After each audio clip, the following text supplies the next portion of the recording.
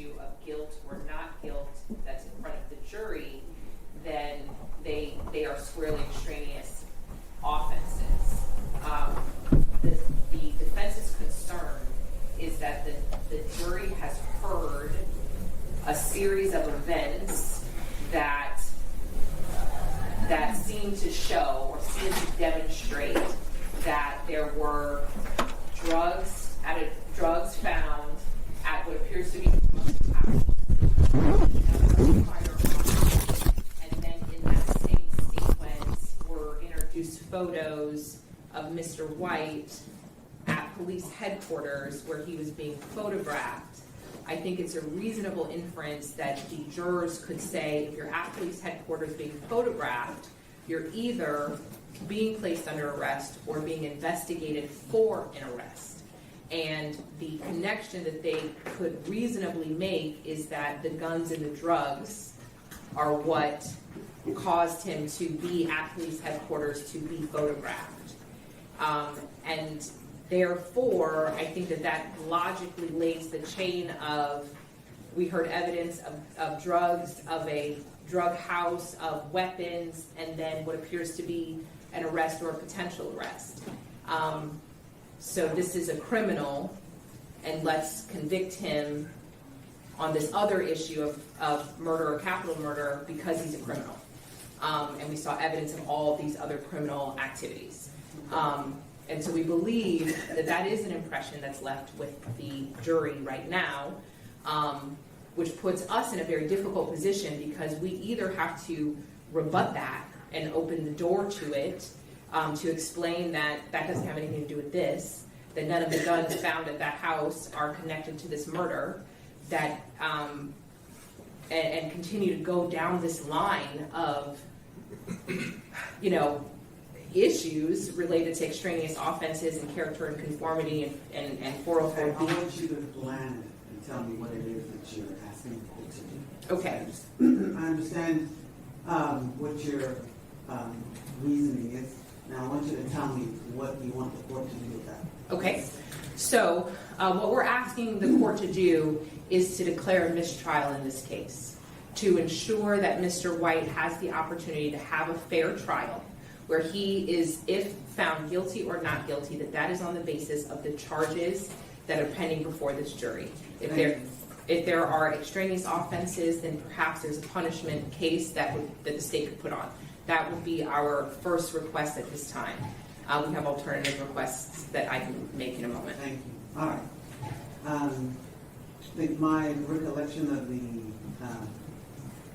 conversation yesterday in chambers regarding the state's reasoning for showing other items aside from the firearms and cell phones that were found in that Ramona residence was to give the jury a complete picture of the items recovered. Now, I think the concern was the emphasis being placed on certain items over other items. Is that your recollection of the issue, the main issue that was brought up? And I'm asking both sides. And, Your Honor, if you are asking for the state. Yes. So, just as I think we were all pretty tired about 5 o'clock last night. Yes. When we had this conversation, and I did make it clear to the state that we, that the state was not to,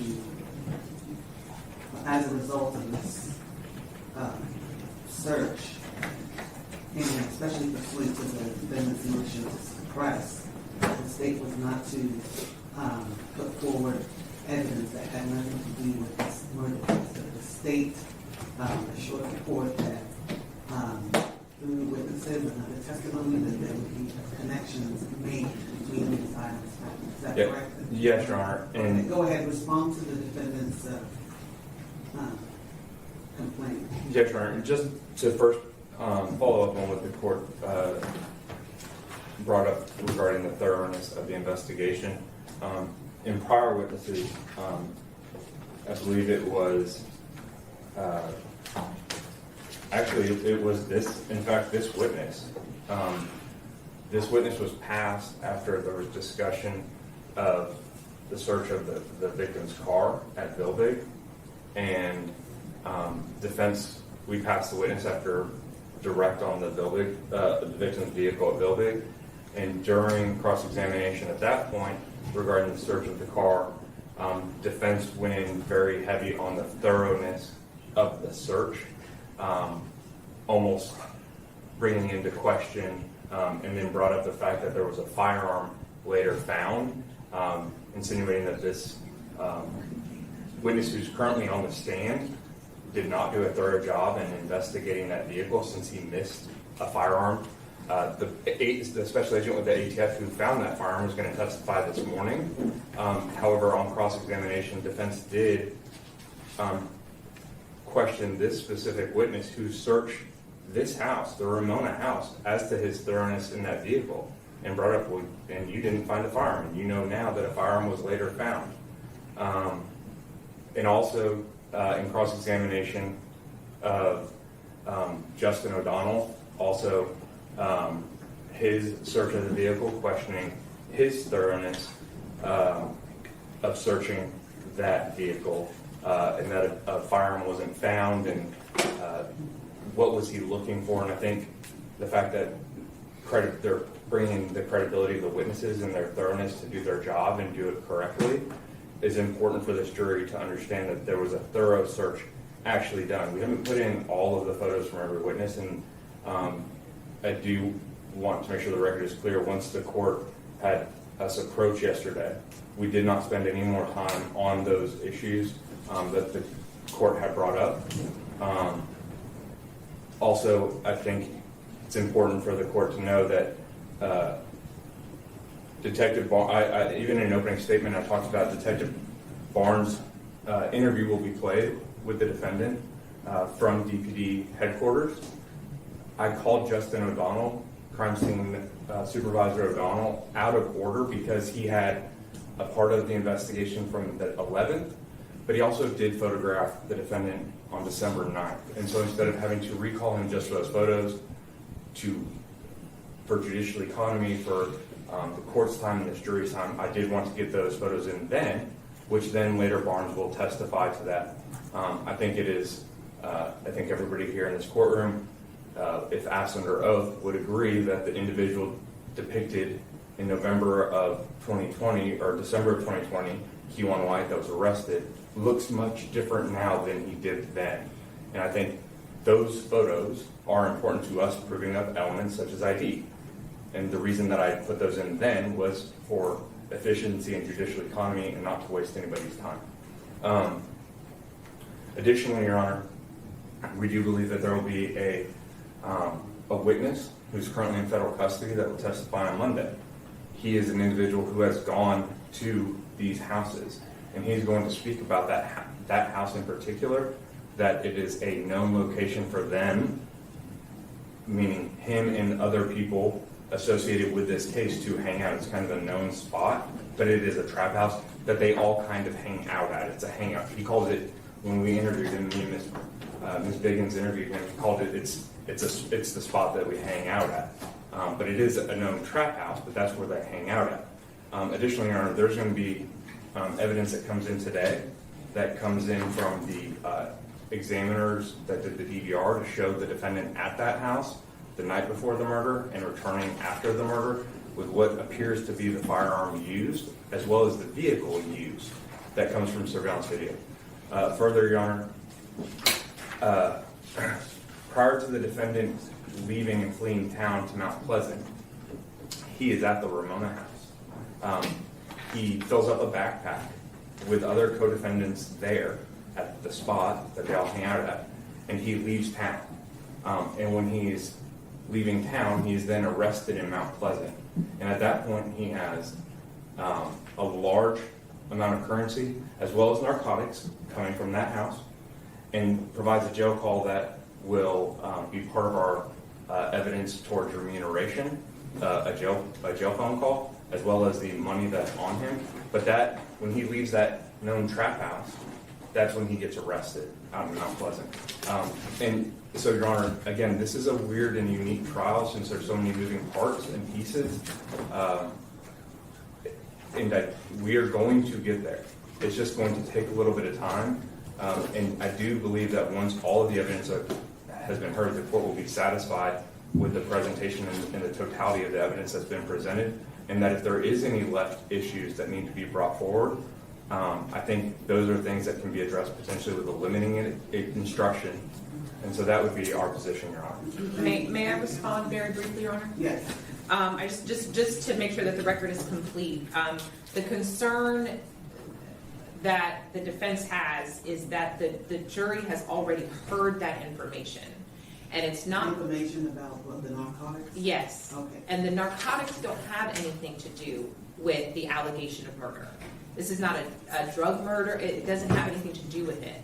And so to be able to talk about the DVR, the cell phones that were recovered at Ramona, or the evidence that you pulled off of those as it relates to Mr. White. You just mentioned the backpack that the defendant had when he was arrested coming from Ramona with narcotics.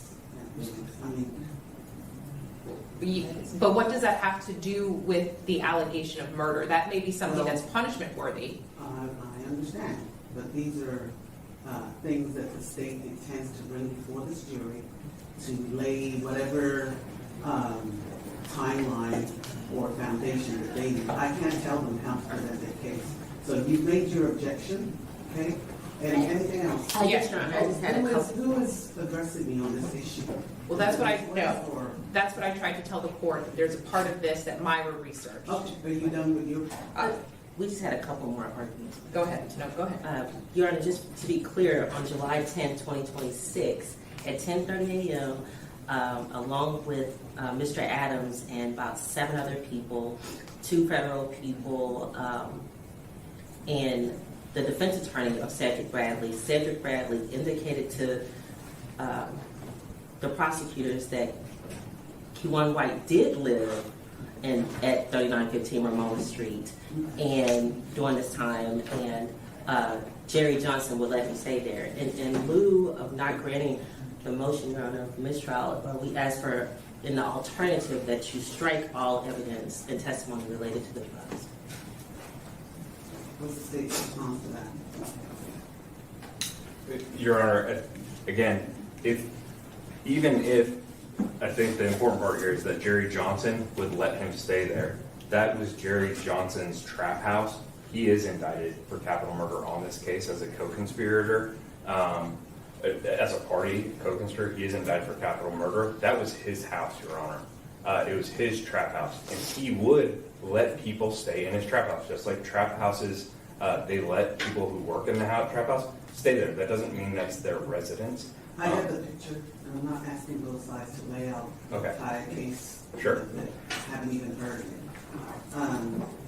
So, I've heard the defendant's concerns. We considered that motion to suppress, as well as evidence that was brought forth yesterday, and I'm denying your motion for mistrial. Your Honor, I also have something else to put on the record. It's not in relation to this. It is my Well, I just wanted to we also asked in the alternative if the court would strike that testimony about the drugs from the Ramona house. Because otherwise we have to address it. We have to keep going because we can't leave that impression with the jury. You can cross-examine, you can do what you need to do, but from what the state is saying, there's other testimony about the drugs that will come forth later on, connecting the Ramona house with the defendant. There is likely to be that testimony, but that doesn't go to the ultimate issue of guilt or not guilt. Well, I don't know that.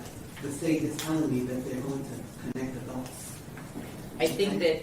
So I've heard your argument, I've overruled you. Ms. Matthews, Yes, Your Honor.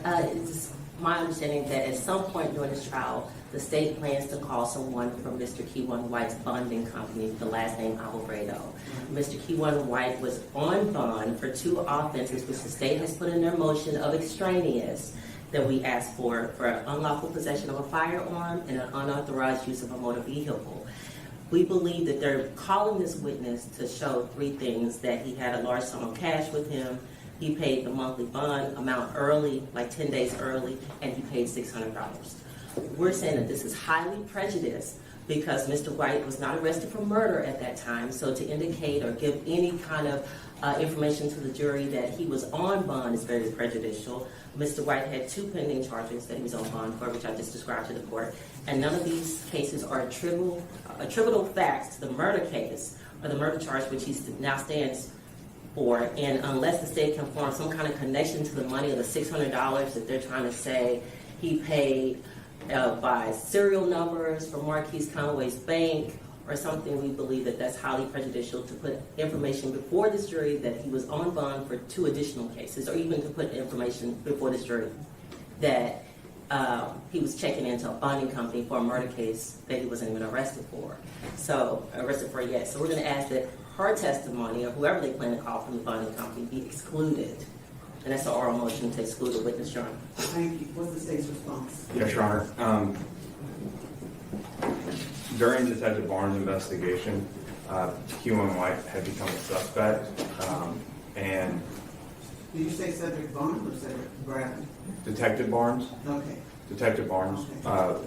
when Kewon White became a suspect, he went to that bonding location to get information. That's how they were able to identify known addresses, known associates, phone numbers, and during that, he also found out that after the murder, he went to the bonding company, and there's surveillance video that shows him with a large amount of cash immediately after the murder, and the bonding records show that he had not been checking in and not making his payments, and then all of a sudden, that just happens to the day of the murder, go in with a large amount of cash and pay weeks in advance his bond amounts that he had not been up to speed and up to date paying.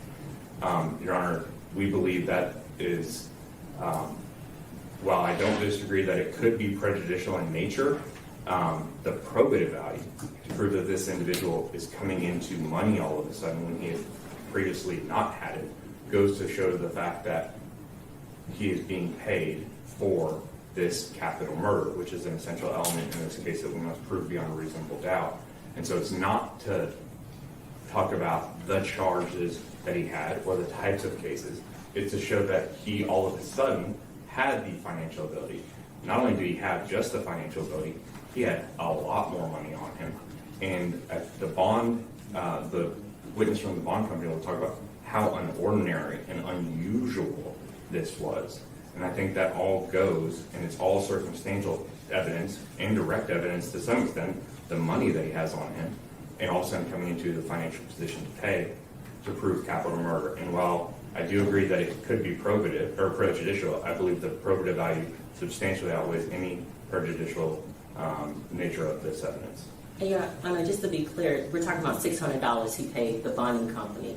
Where the record is clear and where there's nothing more highly prejudicial put in for against Mr. White, we're asking that it be excluded, because how can you say he was checking into a bonding company and he hadn't yet been arrested? So that gives a false impression to the jury, or lets the jury wonder what other crimes has he committed, and why is he checking into a bonding company? So, and that large sum of cash, they don't know what denominations, they don't know if it's counterfeit, they can't even tell you if it came from Markies Conway or who the money came from.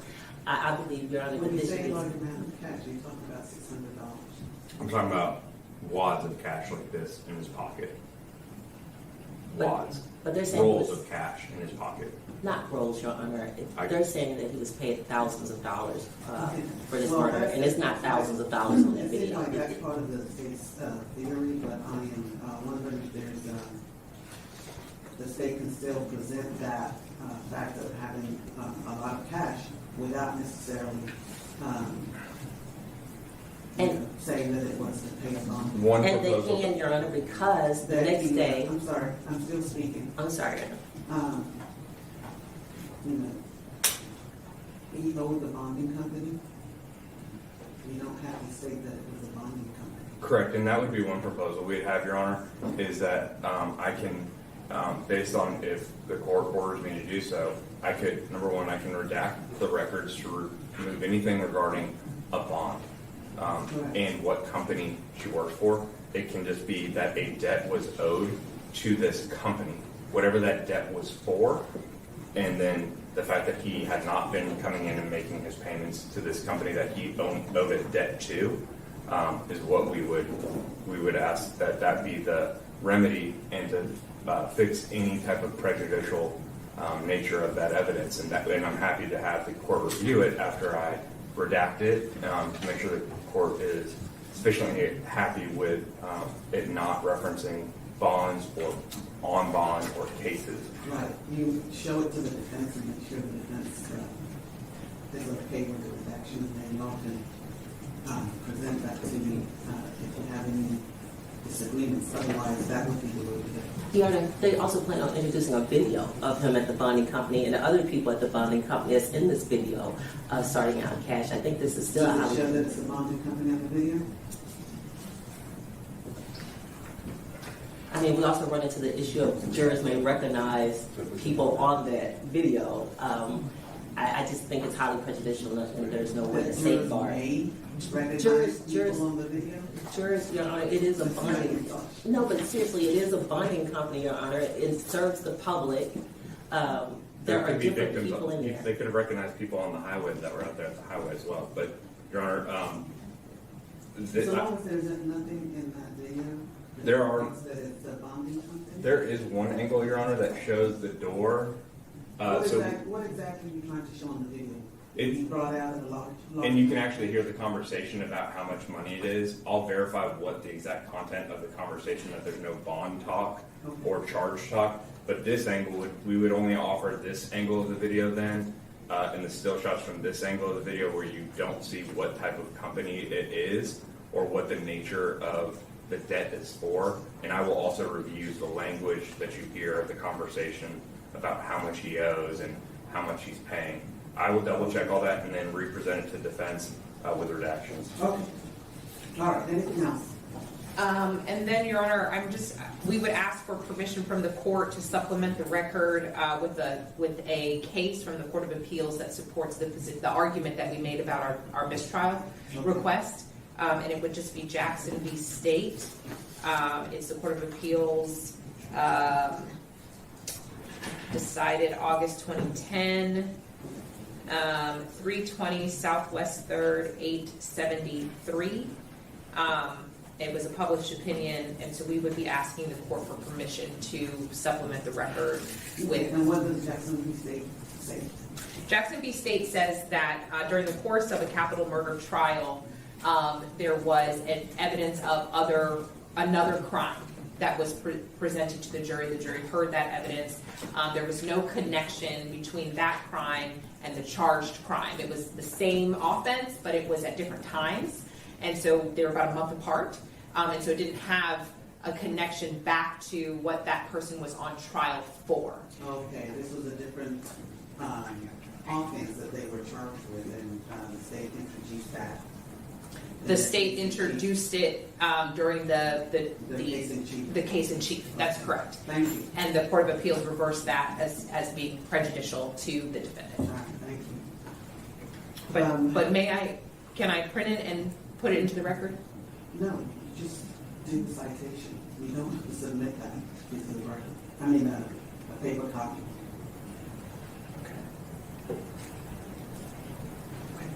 Okay, let's bring the jury. So what would you give them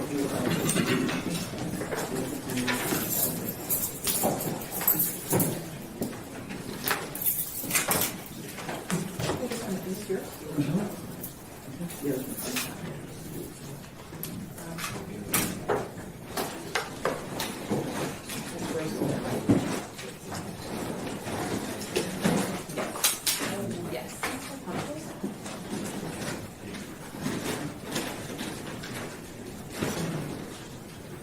Were we done with Mr. Rosenberg?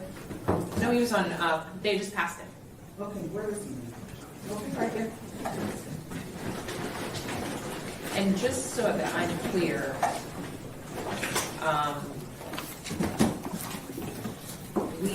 we have, because the jury has heard that other information, we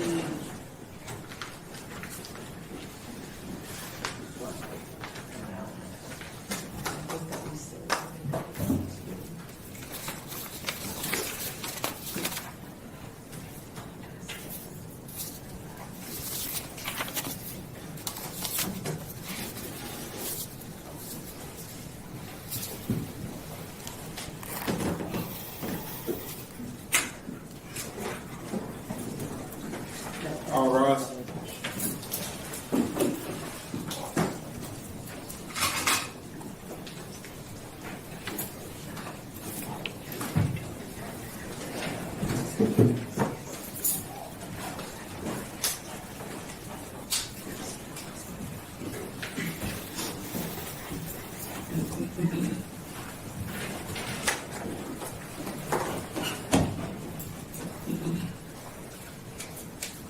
Please be seated.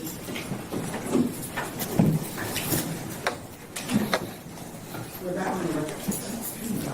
The record will reflect that the defendant is present, the attorney, the state is present, the rules of attorney and seated. Good morning, ladies and gentlemen. Good morning. Again, thank you so much for being on time. We really appreciate it.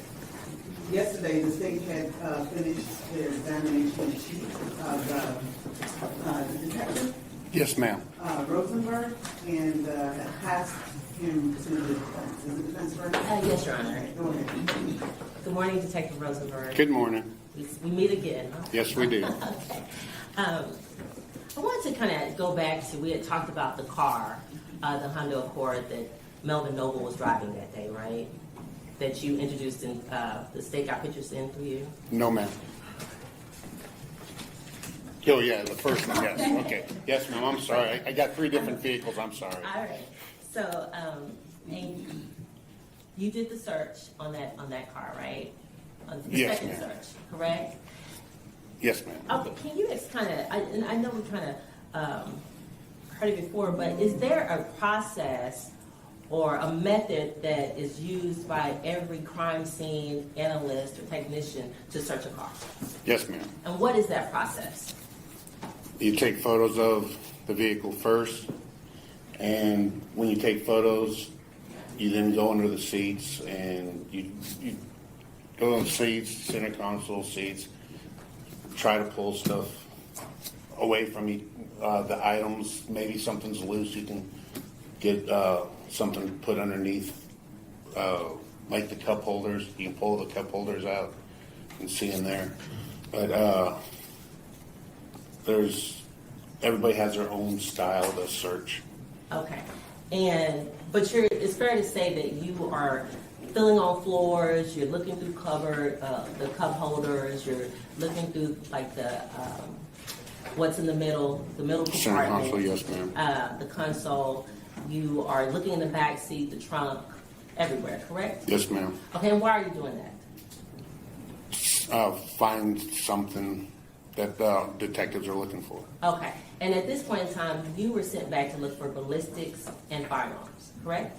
I believe just ballistics. Okay, so ballistics are small, right? Yes, ma'am. All right, and so we saw that there are a number of things in the car, as far as clothing, toys, things of that nature, right? Yes, ma'am. Okay, and so you would have to move some things around to look for the ballistics, is that fair? Yes, ma'am. All right, and so because you were moving things around, you were able to fill in floors and everything, is that correct? Yes, ma'am. All right, and you're looking not only in the driver's seat, but you're looking in the passenger floorboard, correct? Yes, ma'am. All right, and you're also looking in the back seat. Yes, ma'am. All right, and do you know, and during this time, you've searched plenty of vehicles, right? Yes, ma'am. And you know that people have different compartments in their vehicles, right? Yes, ma'am. And it's not uncommon for people to find contraband or items in hidden compartments, right? Correct. And you did those searches and you found things like that, right? I might have found them, I might not have, because if they're hidden, we don't know they're there. Okay, that's fair. But you have done how many searches in November 2020 had you done at that point? Thousands? I can tell you how many I've done. I'm not. It's a large number. Okay. How long had you been a crime scene analyst? 2020.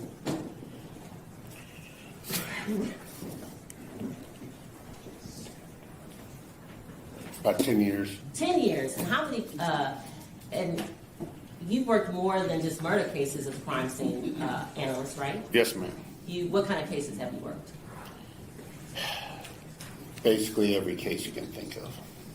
So you understand the importance of a thorough search, right? Yes, ma'am. All right, especially when you're looking for things that are small like ballistics, right? Yes, ma'am. Okay. And when you go back out, you went out, I believe you said November 16th, 2020. Yes, ma'am. And we indicated or talked to you and you said you couldn't remember what detective sent you out. Correct. But you had already, but at some point, someone said, hey, you need to go back out and search this car for the second time. For ballistics in the door. Ballistics in the door. Okay. And I think you testified that ballistics can go through a door, enter a door, and fall within a compartment. There's different places that ballistics can land, right? Yes, ma'am. All right. Did you know at the point in time that you were searching the car that the decedent Melvin Noble had got out of his car, out of the driver's seat, ran around to the passenger side, and was looking in the passenger side before he was being shot at? No, ma'am. Okay. Do you know if the detective saw the video of the offense from the Kroger truck before he sent you out there? No, ma'am. And just where we're clear, who owns the auto panel on Big? City of Dallas. And how many people work there? I have no idea. Okay. What is the process to get a key to look into somebody's car? Or are the cars unlocked? It has changed since then. What was the process then? Back then, I believe they all had them filed in a filing cabinet. Okay. And people who work there can access them, right? Yes, ma'am. All right. And you don't know how many people work there, but do you go there often? Yes, ma'am. Do you see the same people, or have you seen the same people from November 2020? A lot of them are gone from then. Okay. And you said you've been doing crime scene for 10 years as of November 2020, right? So I Yes, guess you ma'am. started somewhere in 2010. Prior to that, in that time frame, did you see a lot of changeover with the workforce that worked at the city? Yes, ma'am. And so you don't know who had access to his car or who didn't, right? You just, Correct. and you obtained a search warrant, but that doesn't mean people who have access to the city panel who work there, that doesn't mean they couldn't have entered the car, right? Correct. And on this particular day, you didn't find a firearm, right? Correct. And you searched for ballistics and you felt on the floors, right? Yes, ma'am. Okay. And you're the second analyst to go back out there and search Melvin Noble's car within 5 days, right? I guess. I don't know. Okay. But you do know you weren't the first, right? I don't know if anybody else went in the car, in the Okay. vehicle. All right. And as it relates to the pictures of the 3915 Ramona Street house, the house located at that location, when you arrived at that house, how many people were with you to search? I was the only one that went out there from Okay. crime scene. Were there any officers with you? There's officers already there at the scene. How many officers were there? There were several. And was there anyone there that lived at the house or frequented the house when you were there? I don't believe anybody was there. So you don't know how many people live in that house, do you? No, ma'am. You don't know how many people have access to that house, do you? No, ma'am. You don't know how many people have keys to that house, do you? No, ma'am. Do you even know who owned the house in November 2020? No, ma'am. And you're not here to tell this jury that all these guns belong to Kewon White, are you? No, ma'am. And you're not here to say all those drugs belong to Kewon White. No, right? ma'am. In fact, were any of those guns fingerprinted? No, ma'am. Okay. Were the drugs that you seized, were they fingerprinted, the bags? No, ma'am. So there's no way to attribute any of these guns, these drugs to Mr. Kewon White, right? Correct. And the state had you bring them today, or yesterday. And the state requested that you bring the guns and the drugs that's not attributable to Mr. Kewon White to court yesterday? I did not bring them. Okay, but they got them in. They admitted them through you, right? Yes, ma'am.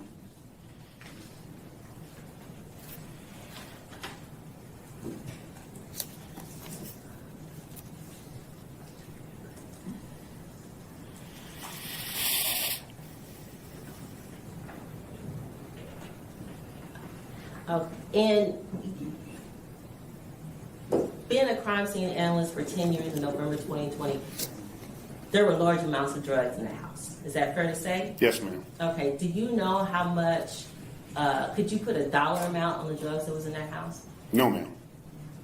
But it is fair to say that it was a large amount. Yes, ma'am. And with large amount of drugs comes large amount of money, right? Yes, ma'am. Okay, so witness, thank you for your time again. State. Just 1 second, Your Honor.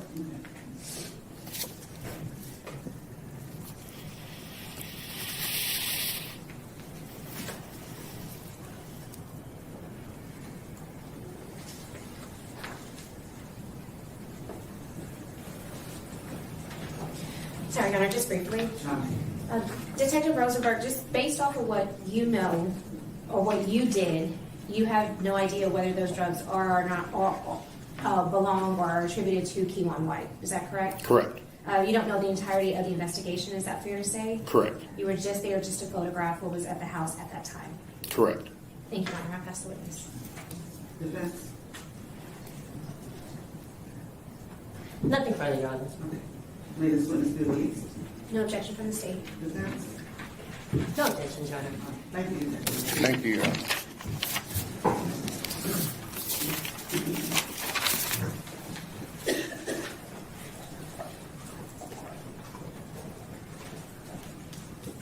State, call your next witness. Your Honor, the state's going to call Special Agent Wright, but prior to his testimony, I would like to offer some evidence that comes through business records that have previously been on file and tendered to defense counsel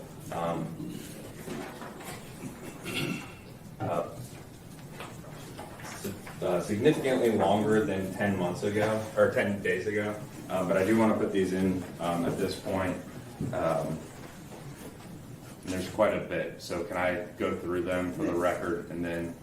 Yes. So the first is going to be State's Exhibit number 976, which is a business record filed October 15th of 2025.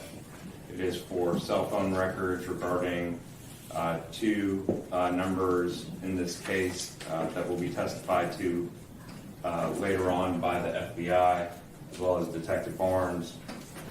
State's Exhibit 975 is the affidavit and search warrant.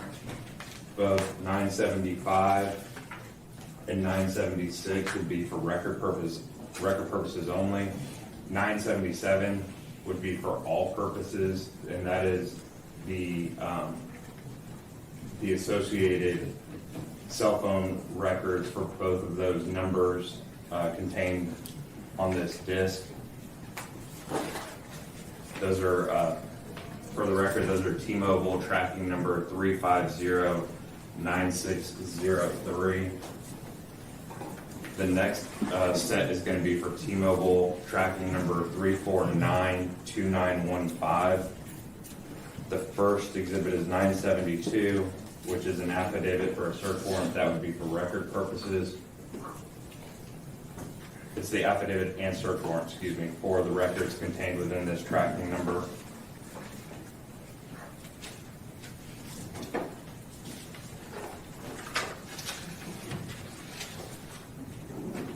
For which tracking number? Both tracking numbers? This one's for 3492915. State's Exhibit 973 is the notice of intent to use these business records.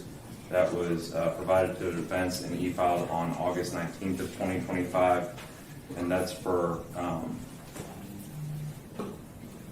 two cell phone numbers as well. State's Exhibit number 974 is the disc related to that tracking number. We'd offer that for all purposes.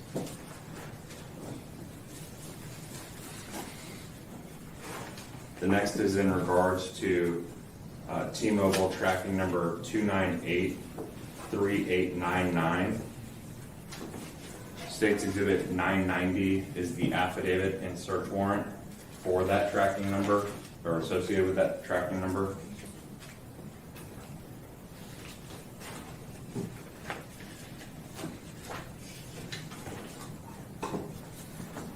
State's Exhibit 991 is the notice of intent to use business records for that tracking number that was provided to the defense and e-filed on October 15th of 2025. 990 and 991 would be for record purposes only.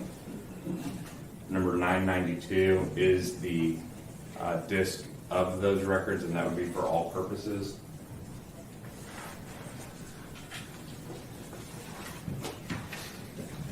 The next is in regard to tracking number, T-Mobile tracking number 2974063.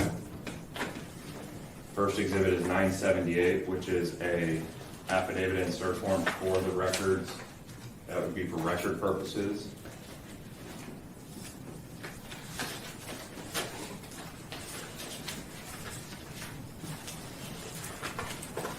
State's exhibit number 979 is a notice of intent to use business records that was filed and provided to the defense on August 19th of 2025. That would be for record purposes as well.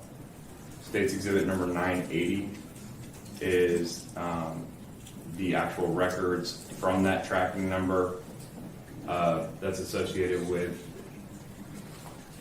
3 cell phone numbers. And that would be for all purposes. The next is going to be in regards to the tracking number T-Mobile 3507596. The first exhibit is State's Exhibit 987, which is a search warrant for the records associated with that tracking number.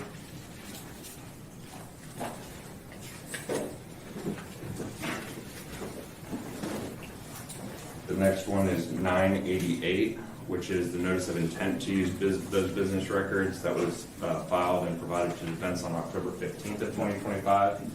Both 987 and 988 would be for all for record purposes only.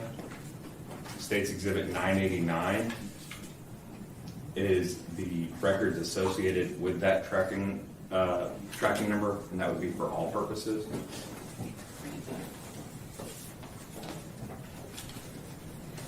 The next is for tracking number, T-Mobile tracking number 3492792. State's Exhibit 969 is an affidavit and search warrant for the records related to that tracking number. State's Exhibit 970 is a notice of intent to use business records for those records associated with that tracking number. That was e-filed and provided to defense on August 19th of 2025. State's Exhibit 971 is the records contained on a disc. That would be for all purposes, and that's associated with that tracking number. The next is T-Mobile tracking number 3103887. You say 310? Yes, Your Honor. T-Mobile tracking number 3103887. State's Exhibit 966, which would be for record purposes, is the affidavit and search warrant. 967 is the notice of intent to use business records that was provided to defense and e-filed on October 15th of 2025.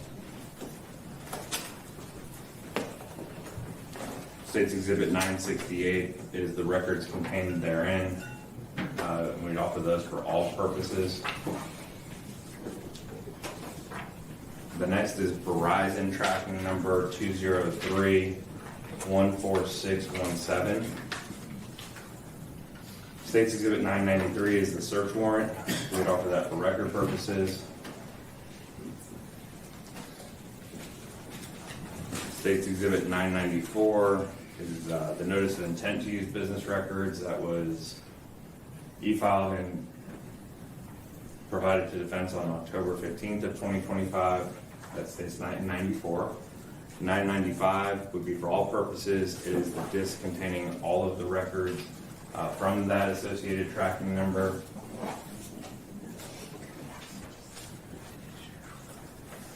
The next one is AT&T tracking number 3325747. The first one is an affidavit for a search warrant. That's State's Exhibit 984. That would be for record purposes. The next exhibit is State's Exhibit 985, notice of intent to use those records. That was e-filed and sent to defense on October 21st of 2025. And it's 985. That would be for record.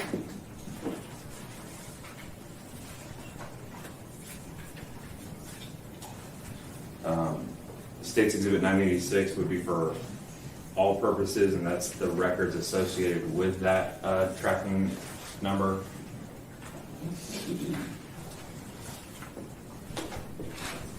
The next is AT&T tracking number 3325677. First exhibit is State's Exhibit 981, which is an affidavit and search warrant for the records.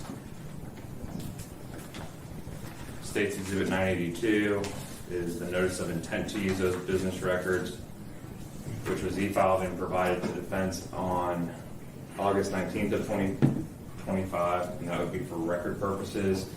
State's Exhibit 983 would be for all purposes. That's the disk that contains all of the records associated with that search warrant and notice of intent that was provided to defense.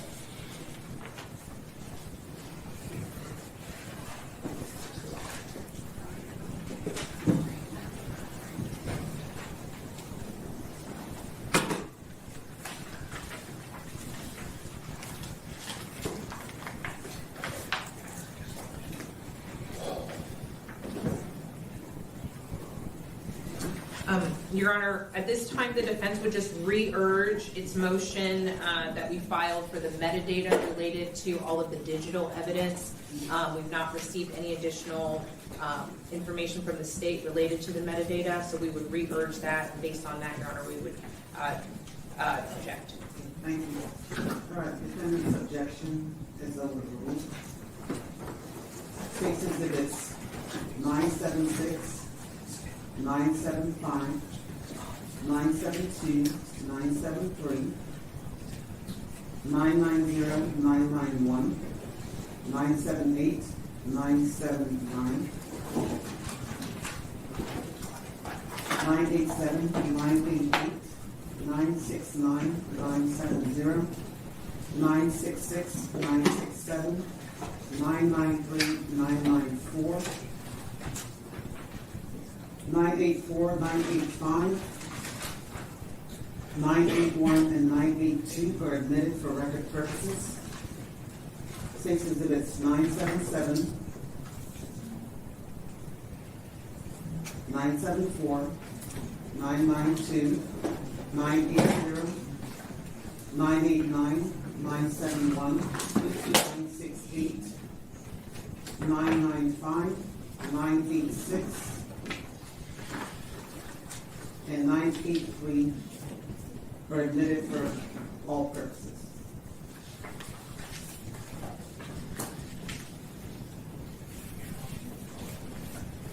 Thank you, Your Honor. State will call Special Agent Wright. You hearing it? Sir.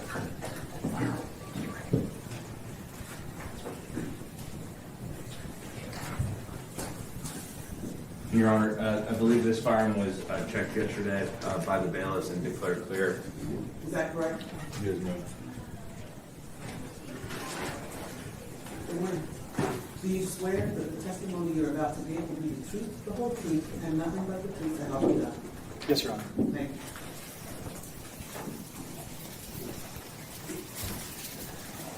Good morning, sir. Good morning, sir. Could you please state your name for the record and introduce yourself to the jury? And can you please spell your name for the court reporter, first and last? Okay. Yes, my name is Derek Wright. And the spelling for that is Derek, last name Wright, Wright. I'm a special agent with the Bureau of Alcohol, Tobacco, Firearms, and Explosives. And how long, and do you mind if I use ATF for short? Please, yes. All right. How long have you been employed? Actually, I know you've been employed with other law enforcement agencies. Would you mind just telling this jury just a little bit about your total employment in law enforcement? Yes, so in 2006, I became a police officer with the city of Albuquerque in New Mexico. I was a police officer there for a little over 10 years. I was a patrol officer, a field training officer, a gang detective, and then I worked as a task force officer with the ATF. The last 4 years I was there. In 2016, I became a special agent with ATF and was reassigned back to Albuquerque field office. I worked there until 2022, which is when I moved to Texas and began working here.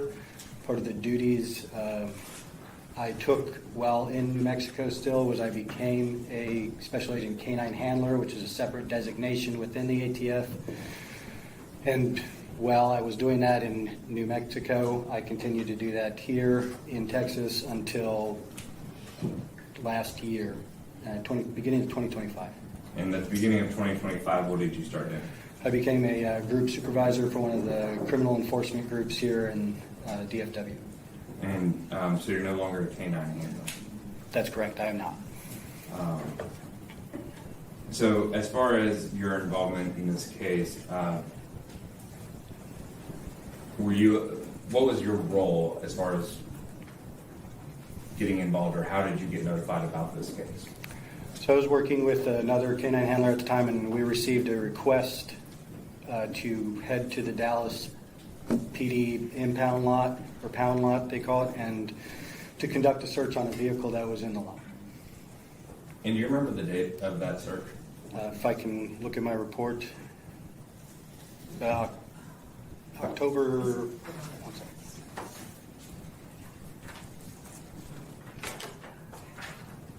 You can refresh, if it helps refresh your recollection, just please don't read from it. October 18th, 2023. And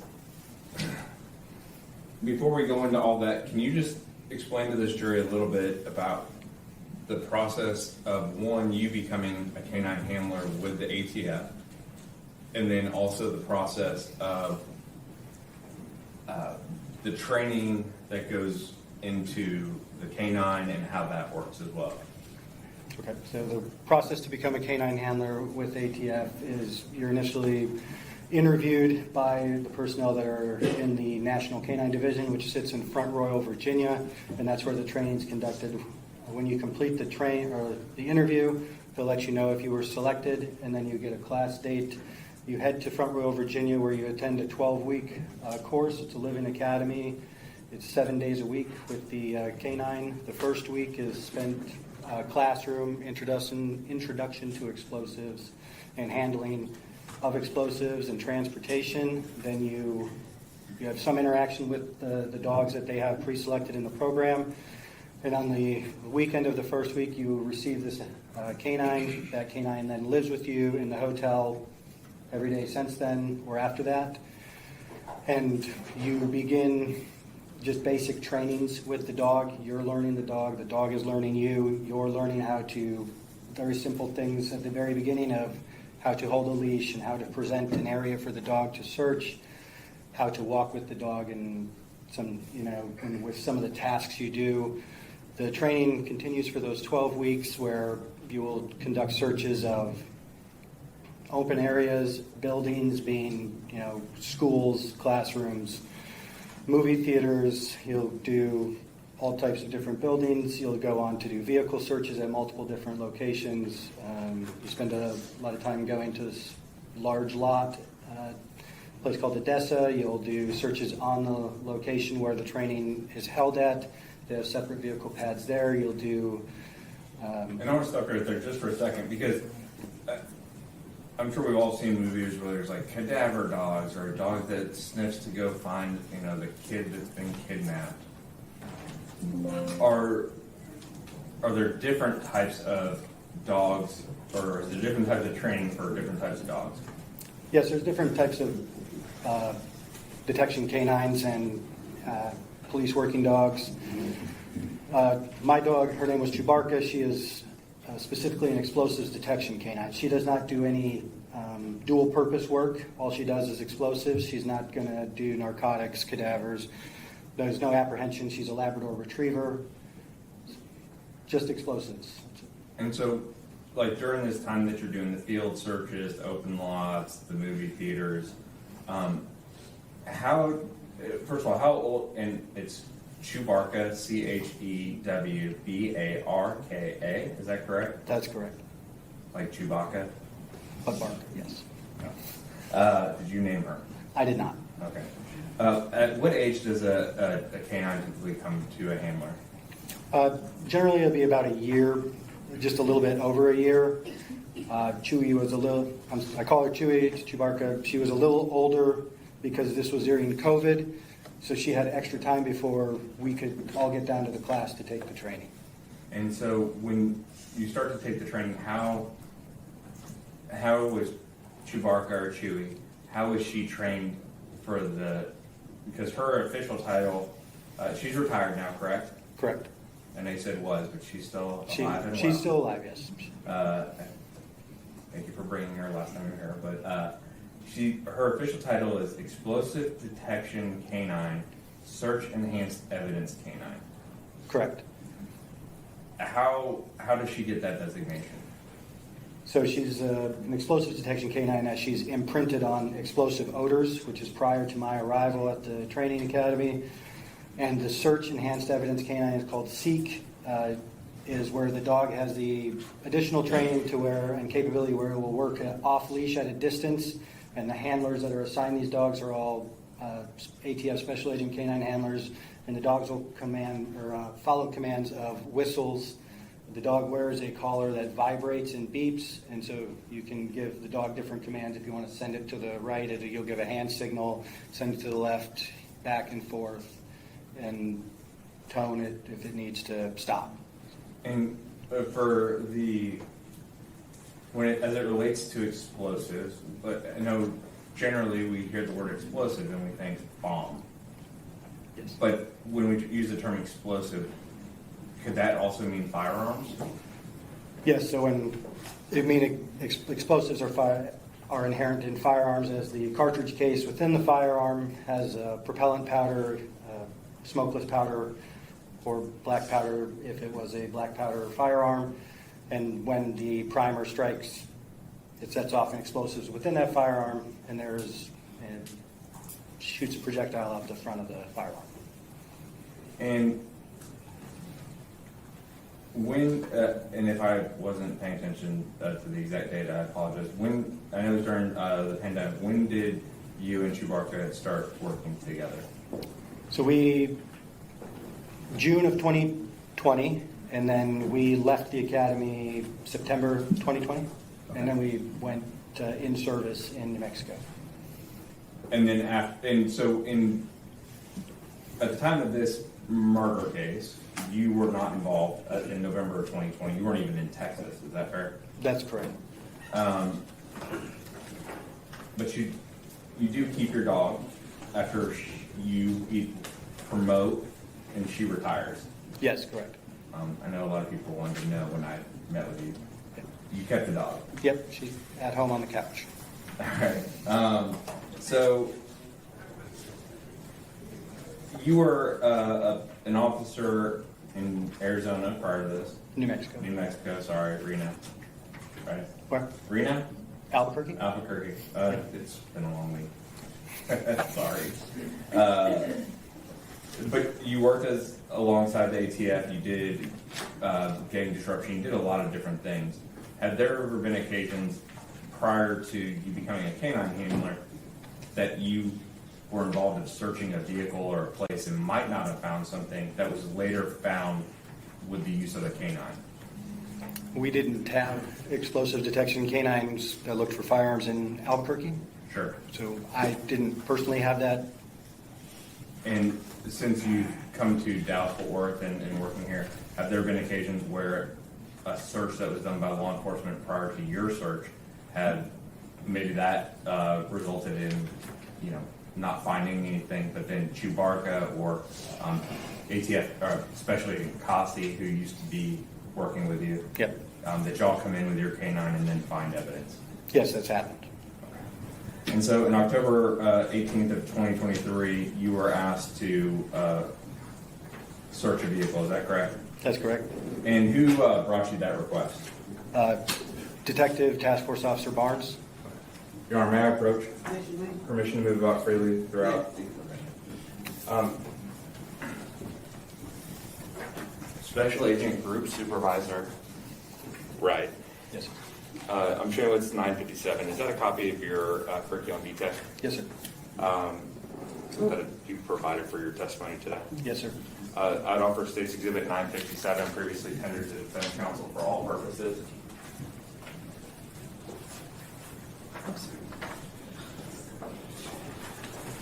No objection, Your Honor. Describe 957. Special Agent Group Supervisor Wright's curriculum vitae. Yes, sir. And I'd ask that the court designate him as an expert canine handler as well as EDC/SEEK Chewbacca for the purposes of this testimony. Or so designated. Thank you, Your Honor.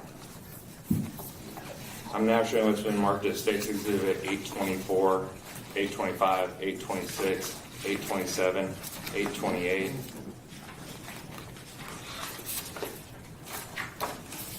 $829 and $830. Will you please take a look at that? Yes, sir.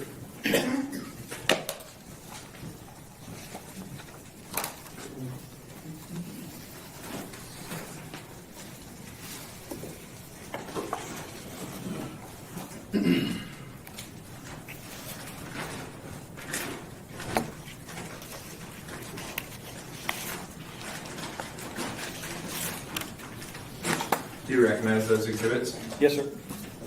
And are those photos that you took during your search in October of 2023? Yes, sir. And I'm also excuse me. Showing it's been marked as States 848. Is this a bag that was used to transport what I'm holding marked as States Exhibit 831? Yes, sir. And do you recognize States Exhibit 831? Yes, sir. What is States Exhibit 831? It's a Glock 19 pistol, semi-automatic pistol, chambered in 9mm. Okay. State would offer States Exhibit 848 for record purposes, 831 for all purposes, and 824 through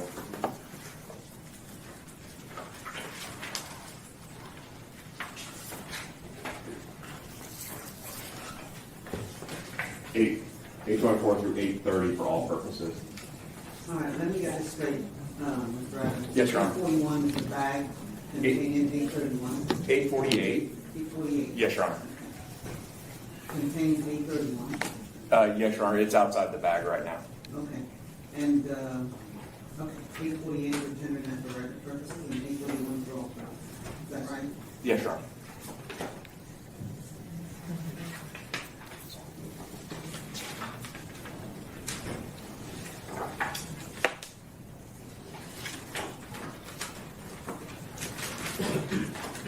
No objection, Your Honor. Susan? No objection to 831. I believe that there was also the bag. 48. The bag. The bag is 848. Yes. 831 is a firearm. And then no objection to any of the photographs. Okay, thank you. I- All right, State's Exhibit Thank you. 824 through 830 are admitted for all purposes. Permission to publish, Your Honor? Yes, you may. Thank you. 848 is admitted for record purposes and 831 is admitted for all purposes. Now, Special Agent Wright, 831 here is a firearm, correct? Yes, sir. Is a firearm capable of causing serious bodily injury or death? Yes, sir.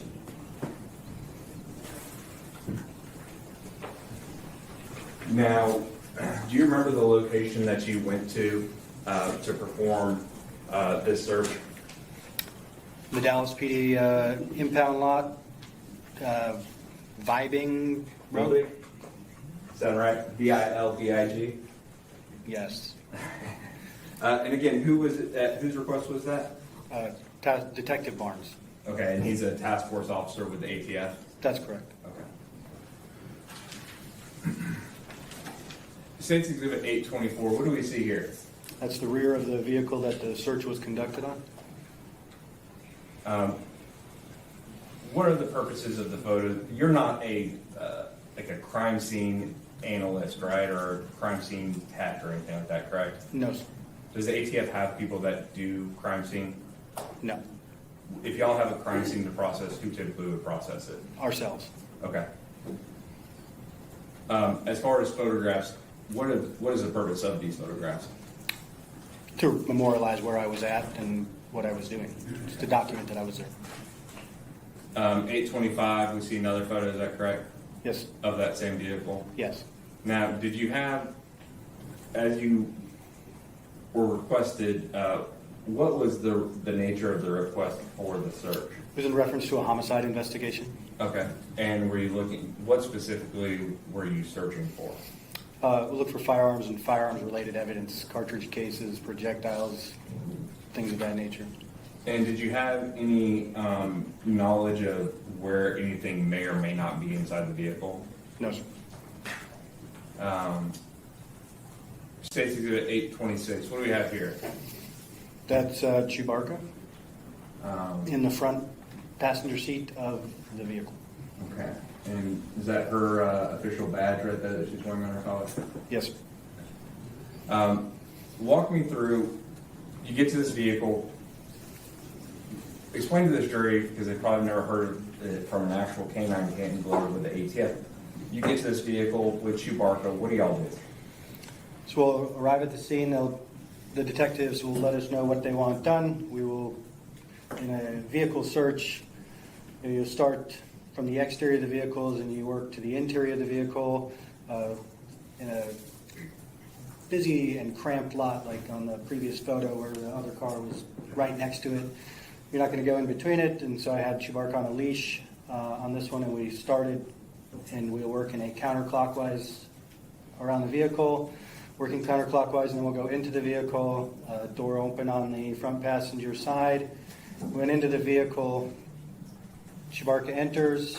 She has a change of behavior, which is a common term, like, so the dog will be in some sort of an odor, novel odor, something's got its attention, but she can't finalize, give an indication that she found something, but we saw a change of behavior. Both myself and the other canine handler couldn't see anything that would have caused her to have this change of behaviors. Pulled her out, put her back in. She goes underneath the dash on the passenger footwell, and then she turns around and sits, which is her indication that she has a positive alert or is in the odor of she found an explosive material. And at this point, she is a food reward dog. This is when I would pay her. I would give her food so she can eat. She exits the vehicle. Special Agent Canine Handler Kasi, who's now retired, reaches into the vehicle. He's looking around, and locates underneath the dashboard and where the carpet comes together. Yes, this photo. And this is 827? Yep. Special Agent Kasi pulls it down, and he sees that portion of a firearm, the top slide where the handle is. And then he notifies Detective Barnes, who comes over and calls a crime scene technician, and it's collected from there. Can you describe the difficulty in actually getting to this firearm? I would describe it as inconvenient to get the firearm if you needed it. It was well secreted inside the vehicle. Well secreted. And just looking inside the vehicle, you didn't see it, correct? No. And in fact, you saw a change in behavior, which is a clue to you that Chewbacca has something is going on, but she has not identified positively where it's at. Correct. Did it take her a minute or so? I say a minute, but did it take her some time to even once she started to show signs, a change in behavior, how long did it then take her to sit to show that she had a positive identification? Not long. Okay. I couldn't give you a rough timeline. Less than a couple minutes to pull her out, put her back in. She's underneath there. She's adamant it's right here. But she went in twice. It wasn't one search, oh, here it is. Yep, she went in, had the change of behavior. You know, she's cramped in this tight area of the front seat of the vehicle. So maybe we need to reposition her. And then when we pull her out, put her right back in, and then it's underneath and then down. 829, what do we have here? That's a firearm magazine and the cartridges from the magazine. And the chamber, There was one in the chamber. yes, it appears. State's Exhibit 830, is that just the serial number there? Yes, off the slide. I'll pass witness, Your Honor. Yes, Your Honor. Detective, I'm sorry. And what is your, I want to make sure I get it right, your title? Special agent. Special Agent Wright. Okay. Did you review any evidence before you went out there to the city pound? No. You didn't review any evidence? Okay, and what prompted you to go out to the city pound? Just a call from Detective Barnes. All right. And as of, you went out on October 18th, 2023, right? Yes, ma'am. Do you know that the car had been sitting or in the city pound since November 11th, 2020? No, ma'am. Okay. And you would agree with me that's almost 3 years, right? Yes, ma'am. Okay. And did you know that there was a search performed on the car on November 11th, 2020? No, ma'am. Did you know that there was actually 2 searches performed on the car on November 11th, 2020? No, ma'am. Okay. Did you know that there was a second search, or a third search, should we say, performed on the car on November 16th, 2020? No, ma'am. All right. And so we're told or instructed to go out to the city pound on October 18th, 2023 with your dog, Chihuahua, right? Right. Okay. And when you go out there, can you tell us, it was sitting not inside, but it was outside in the parking lot? Yes, wide open area. Did you have to get a key to get in? Ooh, I don't remember. Okay. But did anyone come out there with you from the city out of town to get you inside the car? I don't remember. I know Detective Barnes was there, myself, and retired Agent Kasi. Okay. So you don't remember if the door was open or not, right? Not when we first arrived. No, I do not. Okay. And then when I'm saying the door, I'm saying you don't know if any of the doors were open to the car or if the car was unlocked, do you? Correct. You don't remember that? No, I don't remember. Okay. And you don't know during these 3 years that the car sat at the city pound who had access to that car, do you? No, And you don't know if anything was removed from that car, do you? I don't know. And you don't know if anything was placed in that car, do you? I don't know. And you don't know how many people worked at the city pound, do you, during that time? Or during No. those 3 years, do you? No, I do not. And when you go out to the car and you're searching around the car, you said you initially did an outside search of the car? Yes, ma'am. All right. And you're out there strictly to look for ballistics or firearms at that time. Firearms? Yes, Okay, because your dog is an explosive dog, right? correct. All right, so you're not out there to look for money or anything like that. It's just strictly to find a firearm. In this case, yes. Okay. And when you go out there, you do an outside search initially. Is that right? Yes. Okay. When you finally enter the car, do you yourself or your person, your companion that was with you, not the dog, but the other person, Yes. do you go inside and search with your hands? Do y'all do an inside search with your hands? Not before the dog. I mean, we'll look in the vehicle, check for hazards, as far as like broken glass, things like that. Not physically, just a visual search, then put the dog in. But you're not touching and feeling anything, is that correct? Correct. Okay. It's all about, I just want to make sure my dog is safe before he goes in there to search and sniff around, Correct. right? Yes. And as soon as the dog gets in there, you said it was a short time before a gun is discovered. Yes. Okay. You wanna- The pictures. May I approach the court reporter? Yes, you may.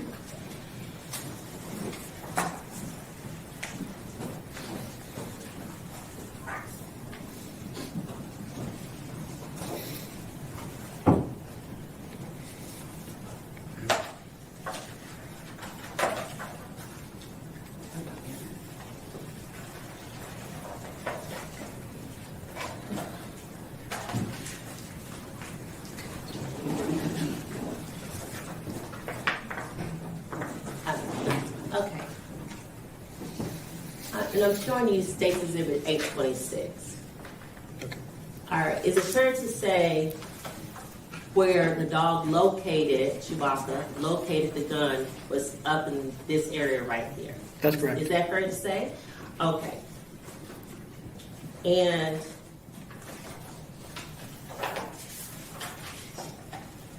$827.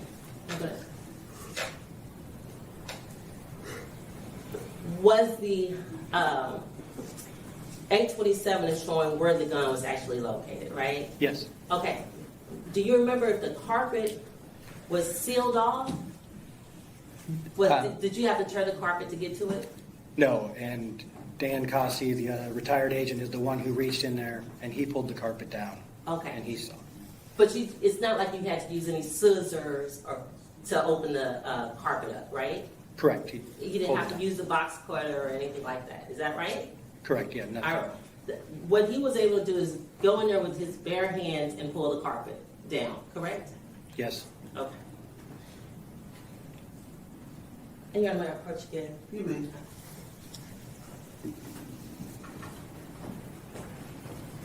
And if you can step down. Yes, ma'am. And just point to me which gun was it that was found? 831. 831. Okay. And so you agree with me that this is kind of bulky, right? It's not like a piece of paper that is flat, right? Correct. And Correct. when someone is perhaps feeling on the carpet, you could feel this, correct? The carpet wasn't so padded that you couldn't feel a bump. Someone Okay. may be able to. Okay.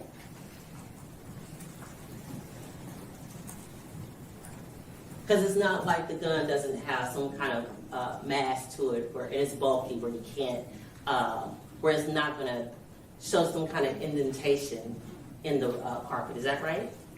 Potentially. Okay. Because it wasn't like it was like a cutout underneath. You didn't find any like compartment or hidden compartment underneath. Literally, the gun was just hidden underneath the carpet. Is that right? Yes. Okay.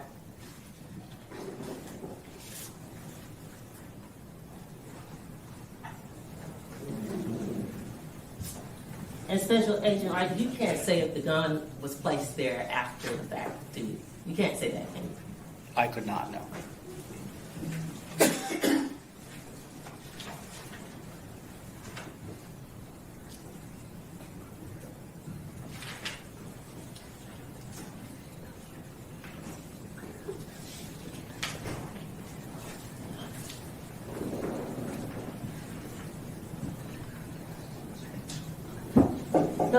No other questions, Your Honor. Thank you, State.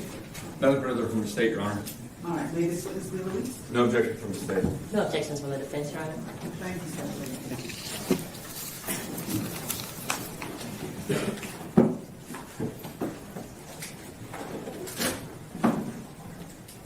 State, calling your next witness. State calls Philip Dwong.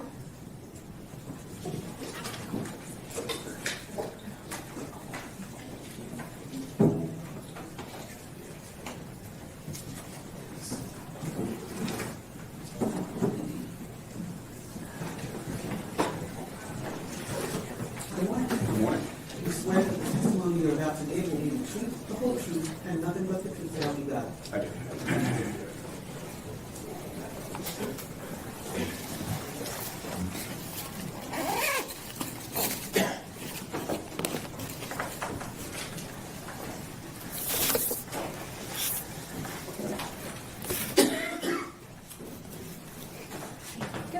please state and spell your name for the record?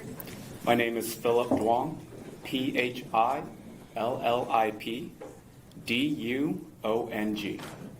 are you currently employed? I'm a forensic firearms and tool mark examiner for the Texas Department of Public Safety Crime Laboratory. And can you please let the jury know about your training and education to become a firearms and tool mark examiner? I have a Bachelor's of Science with a focus in chemistry from Texas Wesleyan University. Our training program is in-house. It's approximately a 1.5 to 2 year training program. And during that training program, I've read books and articles pertaining to the science. I've looked at thousands of comparisons of cartridge cases and projectiles underneath a comparison microscope. I learned about different types of firearms, how they operate. I also attended Armor's course where I learned how to take apart specific firearms, put them back together, and learn what each component of that firearm does. Been trained in serial number restoration, tool mark examination, and throughout the entire process, I was tested along the way. At the end of my training program, I was given a mock case followed by a mock trial. And at the completion of that, I was on supervised casework, where I had to complete roughly 22 cases under supervision, and then I was signed off for independent casework. How long have you been employed with the Texas Department of Public Safety? It'll be 11 years this November. And have you ever testified before as an expert for firearms and tool mark examinations? I have, yes. Has that been on a few occasions or one? Today would be my 40th opportunity. Your Honor, at this time, I'd like to designate Mr. Duong as a firearms and tool mark examiner expert. No objection, Your Honor. All right. The court will designate, did you say doctor? Mr. Duong. Mr. Duong as a forensic firearms and tool mark examiner. Now, He's an expert in that field. Yes, Your Honor. Thank you. Now, I want to talk to you about the Texas Department of Public Safety. Is that an accredited lab? It is accredited, yes. What exactly does that mean? So we're accredited through Texas Forensic Science Commission, along with American National Standards Institute, National Accreditation Board. And accreditation is when a laboratory is competent and qualified to perform the work based on meeting a set of standards. And how do you receive items to examine there? So an agency would coordinate with our evidence team and submit the evidence. And once the laboratory gains that evidence, I would coordinate with the evidence team to obtain the evidence, to maintain proper chain of custody, to perform my analysis. And are you given a specific number to know what type of evidence goes with what particular case? Yes, we are given a case number. And that goes with, say if even an officer comes in and drops off more evidence to be tested, will that evidence go with that particular case number, or will it be given a new case number? If additional evidence was submitted, it would go with the original case number. And once you receive that evidence, typically what do you do first? So once we receive the evidence, I typically go through a packaging worksheet. It's in a sense a inventory of what we received and how we received it. And can you please describe to the jury just the basics behind ballistic comparison? Yeah, so firearms analysis, we specifically look at fired evidence, whether that be a fired bullet, fired cartridge case. More specifically, we're looking at the surface areas of these items, bullets or cartridge case, as they come into contact with the firearm. During that process, the firearm imparts these random imperfection and pattern areas on the surface of these bullets and cartridge cases that we can then use for microscopic comparison and to formulate an opinion. I'm hearing you talk about bullets and cartridge cases. Do you have maybe a demonstrative that could help aid the jury in understanding the different type or different parts of a bullet? I do, yes. Can you please bring that out so that we can talk about the different parts? Absolutely.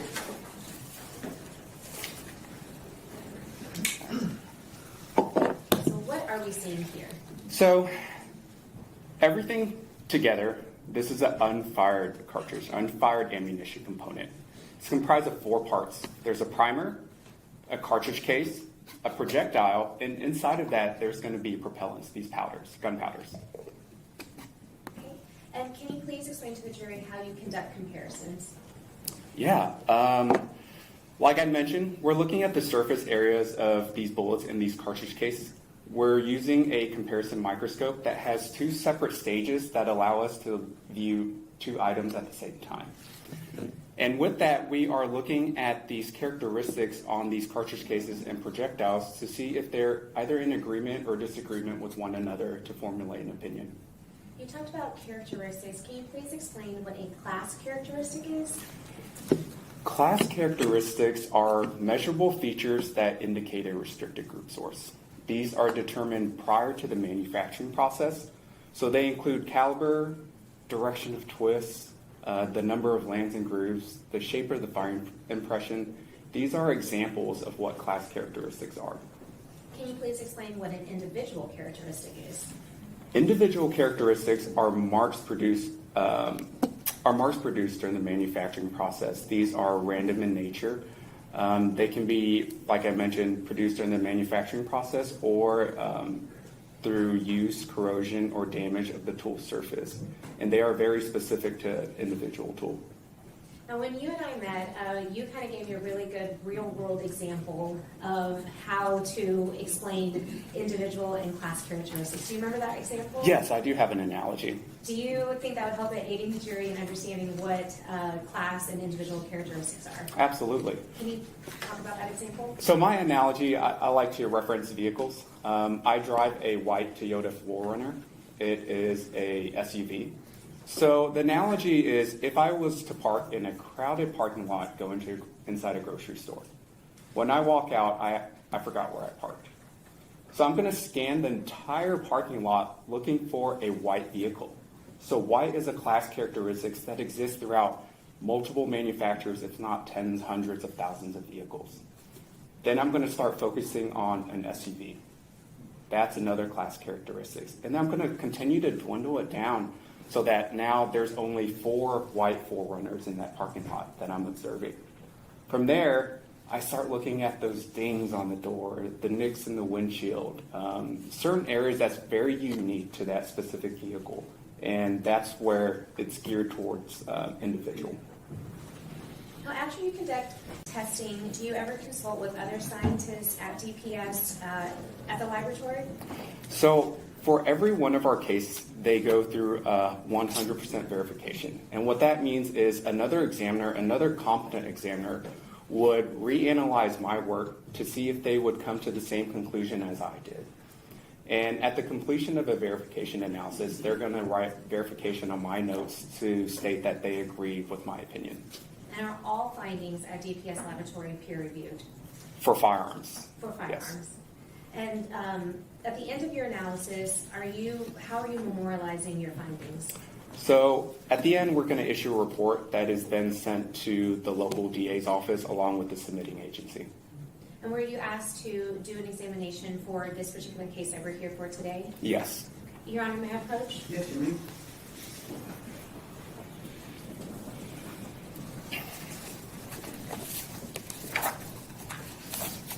I'm showing you what's been marked as State's Exhibit 962. Do you recognize this? I do, yes. And what is this? This is a statement, my statement of qualification. It's, in a sense, my CV. And I'm showing you what's been marked as State's Exhibit 856A. I believe this will be your original report that you conducted in this case. Do you recognize that?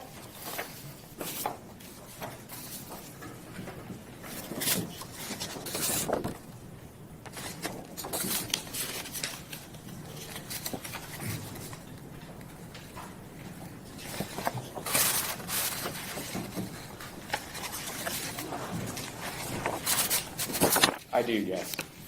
Now I'm showing you what's been marked as State's Exhibit 856. There were some modifications that both the state and the defense agreed to. Do you recognize that report with the modifications?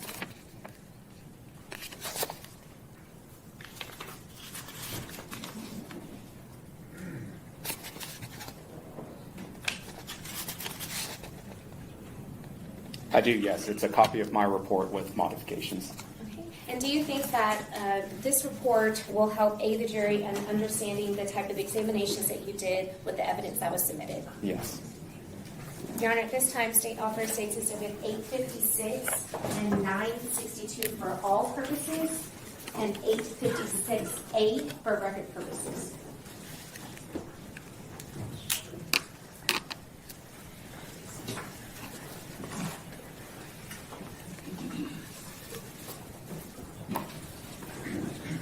No objections, Your Honor. All right, thank you. State's Exhibit 962 and H56 are admitted for all purposes. State's Exhibit 856A is admitted for record purposes. Permission to publish, Your Honor? You may.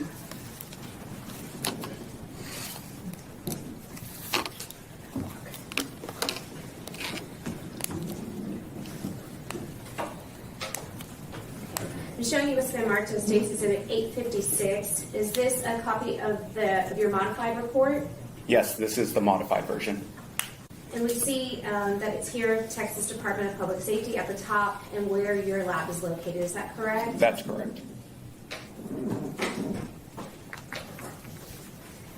Laboratory number, case number, this is that unique and specific case number that is assigned to each case that you're working on. Is that right? That's correct. And that is GAR 250610527. Is that right? Correct. And the date that you issued your report? Correct. Now, can you please explain to the jury, you said submission information, the information that you received here on this report? Correct. So we were submitted various envelopes, rifle and pistol boxes by an Eric Barnes in person. And the request that was done was for you to perform a firearms and or tool mark examination on that evidence? That's correct. Moving on to the report, what do we see here? So with each of those packages up top, I went ahead and opened each one and itemized all the internal evidence.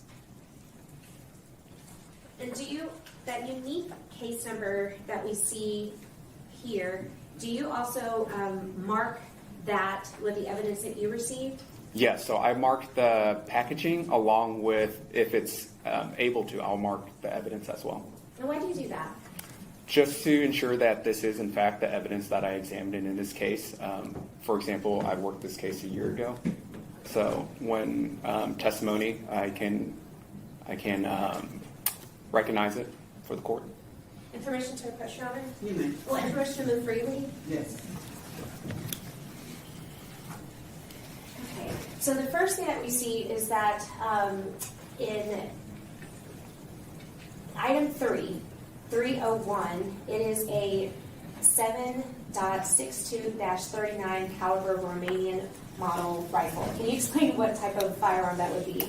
It's just a rifle that's capable of chambering and firing 7.62 by 39 cartridges.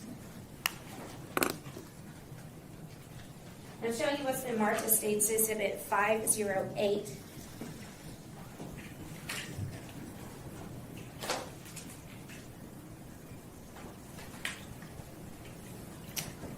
Do you recognize that serial number on there? Just for the record, this firearm is cleared. Yes, sir. Yes. Yes, I do. And does that firearm at State's Exhibit 508 correlate to, in your report, 0301? Yes, it does.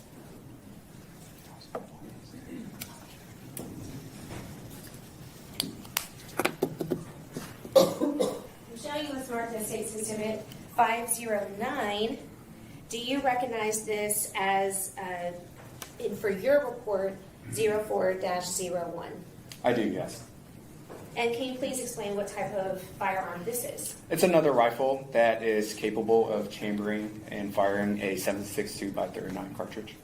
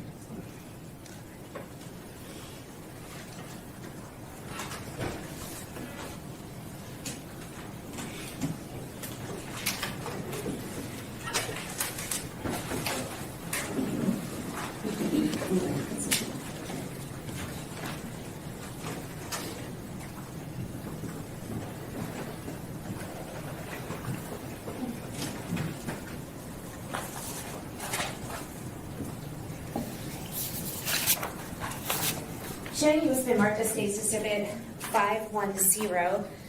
Do you recognize this as being in from your report as 0501? Yes, I do.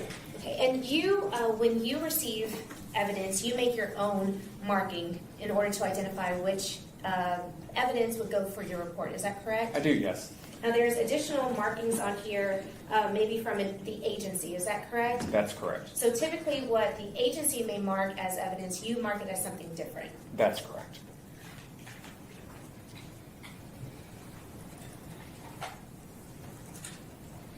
I'm showing you what's been marked as State's Exhibit 1136. What type of firearm is this? This, Did you say 1136? Yes, Your Honor. this is a 9mm Luger caliber Glock pistol, and this is a pistol that I did analyze in this case as well. And is this caliber different than any of the other calibers that we've seen so far? Yes, it is. And in 0501, which would be State's Exhibit 510, what type of caliber is that? That was a 5.56 by 45mm caliber rifle.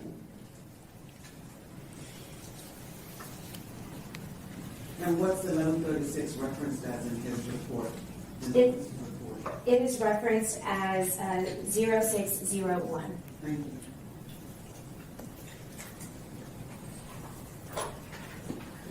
I'm showing you what's been marked as State's Exhibit 841.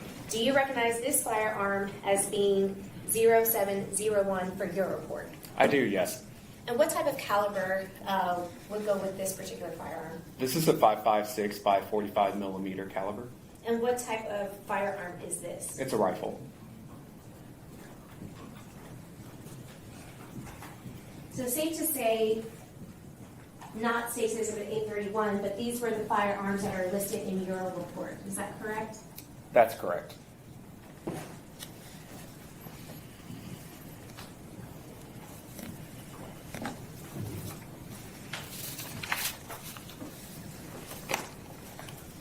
So once you receive the evidence, what's the first thing that you would do? It varies from case to case. Sometimes I jump straight into analyzing the fired evidence, and other times I'll start with the firearms that were submitted. So in this case, with all the firearms, I'll go ahead and document everything on what we call a firearms worksheet. We indicate the make, the model, the serial number, certain safeties, trigger pull, magazine capacity, and once we ensure that that firearm is in fact safe to fire, we'll go ahead and generate 3 test fires inside of our range. From there, we'll obtain the known test bullets and test cartridge cases that we generated, and we're going to look at those test fires underneath the comparison microscope. Like I mentioned earlier, we're analyzing those class characteristics along with those individual characteristics to see how reproducible they are and if they are able to be identified to one another. Oh, then what do you do next? So once I go ahead and generate all my test fires with all my firearms, I'll go ahead and compare the submitted fired cartridge cases and projectiles from the scene to those known test fires that I generated and formulate an opinion. Were you able to do that in this case? I was, yes. And you were being submitted for different cartridge cases. Is that correct? That's correct. Do you remember roughly how many there were? If my count is accurate, I examined 44 cartridge cases.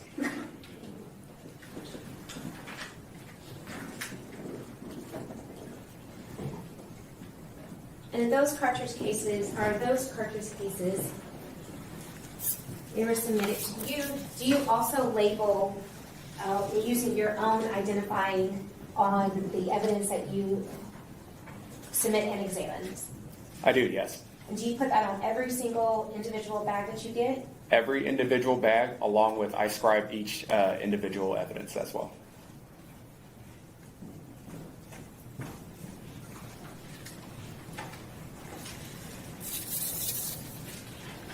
And were you able to do comparisons for those cartridge cases that you received? Yes. And did you document your findings in the report? I did, yes.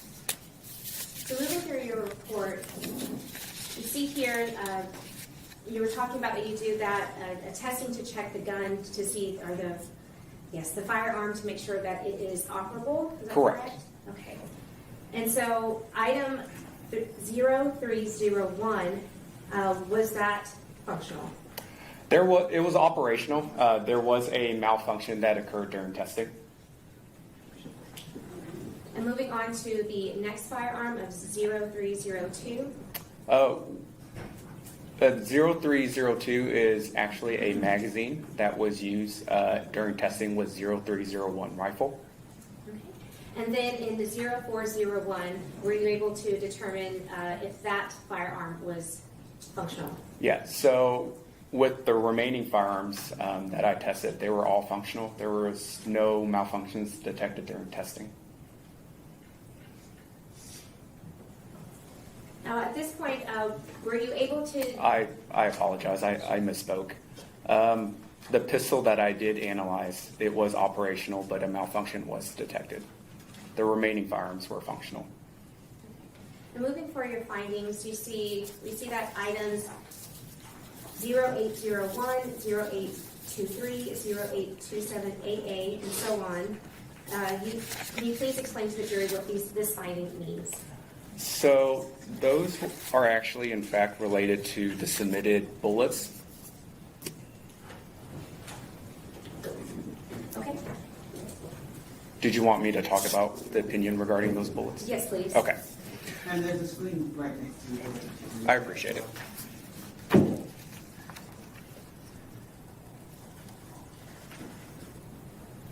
So in my opinion, the items 0801, 0823, 0827-AA, 0846, 0847, and 0902 through 0906, bullet jackets, bullet jacket fragments, and bullets were eliminated as having been fired from the item 0301 Romanian rifle, 0401 Arsenal rifle, and 0601 Glock pistol. And so when you're doing your examination and comparison, do you first compare fire cartridge cases to each other? Yes. And then do you try to look to see if any of the firearms that are submitted, whether they are comparable to those firearms? Like I mentioned earlier, I look at class characteristics. When I'm looking at those fired evidence cartridge cases, I'm making a mental note of what kind of class characteristics I'm looking at. Is it an SUV? Is it a truck? Referring back to my analogy. And from there, I can look at all the test fires that were generated from the submitted firearms to determine if those class characteristics are in fact in agreement with one another before I go about my comparison.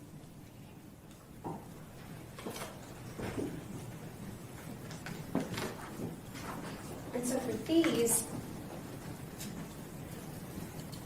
do you recognize the number on here that matches the report that we just spoke about?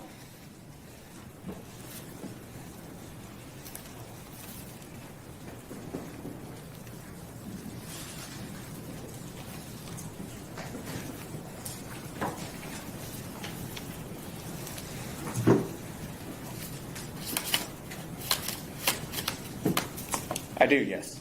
Okay. So just to help, What were you showing the witness? I was just about to get that, Your Honor. Okay, so State's Exhibits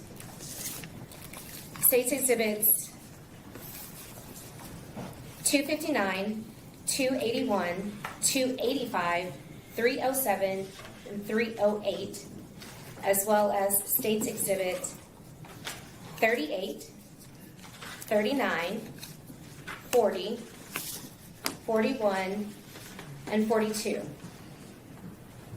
Just so that jury understands, were you able to do a comparison for these? Yes, I And was. it would help if you describe what these are. Okay. So the jury can follow. Sure. State's Exhibits 259, 281, 285, 307, and 308. These were all, was it bullet fragments? They're all fired projectiles that I analyzed in this case. And these were collected at the scene of the offense. Are you aware of that?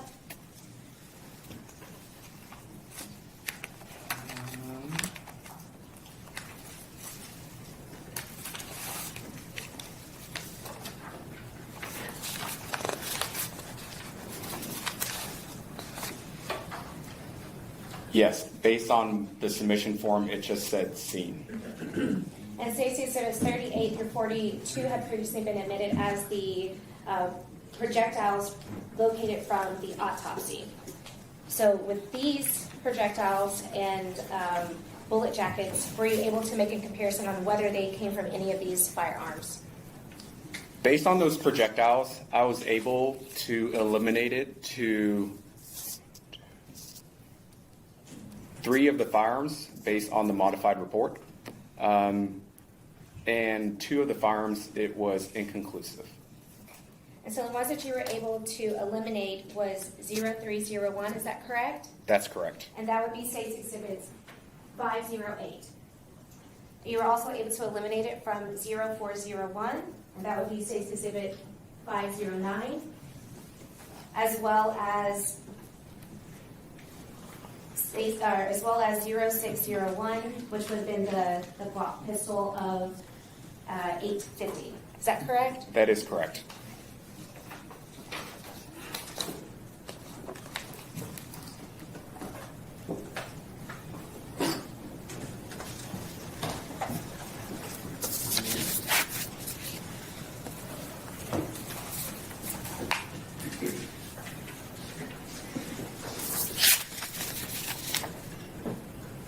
Okay. Then let's move along to the next conclusion that you had, which were the ones that we just spoke about, where you were saying that they could neither be identified nor eliminated from being fired from 2 particular firearms. Is that correct? That is correct, yes. And can you explain why that's different from why you were able to eliminate one but not being able to identify or eliminate these firearms? The class characteristics were similar. However, the individual characteristics were neither in agreement or disagreement for me to identify or eliminate. There just wasn't enough there. And that was from 505-1 and 0701. Is that correct? That is correct. And 501, that would be from State's Exhibit 510. And 701 would be from State's Exhibit 841.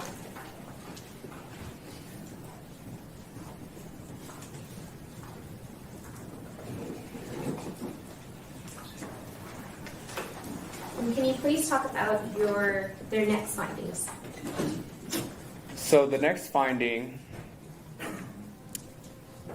the items 0801, 0827-AA, 0846, and 0902 through 0906 bullet jacket fragments, and bullets, in my opinion, were identified as having been fired from the same firearm.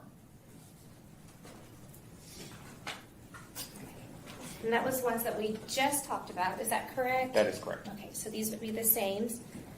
State's Exhibits 259, 285, and 307. So the bullet fragments that were found at the scene, as well as State's Exhibits 38, 39, 40, 41, and 42 that was taken from the autopsy. You believe that these are all fired from the same firearm? That's correct.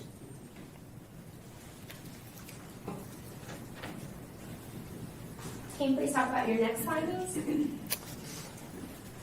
The next finding talked about fragments that were submitted, and they were not suitable for forensic microscopic comparison purposes.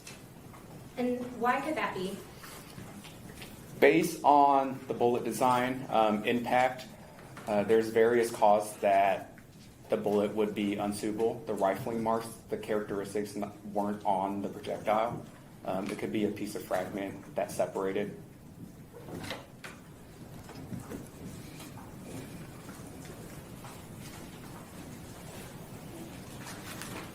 I'm showing you what's been marked as State's Exhibits 260 through 280.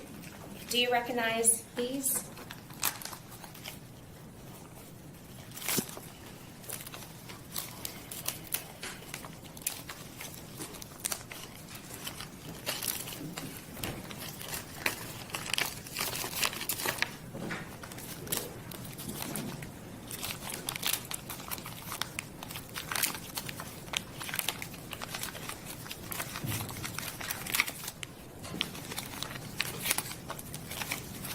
I do, yes. And does that correlate to your report of 0802 through 0822? That's correct. These are fired cartridge cases that I analyzed. And these have all been previously admitted as those fired cartridge cases that were collected from the scene.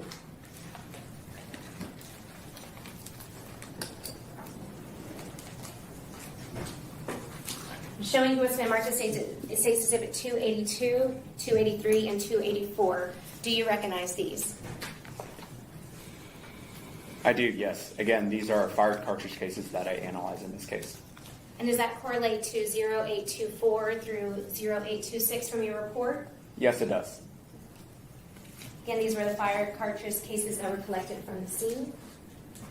And I'm showing you what's been marked as States Exhibit 287 through 304. Do you recognize these?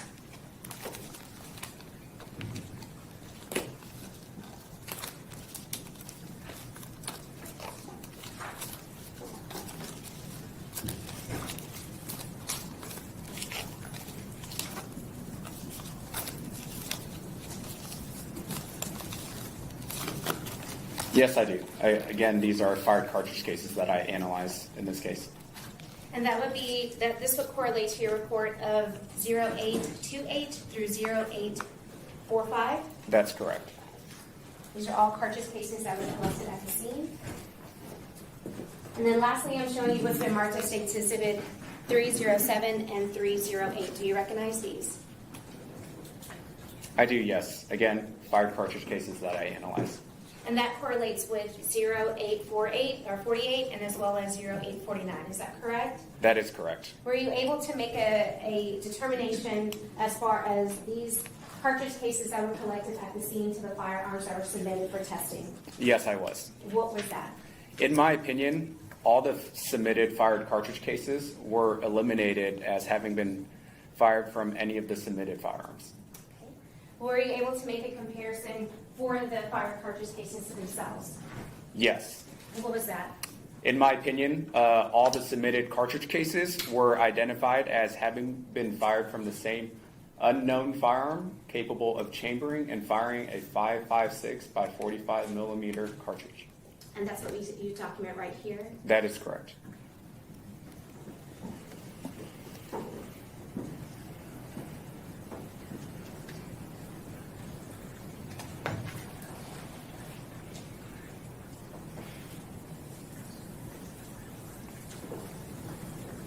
Is it common not to have a firearm that's been submitted come back to cartridge cases that have been submitted? I would just object to the speculation of that. Oh, Can you ask that one more time? Sure.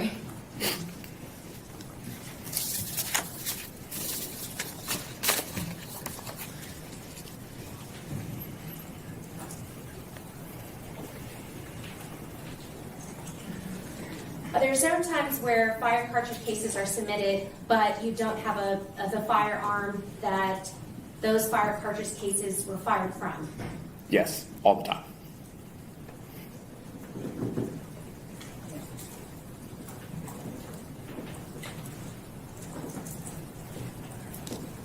And all 44 fire cartridge cases that were submitted, they were all fired from the same unknown firearm. Is that correct? That is correct. Thank you. I'll pass the witness. Can I move approach? yes.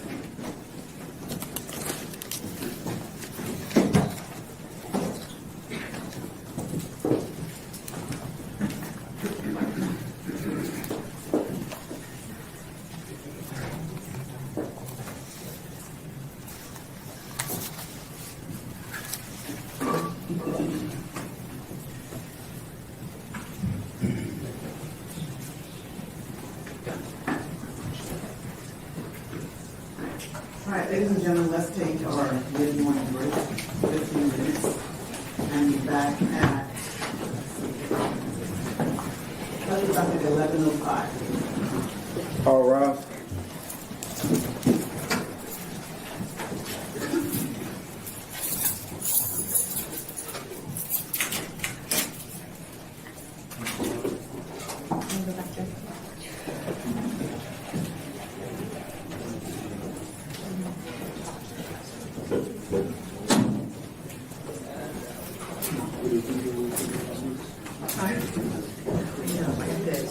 my computer off and restart it, so I got to think about that. But I need this to.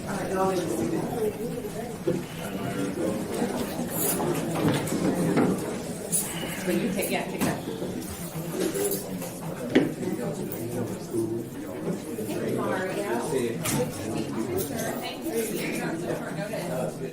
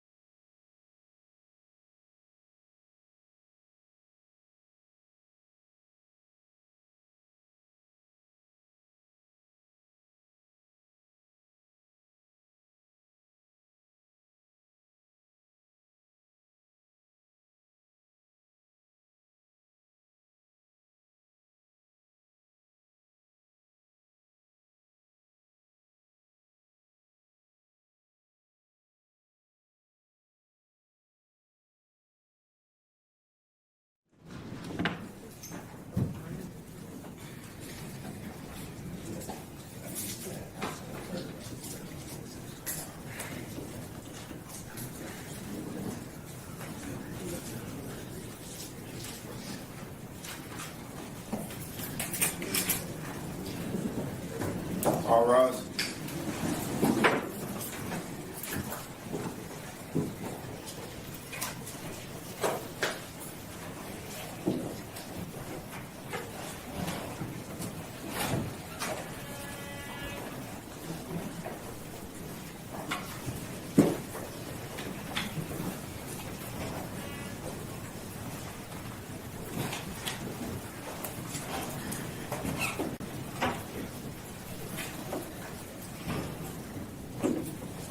Please be seated. Go back on the record. The record will reflect that the defendant is present, the attorneys, the state is present, the jury is present and seated. Now, before the break, the state has passed Philip Brown. Is the defense ready to cross-examine? Yes, Your Honor. Go ahead. Thank you. Good morning still, I think, sir. Is it appropriate to call you Mr. Duong? Yes. Okay, thank you. I just have a couple of questions as it relates to the report that you generated. Okay. I think that one of the things that you mentioned in here are class characteristics. Is that right? Not in the report, but yes. There was part of your testimony. Correct, yes. Was about class characteristics. And so class characteristics is like a general category, right? It exists in multiple populations, so throughout different manufacturers, different types of guns. Yes. So it's general. Yes. Okay. And you sort of used that analogy about being losing your car in a parking lot. Correct. Okay. And you were using that because, for example, I think you said an SUV, right? That's correct. And SUVs are super common. Correct. That lots and lots and lots of people drive them, right? And that's sort of similar to the way that we deal with class characteristics. They're very common across manufacturers. That's correct. Okay. Like, for example, I think that what you testify to or what your report indicates is that the DPMS rifle, right, and the Smith & Wesson rifle have the same class characteristics. Based on the projectiles, yes. Okay, so again, just another kind of general, many different firearms have the same class characteristics. Right. Okay. And I think that many of the sort of cartridge casings, I guess is how you refer to them in your report, are 5.56 by 45. Is that right? That's correct. And 5.56 by 45 is one of the most common sort of sizes, or it's the most common type of bullet. Is that right? I wouldn't say most common, but it is a common caliber for rifles.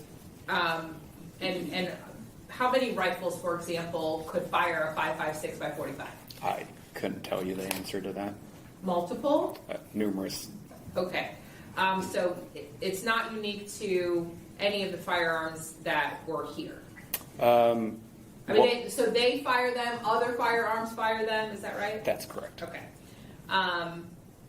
So let's talk a little bit about the matching fire cartridge casings. Okay. I think that we can agree that tool mark comparison is somewhat subjective. It is subjective, absolutely.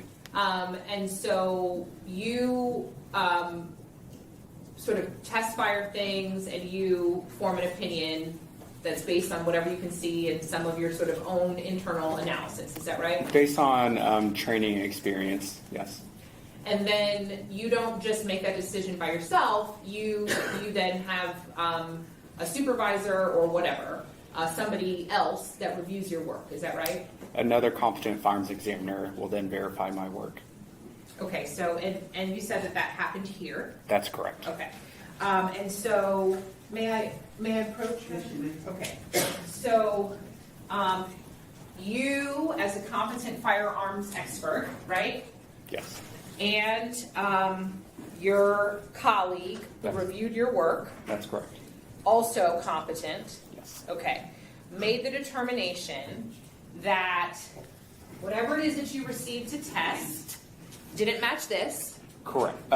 Correct. Okay, and so this is just here, but it doesn't match. Which state's exhibit is that? This is going to be a State's Exhibit 508. Thank you. Okay, so, I mean, we have a firearm here, it's heavy, it's big, but it doesn't have anything to do with anything, because it doesn't match any of the things you were asked to test. Correct. All the fired evidence was eliminated to the firearm that you're holding. Okay, and then again, in this, State's Exhibit 509, right? And I know you have different numbers. That's correct, yeah. I do. Okay, let me see if I can, It's a red dot on the side of the firearm. a red dot. Oh, nope, my eyes.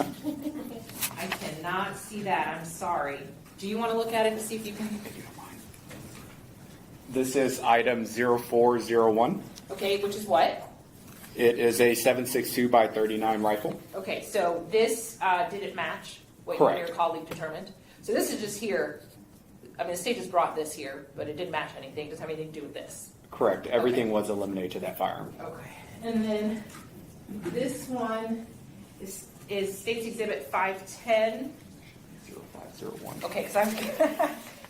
You have really good eyes. I'm getting old. Here you go. Yes, it's 0501. Okay, and what's this one? That is a 5.56 by 45 millimeter rifle. Okay, so 5.56 by 45. That's what we were talking about before. Correct. Okay, very, very common. Yes. Okay, and then none of the things that you tested match this. All of the fired cartridge cases that were submitted was eliminated to this firearm. However, the suitable fired projectiles were inconclusive to this firearm. Okay, but my question is the things that you were, the FCCs that you were collecting or testing or whatever. Yes. That they don't go with this one. Correct. All Okay. the fired cartridge cases were eliminated. Okay, so this, again, just here. Correct. Like, doesn't have anything to do with this. Correct. Okay. And then obviously, I think you said that did you test this State's Exhibit 1136? I did, yes. That's my item 0601. Okay, and then obviously this is what? It's a 9 millimeter caliber Glock pistol. Okay, so this again. Correct. Everything was eliminated to that pistol. Okay. So these are really just here for show, it sounds like. Because they don't match Not anything. definitive. It's the same. Okay. Okay, so, I guess a better way of saying that is your testimony that you're giving us here today is that you and your competent colleague don't have any evidence to offer this jury about the fired cartridge casings and these firearms.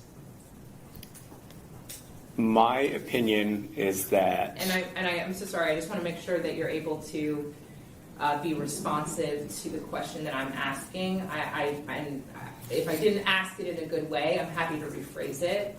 But my question to you is, you tested fire cartridge casings, right? correct. Bullet fragments, right? Correct.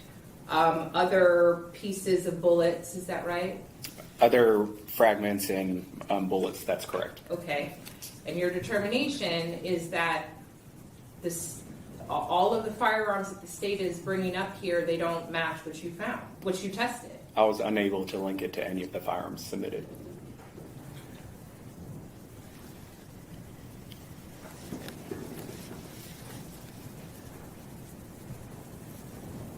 Okay, and then as it relates to the fired cartridge casings that you did test, I think your testimony was that you believed that they came from the same firearm.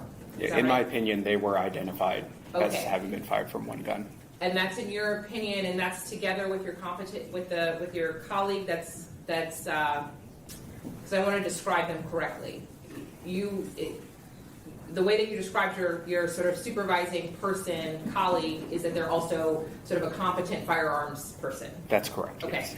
And so does that other person share that opinion? Yes, they do. Okay. So together, you guys are saying that you think that they came from the same firearm. They did come from the same firearm. Do you know which firearm? I do not know. Do you know if it was a bolt action firearm? I do not know. Do you know if it was a semi-automatic firearm? I do not know. Okay. Or a fully automatic firearm? I don't know that.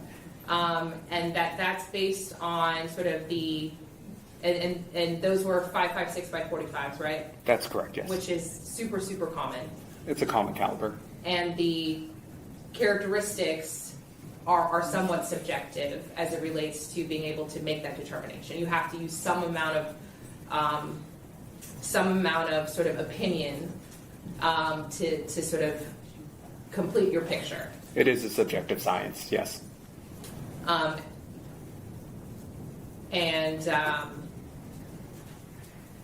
And based on that, what you can't be sure of is with the FCCs that they were from the same firing class. Is that fair? Can you ask that again? So maybe I'll ask it this way. Can you be sure which firing class the FCCs came from? What do you mean by class?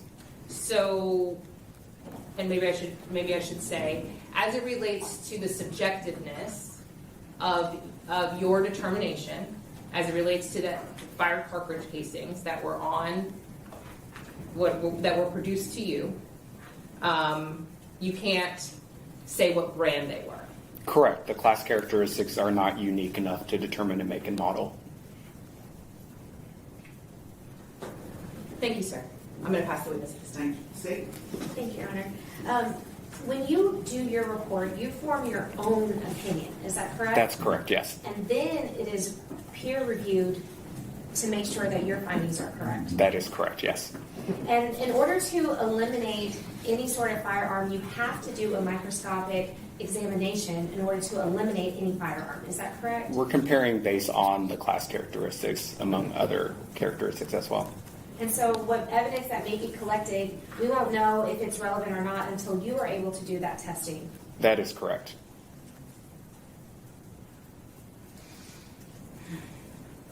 I'll pass the witness. Thank you. Defense? Just, we have 1 minute, Your Honor.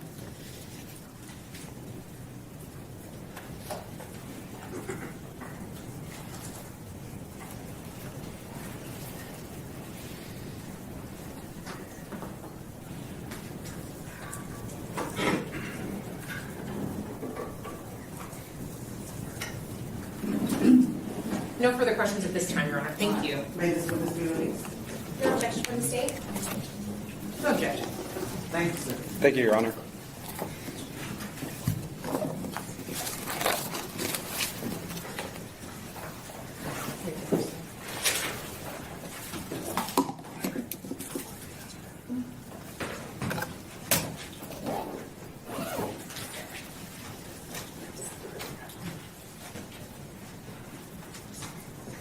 State calling the next witness.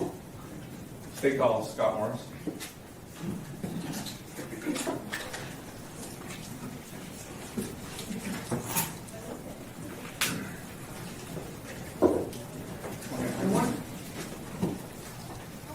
Do you swear that the testimony you're about to give will be the truth, the whole truth, and nothing but the truth to help you God? I do, Your Honor.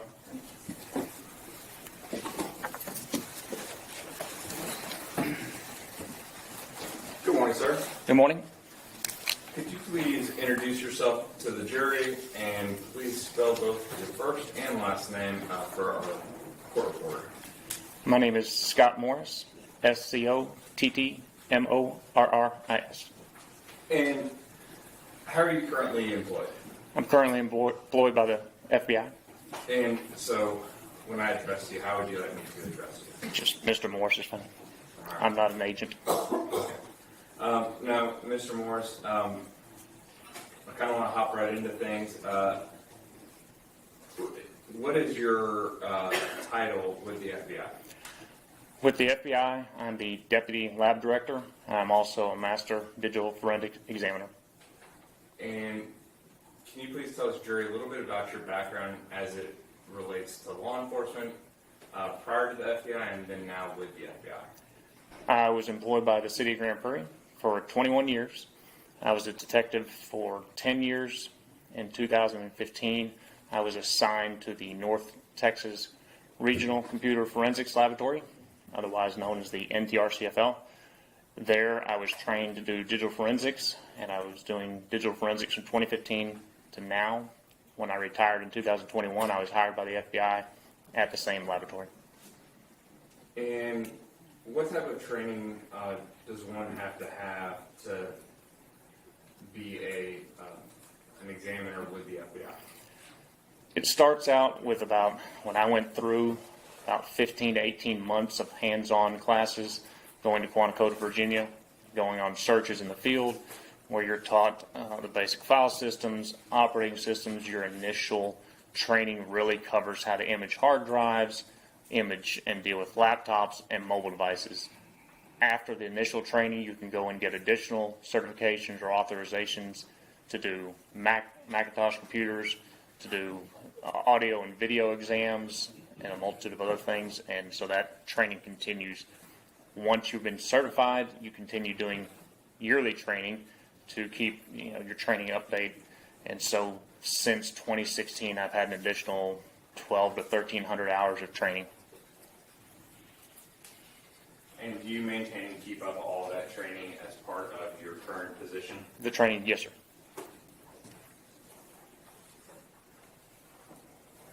Is all of your training and background maintained within your CV?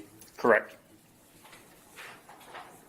May I approach, Your Honor? You may. And permission to move about freely during this testimony? Yes.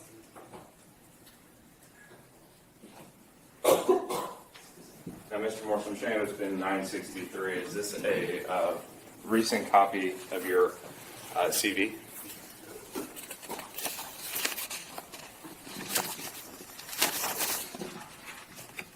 Yes, it is. And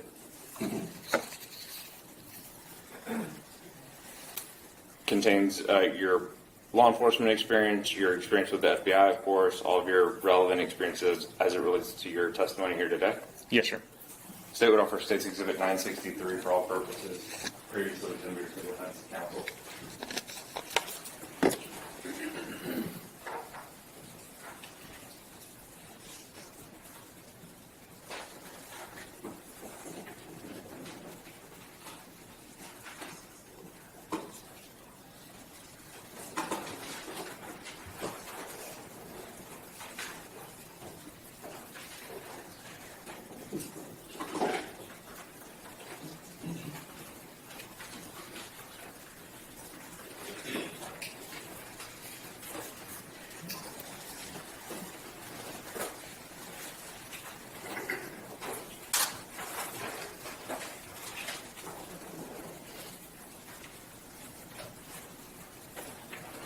No objection. This is with 963 is a medical purposes. Thank you. Permission to publish. And the jury will have this back there with them to look at. I'm gonna bring all of this up here now. Have you had a chance to review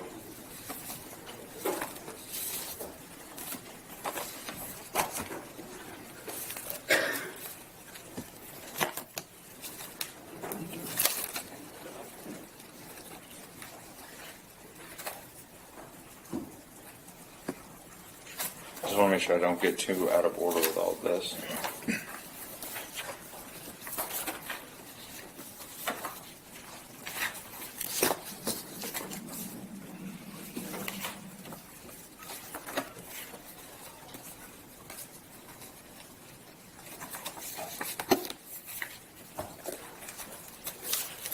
And Your Honor, after he checks to see what they are, I will say what they are for the record. States Exhibit 698 through, 707. Are you familiar with those documents? And this.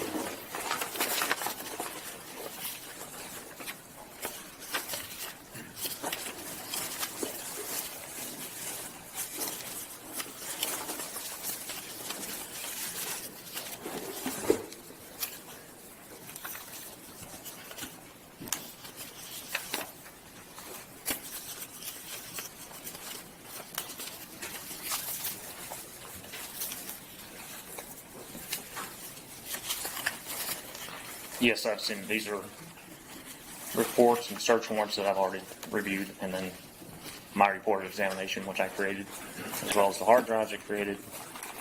I don't know what this is. Okay. And then yes. State's Exhibits 755 through. Is there one behind? Okay, 755 through 793, are those still shots from one of the extractions you did? Yes, they are. Now, State's Exhibit 712, again, I'll read everything off of the record. State's Exhibit 712. Some of the examiners that are going to be called in this case are now retired, is that correct? Correct. 712, is this an extraction that was done by Jackie Northrup that you put onto that drive Yes, it should be.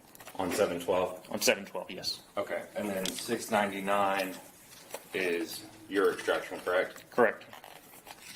And then 752, 753, 754, and 795, are you familiar with these?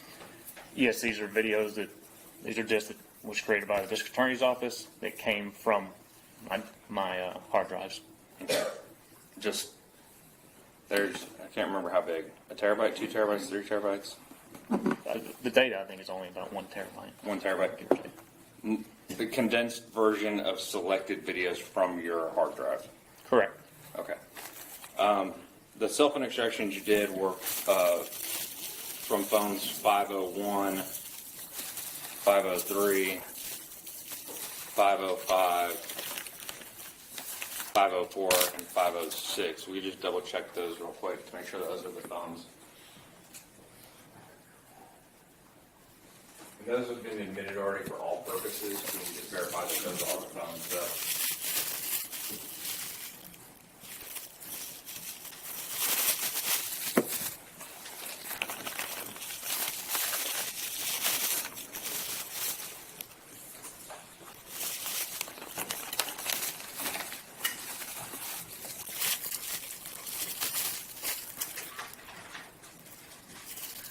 Yes, these are all the phones that I examined. And then State's Exhibit 507, which has already been admitted for all purposes. Correct. This is the DVR I examined.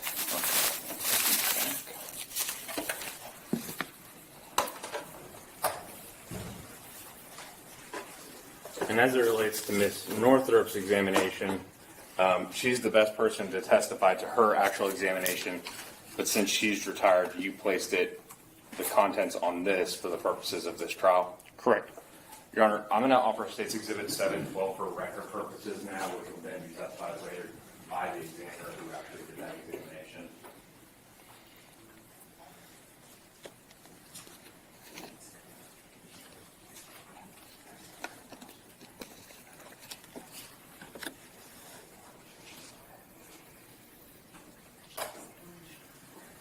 That's the extraction by Wolfer. Correct.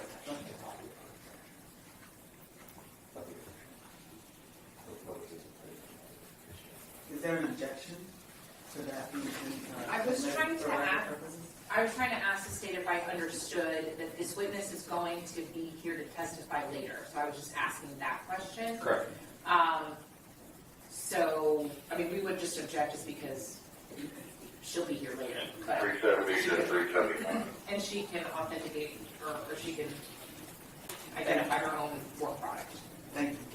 The objections of the State's Exhibit 712 is admitted for record purposes. Thank you, Your Honor.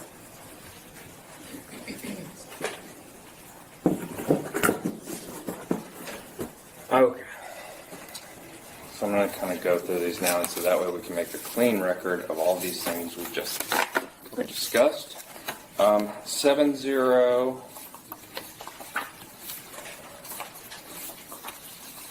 2 3 4 5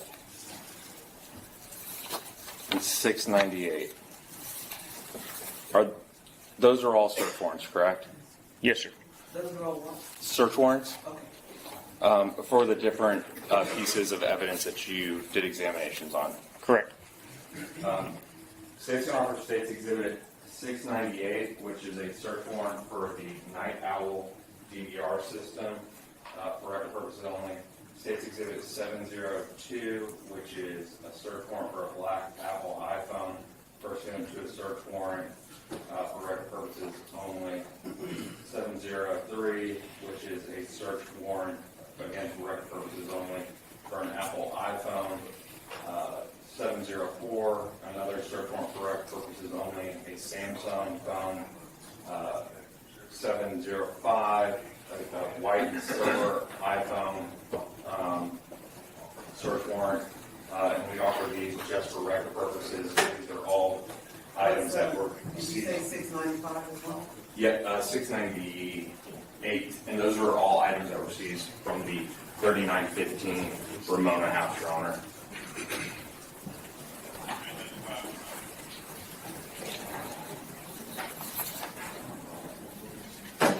At this time, Your Honor, defense would re-urge its previously filed motion as it relates to these. I think there's 5 here. I think that there's a total of 6 items, but re-urge our previously filed motion. Okay. Thank you. Mr. Evans, if you would restate what each of those exhibits are. I have 703 as the search warrant for the Apple iPhone. So there's multiple iPhones. So 703 is specifically the search warrant for a black Apple iPhone that was seized at Ramona, and the number that NTRCL uses is DL. I don't need to know that right away. 704 is a Samsung phone. Yes, Your Honor. 705 is what, black and white Apple iPhone. White and silver, Your Honor. White and silver. What is there 695 included in you? I thought I heard you say 695. 698. 698. Okay. And that's for the DVR. Yes, Your Honor. All right.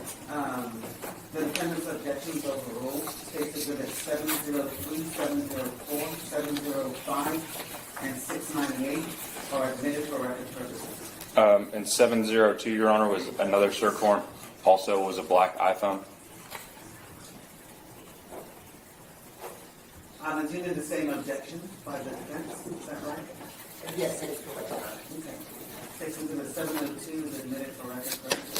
Thank you, Your Honor. Permission, well, not publishing this. Now, 706, what is 706? So this is a Blu-ray disc which I created after the exam was complete in 2025 at the request of the Dallas County District Attorney's Office. I don't know if y'all's disc became corrupt, but it's basically a duplicate of the original disc that I created. And this was so we have one to be put into evidence. Yes. 699, you also did the same thing, and this is a copy of the DVR that you did? Yes. Of all the video plus selected video. And those selected videos on 699 were the selected videos from DPD? From the detective who originally met with you? Correct, the ones he requested. Okay. But both these copies came at my request for purposes of putting into evidence? Yes, sir. But they are exact copies and duplicates of the original extraction that you did? That's correct. State would offer 699, which is a copy of Mr. Morris's cell phone or extraction of the DVR. 706 is all the cell phone extractions that he did in this case. And we'd offer both for all purposes. Did you say 705 and 706? 699. 699. 699 and 706. Any objections? Mr. Adams, can I just need to ask you just a few questions? So I'm clear.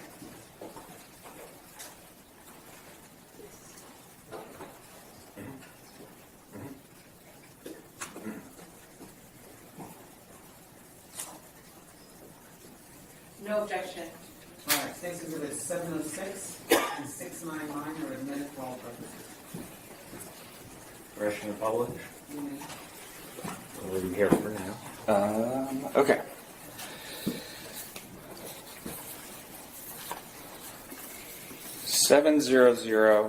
700 and 701. What do we have in 700 and 701? These two exhibits, when we process a DVR after we've created a forensic image and we export video, the tool, DVR examiner, creates a report to basically dictate what it is that we've exported out. And each of these is just, the splash page of what was exported. Okay. 707, what do we have here? 707 is going to be my report of examination. Whenever we do an exam at the RCFL, once we're done, we put all of our results in a narrative summary to explain what we did, what questions were asked of us, and what our responses were, what we found. So that's what this is my report of examination. Okay. And 752, 753, 754, and 795. 752 being selected videos from November 10th of 2020 from the DVR. 753 being select videos from 11/11/2020 from the DVR. 754 being select videos from 11/22 from the DVR. 795 being select videos from 11/23 from the DVR. Is that correct? Correct. And in 699, it's a lot of videos because I think it encompasses an entire month. Roughly. And so this just narrows it down kind of to 4 days. Is that fair? Yes, sir. And there was multiple camera angles, so this actually cuts it down to a specific cameras and only 4 days. Correct. There are 8 cameras available. Okay. State would offer 700, 701, 752, 753, 754, and 795 for all purposes.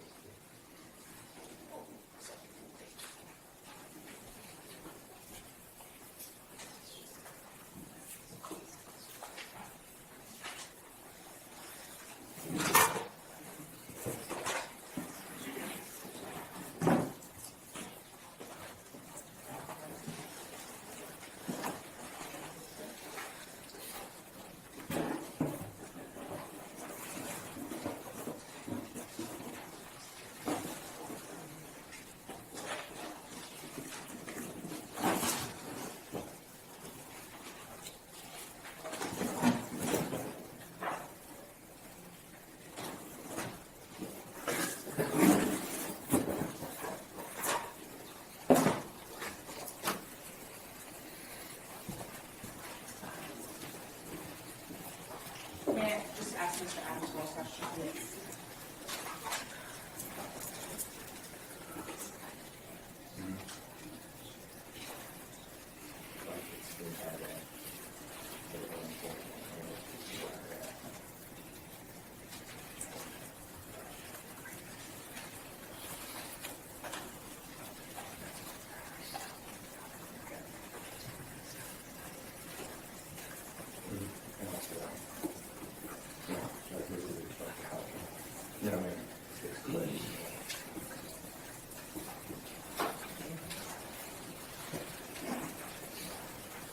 All right, would you list those exhibits again?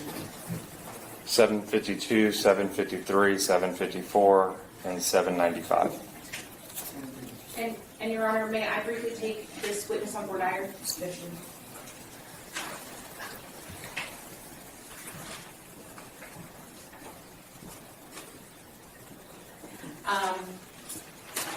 And she said Mr. Morris is appropriate. That's fine. Yes, ma'am. Okay. You did the extraction of like a DVR and cell phones. Is that right? That's correct. And you're familiar with sort of the way that metadata is associated with information that can be digitally extracted. Correct. Can you tell me a little bit about what metadata is? So metadata is essentially data about data. So, for instance, in a cell phone, you might have a text message or an image that's on the phone, and then there's actually data that explains about the image. It may say how it was sent. It may talk about the size of the image. It may give a date and time stamp. And it's kind of... I'm going to object to this line of questioning. That's outside the scope of voir dire of the witness. Well, then may I sort of ask my next question to figure out whether or not it really is outside of the scope of the wire? Go ahead. Okay. In your report, did you include the metadata of any of the digital devices that you examined? I would need that clarified on how you mean the metadata. I can explain what I'm thinking, or So I think my question is, on a cell phone, for example, Mhm. Your Honor, again, I'm going to object to this line of questioning. It's outside the scope of for hiring a witness. Same. okay, then the only other question that I have is, you're familiar with what metadata is, yes, and that it can be a part of digital evidence? correct, And that it can also be extracted? yes. Okay. Then I'm going to object based on the fact that from what I can review from this witness, I have not seen the metadata associated with the extractions that he did. Okay, thank you. Defendant's objections are overruled. State's exhibits 752, 753, 754, and 795 are admitted for all purposes.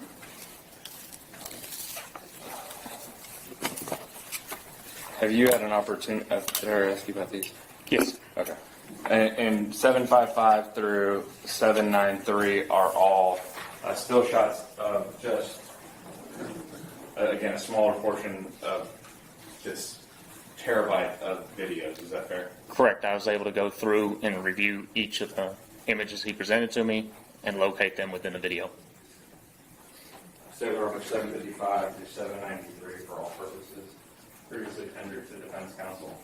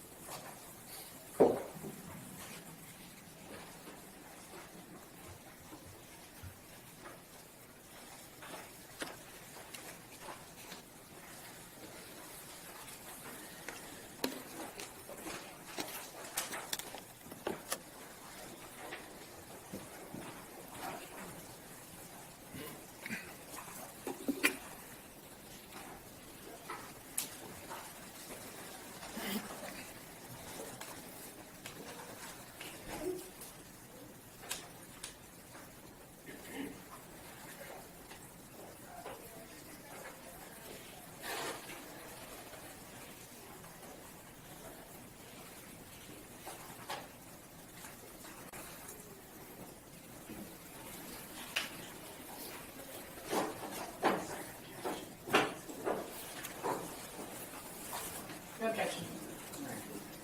State's exhibits 755 through 793 are admitted for all purposes. Now, Mr. Morris, inside this brown envelope, are these just smaller photos of some of these? Very small, Okay. yes. Very small. Come back to this. Are you familiar with three of the photos that are in 794? Yes. What are three of the photos in 794? The three photos that I recognized immediately were still shots or images I observed on the data extracted from the DVR. That came from your DVR? Correct. Now, I'm showing it's been marked and previously admitted into evidence already before this jury is 751. Is that the fourth photo that's contained on 794? It appears so, yes. This under our state record states exhibit 794 for all purposes. All of the four pictures contained within 794 have been independently already placed into evidence.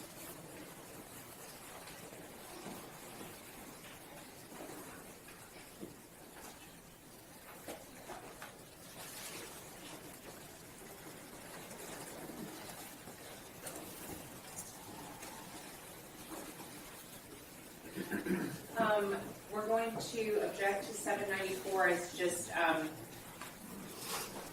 altered evidence. What's the state's response to that?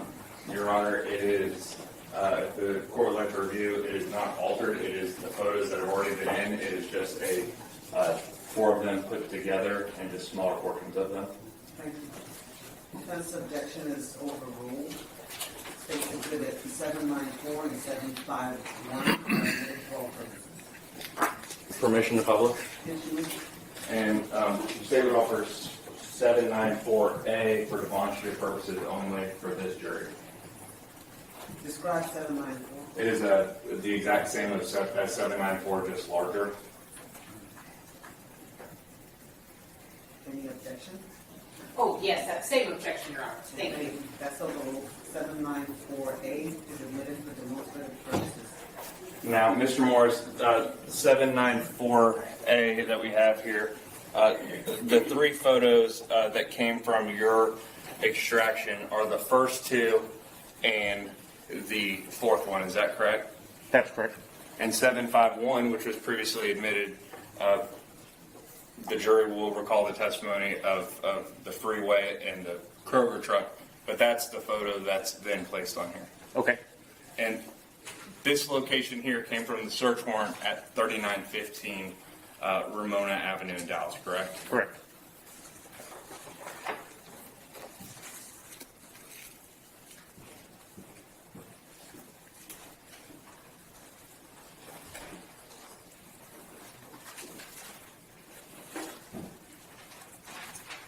Your Honor, if I may have 1 moment, please, to set up my videos. Yes. Thank you. And just so I can use your photos as a reference, I'm just going to grab these real quick. And you said there were how many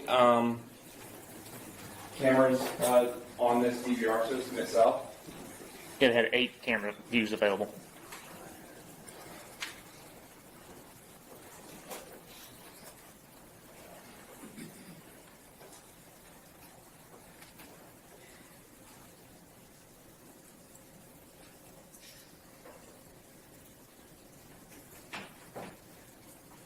First, I'm going to play for you a portion of a video from November 10th, 2020.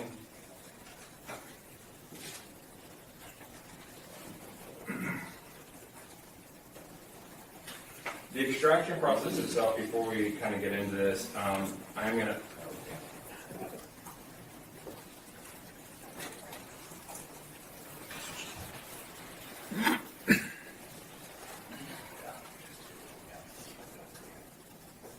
The extraction process itself, can you explain how that works for a DVR, please? So for a DVR, to kind of preface, once it's submitted into our evidence, it comes in, it's assigned a barcode. In this case, it was given barcode DL114290. Once I have the case, I'll take that from the evidence control facility within our laboratory. I'll do a physical inventory of it. I'll take pictures of the top, bottom, sides, kind of, so I know what type of state it's in. We'll then open it up and see what's inside it, figure out 1 hard drive, 2 hard drives, whatever the case may be. From that point, I will attach the hard drive to a piece of hardware that protects it. It's called a write blocking forensic duplicator. It protects that hard drive from being written to, so I can make a forensic image of it without altering anything on it. As part of that process, once you create your forensic image, the initial image is going to have a hash value, in layman's terms, similar to a digital fingerprint, that you can, go back and verify as many times you want to make sure that your image has not been altered at all during the examination. So you create your image, it has a couple of hash values, and then if you go back a year later, 5 years later, 10 years later to that forensic image, it should always be the same, showing that we haven't changed anything. However, when you create the forensic image, it's not in human readable form, it's in computer language. So then you would need a tool, in this case DVR examiner, to process it and put it so that it can be viewed. So you would create your forensic image, have it verified, it's correct, then process it with DVR examiner and have it, process all the video clips that are available, and then you can sort through and search for whatever you need to, whatever's asked of you by the search warrant and the requester. And there's a timestamp on this video. Do you see that timestamp? Yes, I do. Now, in your report that's in evidence for the jury, you notate that there was an offset to the timestamp. Can you explain what an offset means? An offset is essentially, in this case, that the DVR the DVR is showing one time and it's not accurate to real time. In this case, it was 58 minutes approximately, 58 minutes, 42 seconds ahead of real time. Excuse me. So you would then have to make sure you're aware of that so that when you're selecting video and looking for specific time frames, you know that your video is off by approximately an hour.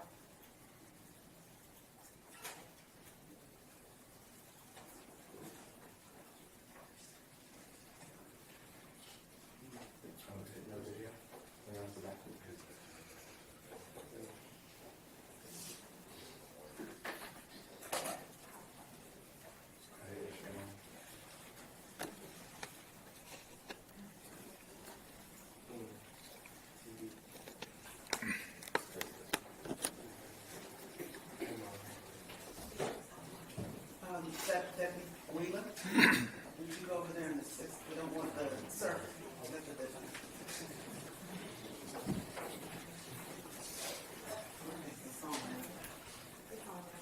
Thank you, though.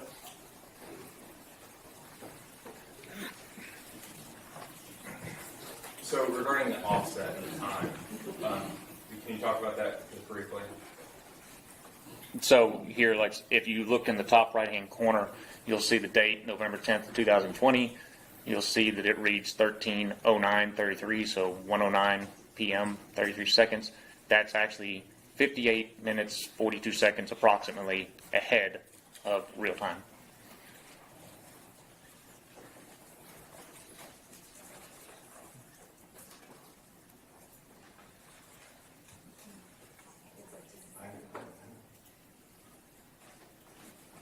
Do you know how to get rid of the,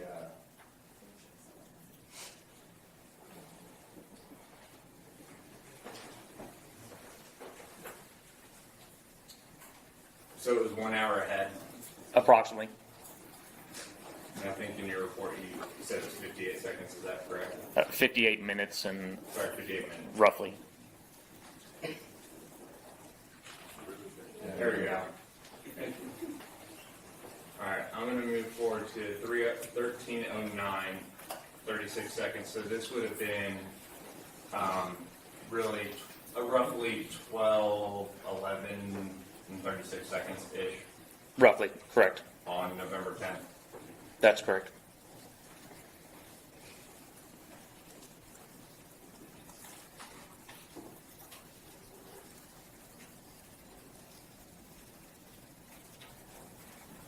Now, you weren't involved in the actual investigation into this murder or anything, correct? I was not.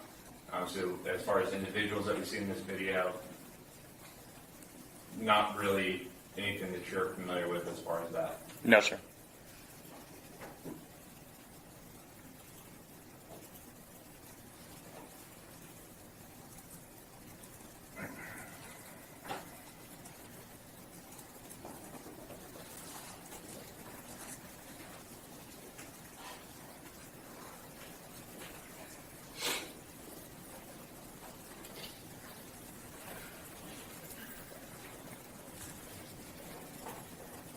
Publishing what is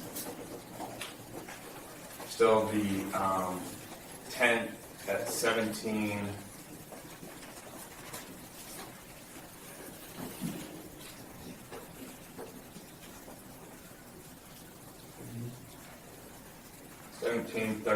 $17:32:40. I'm gonna let this play for a second.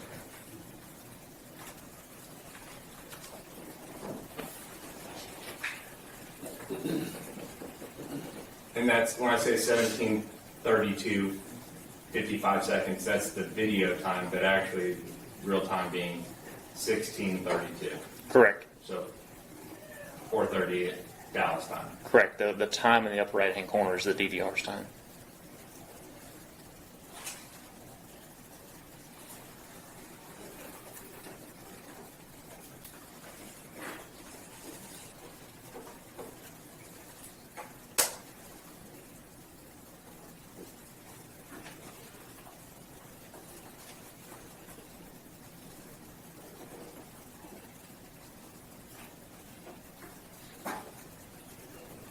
I see an individual coming out at 17:33:36, getting on a cell phone. Does that individual appear to be wearing the same clothing that's in State's Exhibit 794 behind you? Yes, sir.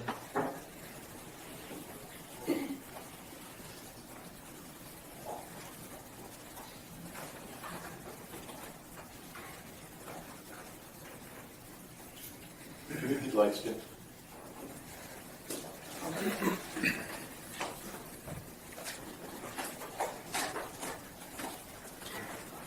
And this individual is about to walk back into the picture here in about 8 seconds. You are law enforcement, and you still are. You're FBI, but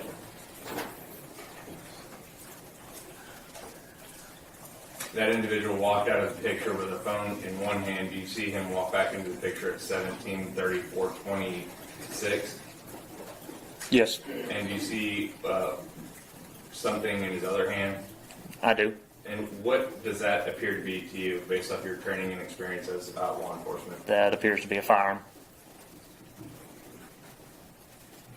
And just rewind it to 17:33:46. And this was November 10th, correct? Correct.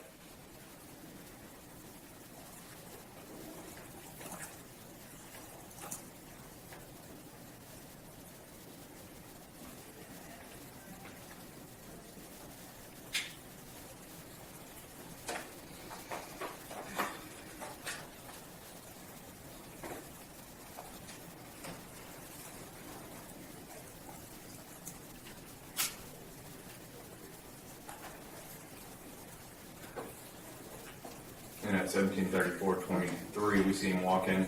Do you see what type of a firearm that looks like? I would just object to this individual was qualified as an expert in forensic extraction and digital evidence, and was not qualified as an expert on firearms. If you know, if you don't know, don't answer. I do not know what type of firearm it is. Okay. Do you see what's on the base of it? What type of magazine, or do you see that? It would appear to be, yeah. Okay, I'm so sorry, sir. If I would just renew my same objection, he indicated that he doesn't know what type of firearm. Your objection is sustained if the witness doesn't know what type of firearm or what the, whatever else is on the firearm, then he shouldn't testify. If he does recognize it, Your Honor, can he? Yes. If you recognize anything attached to that firearm, do you recognize it? It simply appears to be a larger capacity magazine. Okay.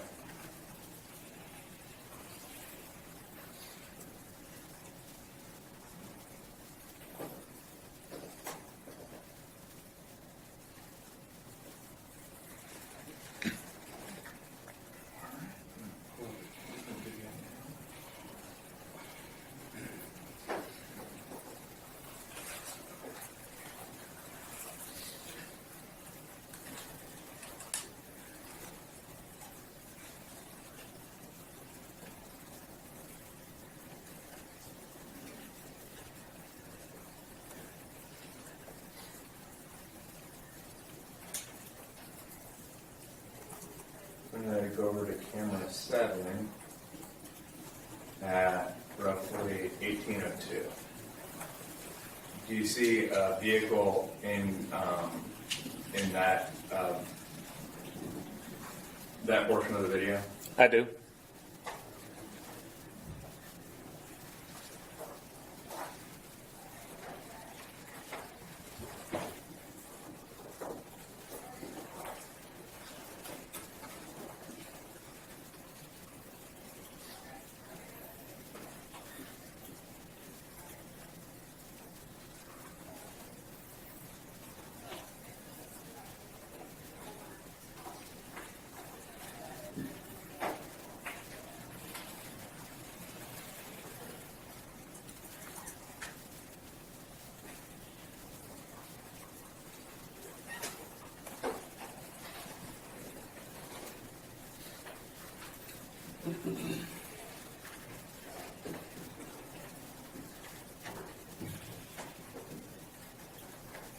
At 18:06:43, we're playing now from camera 7, which again would be about roughly 5 p.m. in Dallas. 5:04-ish, 5:06, yeah, somewhere in there. Again, 58-ish minutes offset.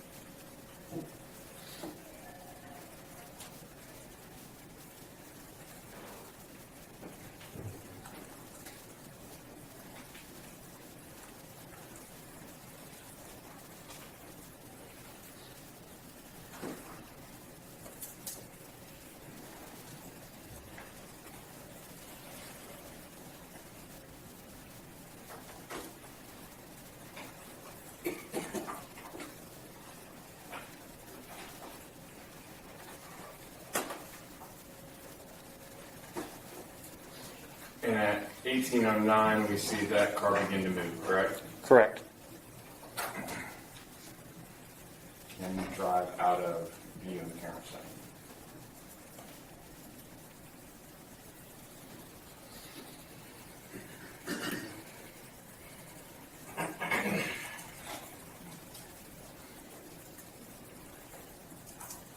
Going back to the other camera for that at 18.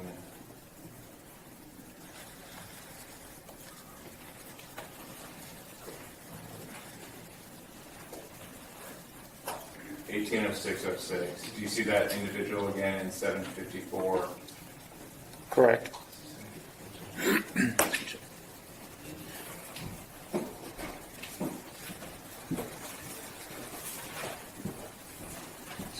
Excuse me, Your Honor, 794.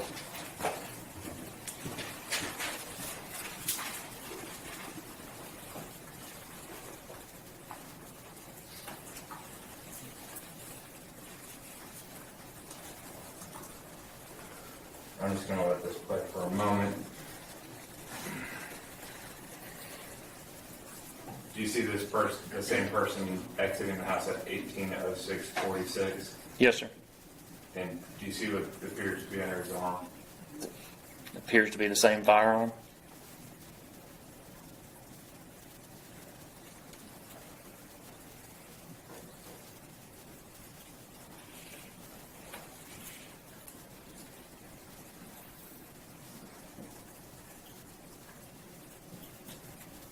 And we see that black car is moved now at 1809:36 into that camera view.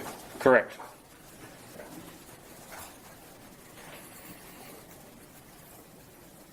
I'm going to move over to November 11th.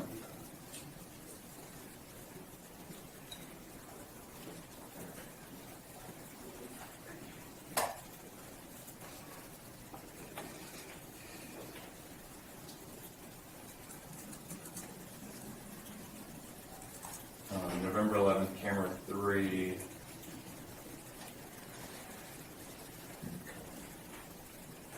At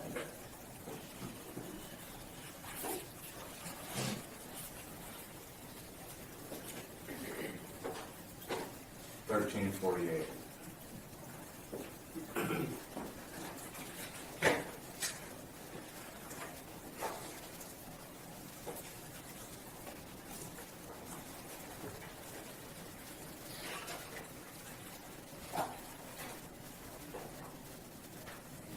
See another car arrive, appear to be a different type of car.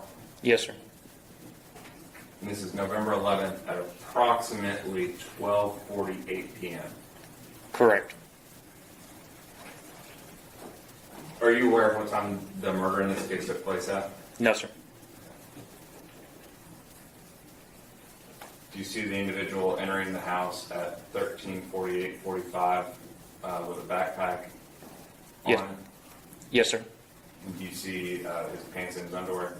Yes, sir.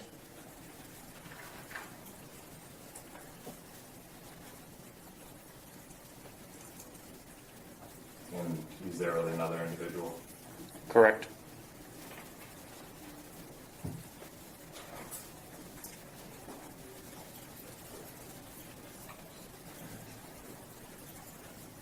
Now at November 11th at 14.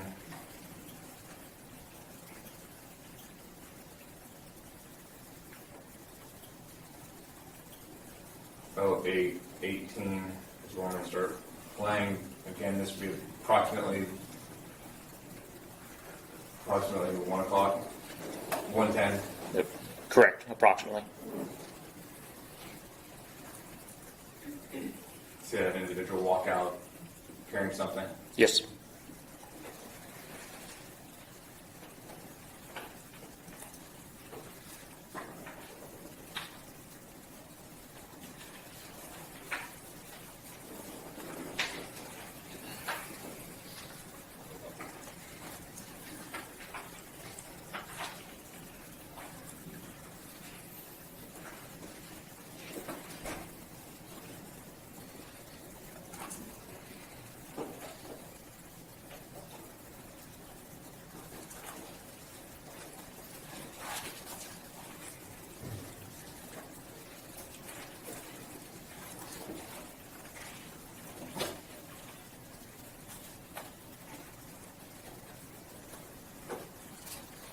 Now, 1409:20, that individual comes back out of the house again. And do you see anything in his hands when he comes back out at, I think, 22, 23-ish? Yes, sir.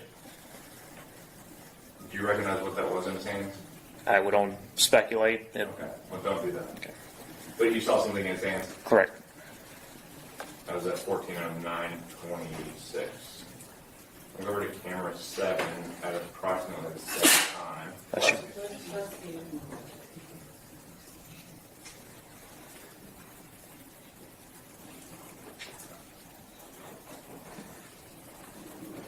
And so this is that same camera angle that we saw from the previous night of November 10th. Is that correct? It appears to camera 7.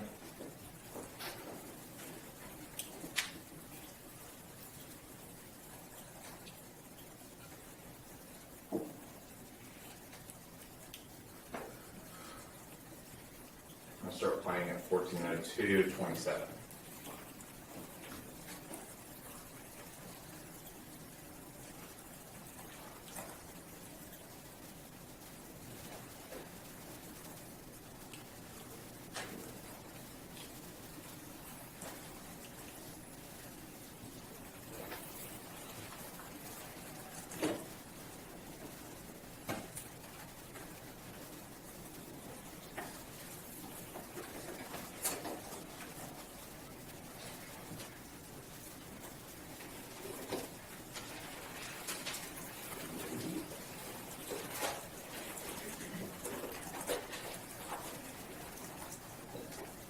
Fast forward to 1408.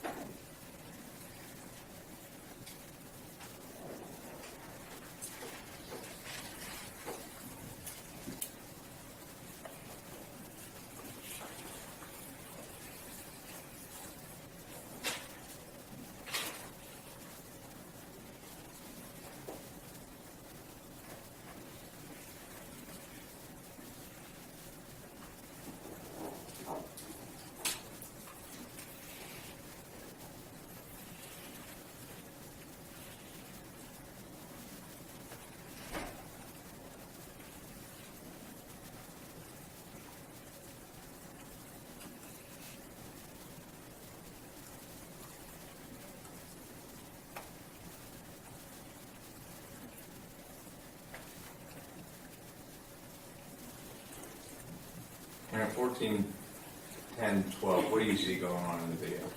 The two individuals are standing near a barbecue grill burning something.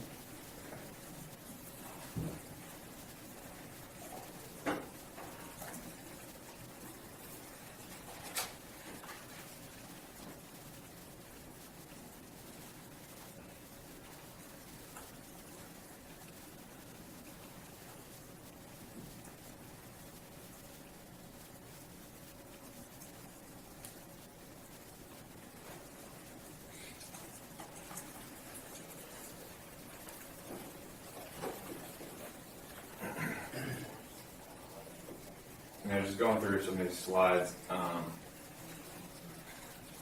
we have November 10th on camera 3 at 1310, we see an individual outside with what appears to be a firearm in his hand. Correct. What color would you describe that underwear as? Light blue. What about the coloring of that firearm? Black and brown, maybe. Now later that night, individual outside with something in his hand at 17:33:36 is in State's Exhibit 757, 758, 759. We see him enter back in to the camera shot on camera 3 at 17:34 with what appears to be a firearm in his hand. Correct. Now there's been what's been described as barrel drums, but you said a large capacity magazine. Is that fair? Correct. What I'm holding here has previously been admitted as State's Exhibit 848.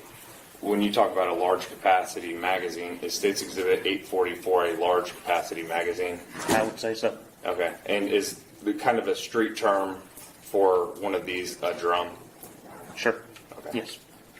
But that's what it appears that firearm appears to have on it. It would appear so, yes, sir. Consistent with that, please. Consistent, yes. And how long were you in law enforcement? 21 years. I understand FBI again is law enforcement, but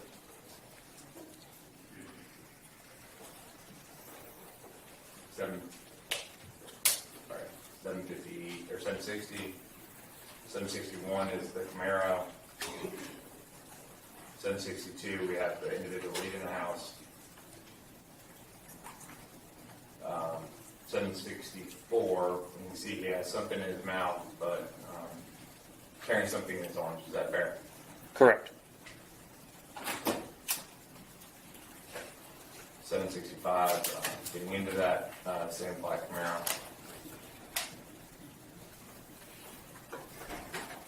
767, leaving that house at 18:09:20, which would have been roughly 5:11 p.m. on November 10th. Is that correct? Correct. State's Exhibit 768. We see that individual wearing. Can you describe the underwear that person has on? Light blue.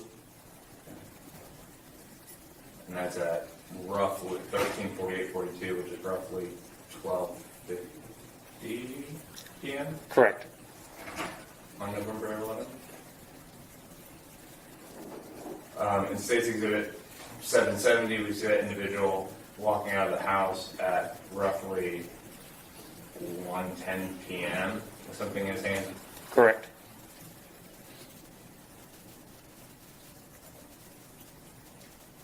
We see him going to what appears to be a grill. 779, something in his hand with that's white and red in color. Correct.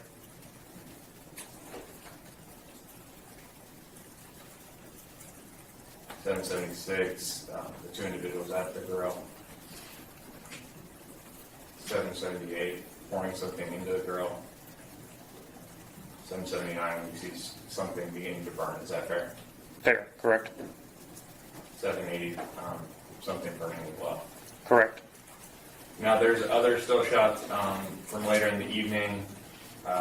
781 is at 18:09, so roughly 5:01 p.m. or 5:11 p.m. Yeah, roughly about 5:10, 5:11 p.m. Okay. Can you describe what the two people in that picture are wearing? The male is wearing black pants and a long sleeve blue shirt. The female is wearing like yellowish green shorts and a black t-shirt with a design across the front. 752 is an individual leaving at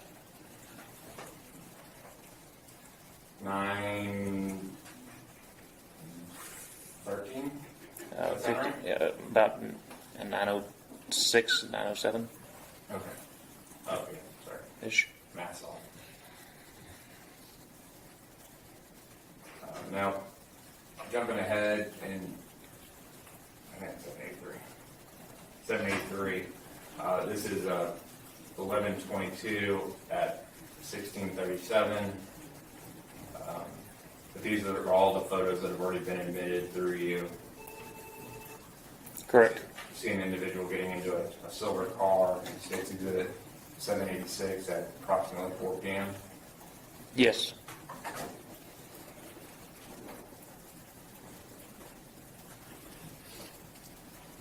Um, 789, we see that individual in that jacket again going back to that silver car with getting a backpack, and 790,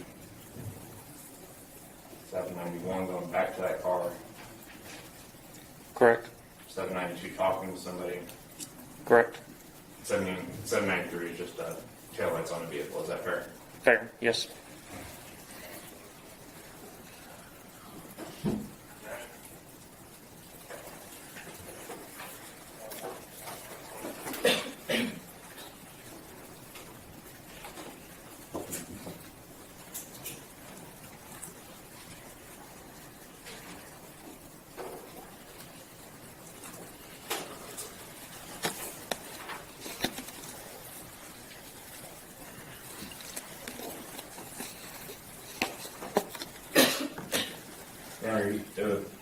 I'm done playing videos for the moment.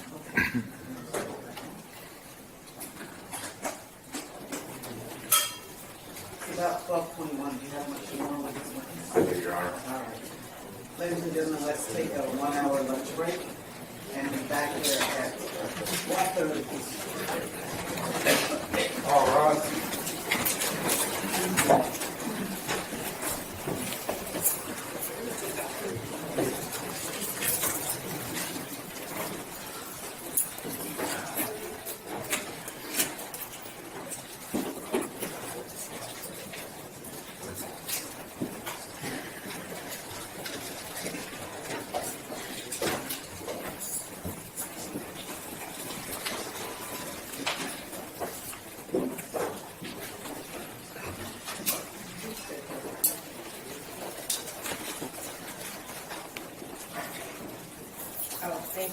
Y'all can sit down. Maybe this way to step down for lunch. Yes. Thank you.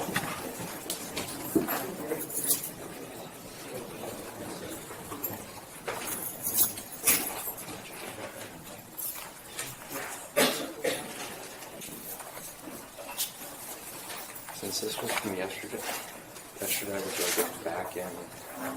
That's what I was doing, is yeah, keeping them by days, but I have a feeling I'll have to. I'm not sure.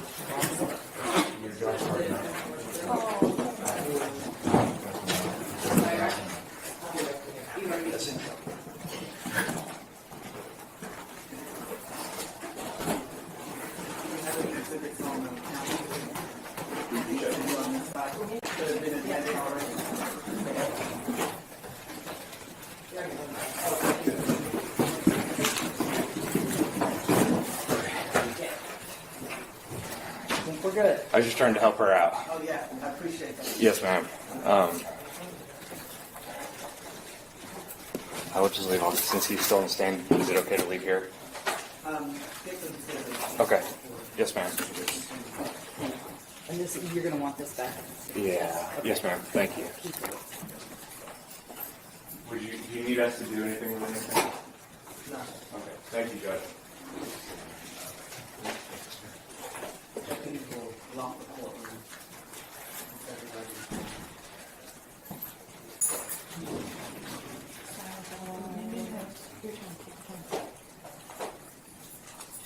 Sir, were you needing something? Oh, with the No, talking to. I was just going to grab the microphone. Okay, come on.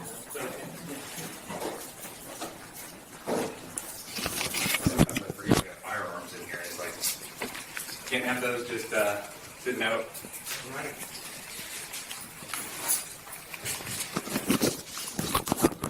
Thank you, Judge. We'll see you in a little while. Okay, thank you, Judge. Yes, ma'am. You too.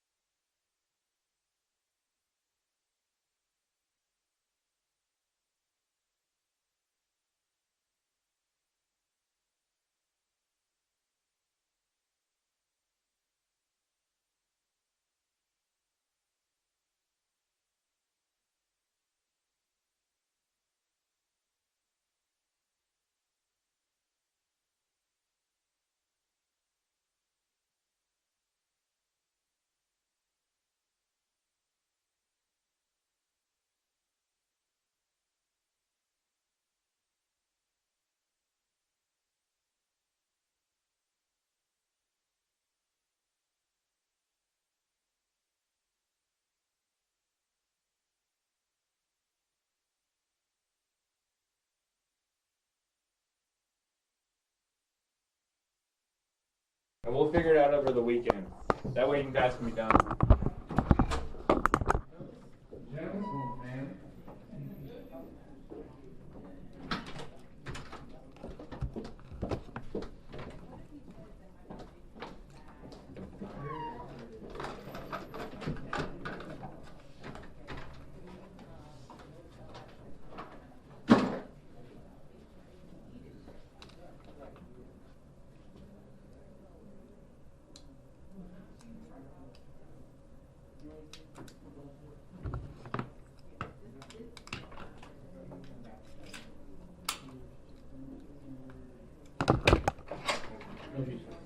How many vegetables are you?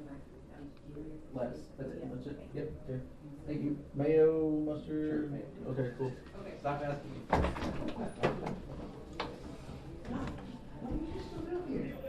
Andy, Paul Bean. Hey, we could take ID 21 down the court. They're off for an hour lunch break, so I'll give you a call back. Thank you.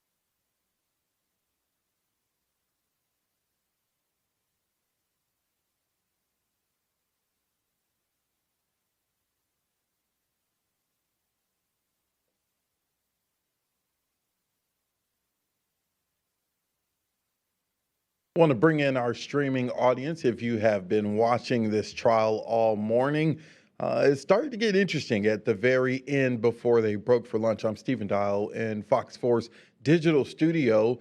We are talking about the murder trial against Kewon White. Back in 2020, a Dallas rapper by the name of Melvin Noble was shot and killed on a busy interstate during daytime. It was all captured on a delivery truck's dash cam video, that shooting. And this is day 3 of that trial. You're looking at video there of when that shooting happened. A Kroger delivery truck dash cam was recording. And prosecutors say that gunman, the person there in the ski mask, they say that the gunman is Kewon White, and he's on trial for murder now. We heard testimony from multiple people this morning, including some that work in ATF and others that do type of forensic analysis with the Department of Public Safety. I want you to take a listen at some of the testimony from this morning. She found an explosive material, and at this point she is a food reward dog. That's when I would pay her. I would give her food so she can eat. She exits the vehicle. Special Agent K9 Handler Kasi, who's now retired, reaches into the vehicle. He's looking around, and locates the underneath the dashboard and where the carpet comes together. Yes, this photo. And this is 827. Yep. Special Agent Kasi pulls it down, and he sees that portion of a firearm, the top slide, and where the handle is. Do you know that the car had been sitting or in the city pound since November 11, 2020? No, ma'am. Okay. And you would agree with me that's almost 3 years, right? Yes, ma'am. Okay. And did you know that there was a search performed on the car on November 11, 2020? No, ma'am. Did you know that there was actually 2 searches performed on the car on November 11, 2020? No, ma'am. Okay. Did you know that there was a second search, or a third search, should we say, performed on the car on November 16, 2020? No, ma'am. All right. And so we're told or instructed to go out to the city pound on October 18, 2023 with your dog, Chihuahua, right? Right. Okay. Now, the person you see testifying right there, that person works for DPS. And this is it's been a long day of testimony, right? So I want to bring in Lars Daniel. Lars is an expert in the world of forensics. Lars, thanks so much for taking some time to talk to us during this trial. Lars, the last person to testify was someone with the FBI, and they were now getting into the forensics part of this case, specifically talking about evidence that was recovered when it comes to surveillance video. We'll get into that in a moment, but first talk about, you've testified in trials before. The state has terabytes of information. Talk about the differences in, some of this is volunteered information, some of this you have to search for, some things could be deleted. Kind of just bring the viewers into, how tedious this process could be. Yeah, it's a wide world of digital evidence that we live in today, everything from cell phones to computers.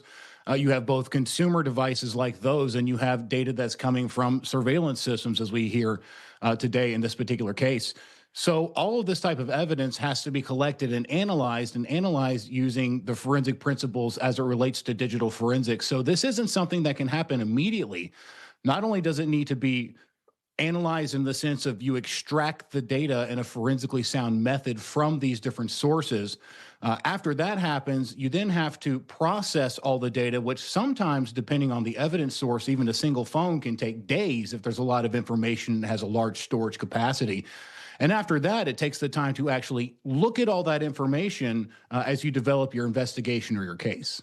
Lars, yesterday we heard testimony from the girlfriend of the victim, but she was also connected to one of the suspects because she is the mother of his children. She said when the crime happened, when she found out, she turned over her phone to Dallas police and they did an analysis of her phone. They read a lot of text messages. How does that process work? I guess, one, they didn't have to get a subpoena because she volunteered her phone, but when they check for text messages, are they able to also look at text messages to see if they were deleted? Yeah, so that's a great question. When you have a cell phone and you extract the data from it using cell phone forensic technology, first of all, it's important to note that when you go pull that data from a phone, you can't selectively pick just messages or just this or just that. We have to forensically get all of that information. So we have to collect all of it from the phone. Once that's collected, you can analyze those messages that still exist in the different applications and standard iMessage and other things like that. Your application-based messages, Kick Messenger, all of those can potentially be recovered. But yes, it depends on the make and model of the phone and the application, but you can recover deleted messages or messages at least that the user cannot see. Those can be recovered by law enforcement or anyone with the forensic technology to do so. For those in our viewing audience that just joined, that were maybe watching the stream as it was happening, a big part happened right before they went to break. I want you guys to look at B-roll first. Okay, this, Lars, that you're about to see is video that they obtained through a subpoena. According to the FBI official that was testifying, he said there were 8 cameras on this home. Now, according to the prosecution, the suspect, the alleged gunman who they're trying to connect this to, is the person allegedly that you see in this yellow type jacket. And so they showed videos from this home. But I want you to listen to another part that they talked about soon. But they were saying that, one, he was seen with a weapon. We know that a rifle was used in this crime. And so he was standing outside the home the day before with a rifle that the prosecution is going to try to connect that this was the same weapon, right? And then they also started talking about the importance of the individual on camera's underwear. He's wearing light blue underwear. And so then when you go to the day of the crime, they're connecting it by saying he's wearing the same underwear, you see the same weapon, and then they go to a grill and set a fire, and they were putting things in the grill. Take a look at this real quick. Parent 14, 10, 12, what do you see going on in the video? The 2 individuals are standing near a barbecue grill burning something. So it's alleged that maybe the suspect was burning his clothes that he allegedly wore in the crime. When it comes to getting video like this, they said they obtained it by a subpoena. They said it was 8 cameras on this home. What is that process like? If you got it through a subpoena, I would assume, are they getting the video from the cloud, or maybe the video was saved directly to this? How does that process work? Yeah, that's a good question. Without knowing more, I can't answer that in great specificity. However, the way this kind of goes is that if it's from the cloud, those systems retain video for a certain amount of time typically, and then after a rollover amount of time, could be a week, 2 weeks, a month, that video will be deleted. So often via subpoena or accessing directly going to that system, a forensic expert can pull down the video that exists in a cloud system. If this was a system that was inside the home or somewhere housed in a different place, like on a server or on an actual computer, and was based on like a hard drive based system, even a DVR surveillance type system, that video also has a rollover date. So in a sense that it records for 30 days, when 31 days comes up, that very oldest day is deleted, like a conveyor belt type system. So they would want to get in there and get that data collected as soon as possible. So that does not happen, but they would need to either have that device or have that data extracted from that device in order to get that particular video footage in that instance. And Lars, I know you said you've testified in multiple cases. The defense has to do their job, right? I know they will come into question about chain of command. You know, was this the original file? How? I mean, this could probably get pretty tedious as far as making sure. I mean, this case happened 6 years ago. This murder happened 6 years ago. Some of the evidence was collected, last year, but some was collected years ago. What goes into preserving the authenticity of what you recover? Yeah, so one of the best ways is that when it is originally recovered or captured from the device, let's say it's a surveillance system, once you collect it, then you would encapsulate it inside a forensic file. Basically, that makes it tamper-proof, and you have a digital DNA to say that that's what it was. Then you can pull the files out of it, reproduce that same video over and over again, and things are fine. In a situation where you're doing this later, and depending on the device, it can be more challenging. So, for example, if a video comes from a standard cell phone today. The challenge can be that anyone can create a fake or edit something using a consumer device. If it's coming from certain surveillance type systems, however, even cloud-based ones like you would have in your home, they have more data surrounding that original video file that allow to point toward authenticity holistically, so to speak. So it depends on how the video was collected originally, what's happened since it was collected, as well as anything that's been done to verify it since then. And for those who are just joining us, we are talking about the murder trial against Kewon White. Kewon White is accused of killing Dallas rapper Melvin Noble, who went by the rap name MO3 back in 2020. Jen, I want you to play video from the scene again. So we're talking about this incident happening on I-35, which is an interstate in Dallas. And the person at the bottom of the screen crawling behind the camera, that's the victim, MO3. The person with the weapon, according to prosecutors, they believe that is Kewon White. Now, how this really blew up in layman's terms is the prosecution is saying that another Dallas rapper by the name of Markies Conway, his rap name is Yella Beezy, they claim that Beezy paid this gunman to kill Melvin Noble. They say that for a couple of years, there was a beef going back and forth between Mo3 and Yella Beezy, and now Kewon White is in the center of this.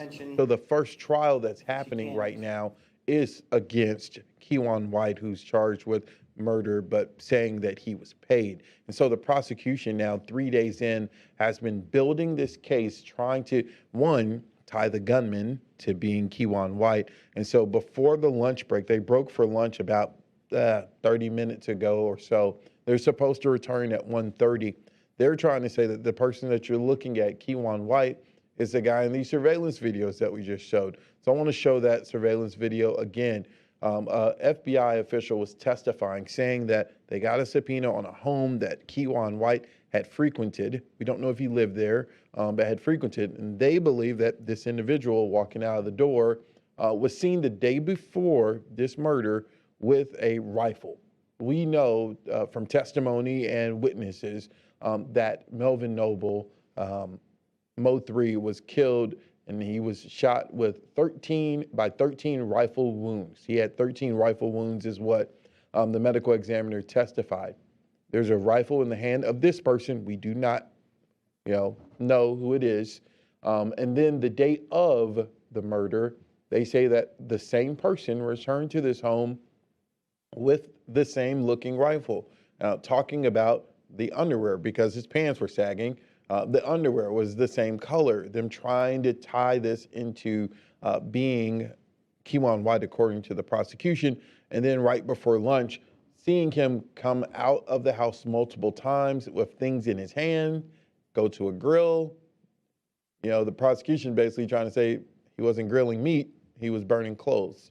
And so bringing back Lars Daniel. Lars, thanks for taking some time during your lunch break, maybe your lunch break, to talk to us about this. How critical can the forensic part of a case? Every murder case is different, right? Some may really rely on blood evidence. Others may rely on ballistics. But in the forensics realm, where you have, it said that the prosecution has 2 terabytes of evidence. Now, terabytes can be a bunch of documents, a bunch of pictures. How important is this that you got good analysis going on, because that can maybe make or break this case?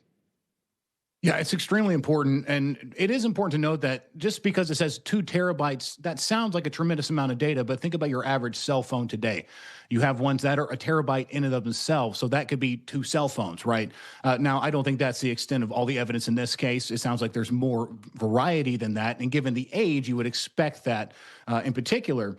But that amount of data will take a decent amount of time to process, but it requires qualified digital forensics experts to go through it and not only be able to get the data out, but to understand what the data means. So it's not enough simply to have an understanding of how to get data from a device and to have it in software and be able to see the data as it's parsed out for you. In a lot of these applications, it'll show you messages and locations and other things like that. It also requires the ability to have a distinct and particular understanding of what the different, what we call forensic artifacts, the things that tell us about the who, what, when, where, and why mean digitally. And a lot of that also really comes back to the importance of time. Time on digital devices doesn't work the way we think it does as normal humans. A lot of times it works in very odd ways. So ensuring that those things are correctly in the right time matters too. And I know people are commenting in the chat. A lot of people watching on our different streaming, whether it's YouTube, TikTok, or on our Fox Local app. There's been a lot of questions asked by people that are watching, and a lot of opinions, of course. But want to just set the scene. And of course, we're watching this in real time with you guys, right? And I know one question that has been recurring, at different times, we're not able to show different things. You may see the camera moving in a funny way. We have to make sure that we're not showing the jury, right? We can't show them. We have to make sure certain evidence that is being shown, as yesterday or on day one, it's not great to show a body on TV or on a stream. And so y'all might be wondering why the camera guy's moving a certain way that he's moving. That's why. And also, every courthouse is different. Every judge is different. In Dallas County, we're able to have a, quote, camera in the courtroom, but it's really they're shooting through the glass opening of a door. And so that's why you may be wondering, why is he not shooting this? Why is he moving this way? And so that is to give you the transparency of what we've been doing.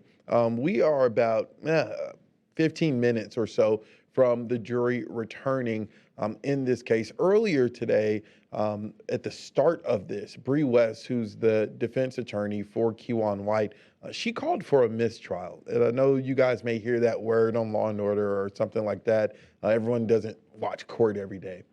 She called for a mistrial, saying that testimony from yesterday when they stopped talked about the inclusion of drugs in this, finding drugs. And Bree West, who's working for her client, Kewon White, she was saying that drugs aren't germane to how someone was shot and killed. This is not a drug trial. This is a murder trial involving a shooting.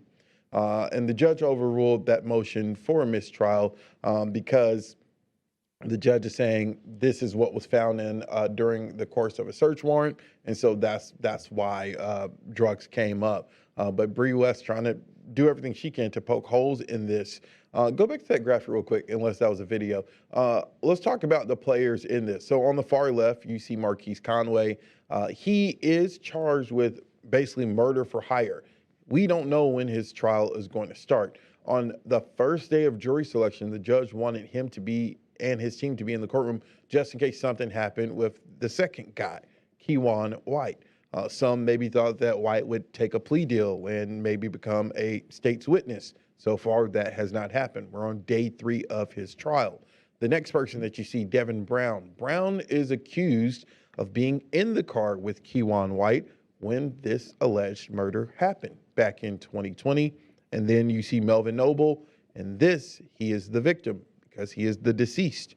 And he goes by the rap name MO3. The jury is supposed to return around 1:30. We're going to keep this going until everyone gets back in the courtroom. Lars, we were talking about the surveillance video, and I know you can only answer certain questions because you don't have all the details, and I don't have all the details either. We're trying to figure out, I know that the FBI person, and I'm not calling him an agent because he says he's not an agent, the FBI person who testified said that we got a search warrant and we got 8 cameras. So I don't even know the process of, was anything deleted? Did they just get it from the cloud? Did they get it directly from this? So I don't know that part either. So I know you don't have answers to that. But how helpful can it be in any case? And I know this sounds like a dumb question, but that you have these types of evidence, regardless of, I'm not asking you to cause guilt or innocence, right? But that the fact that technology continues to advance and you have things that the jury can look at instead of just keep hearing word of mouth from witnesses. No, sure. I mean, having video evidence is always valuable in just about any type of case. I think it may be important to explain the limitations of video evidence, though, because I think there's some confusion on that. If you see applications, example, that allow you to upscale a picture, take it from standard to HD or something like that, or you watch how video forensics happens on television shows, that's simply not reality. You have to understand that when we do video forensics, we can only enhance something so much. The reason is that if you take a evidence video and you over enhance it, you create visual artifacts that don't exist in the original. In other words, you're creating pixels and color and things that don't exist in the original. So you're creating evidence more or less, right? So you have a limitation on how much you can enhance and what you can actually do. It's also important to note that while something may seem clear when you're looking at it kind of far away, when you zoom in real close, you realize that it's not that clear at all. So it'll be interesting to see how this video evidence is utilized in this case.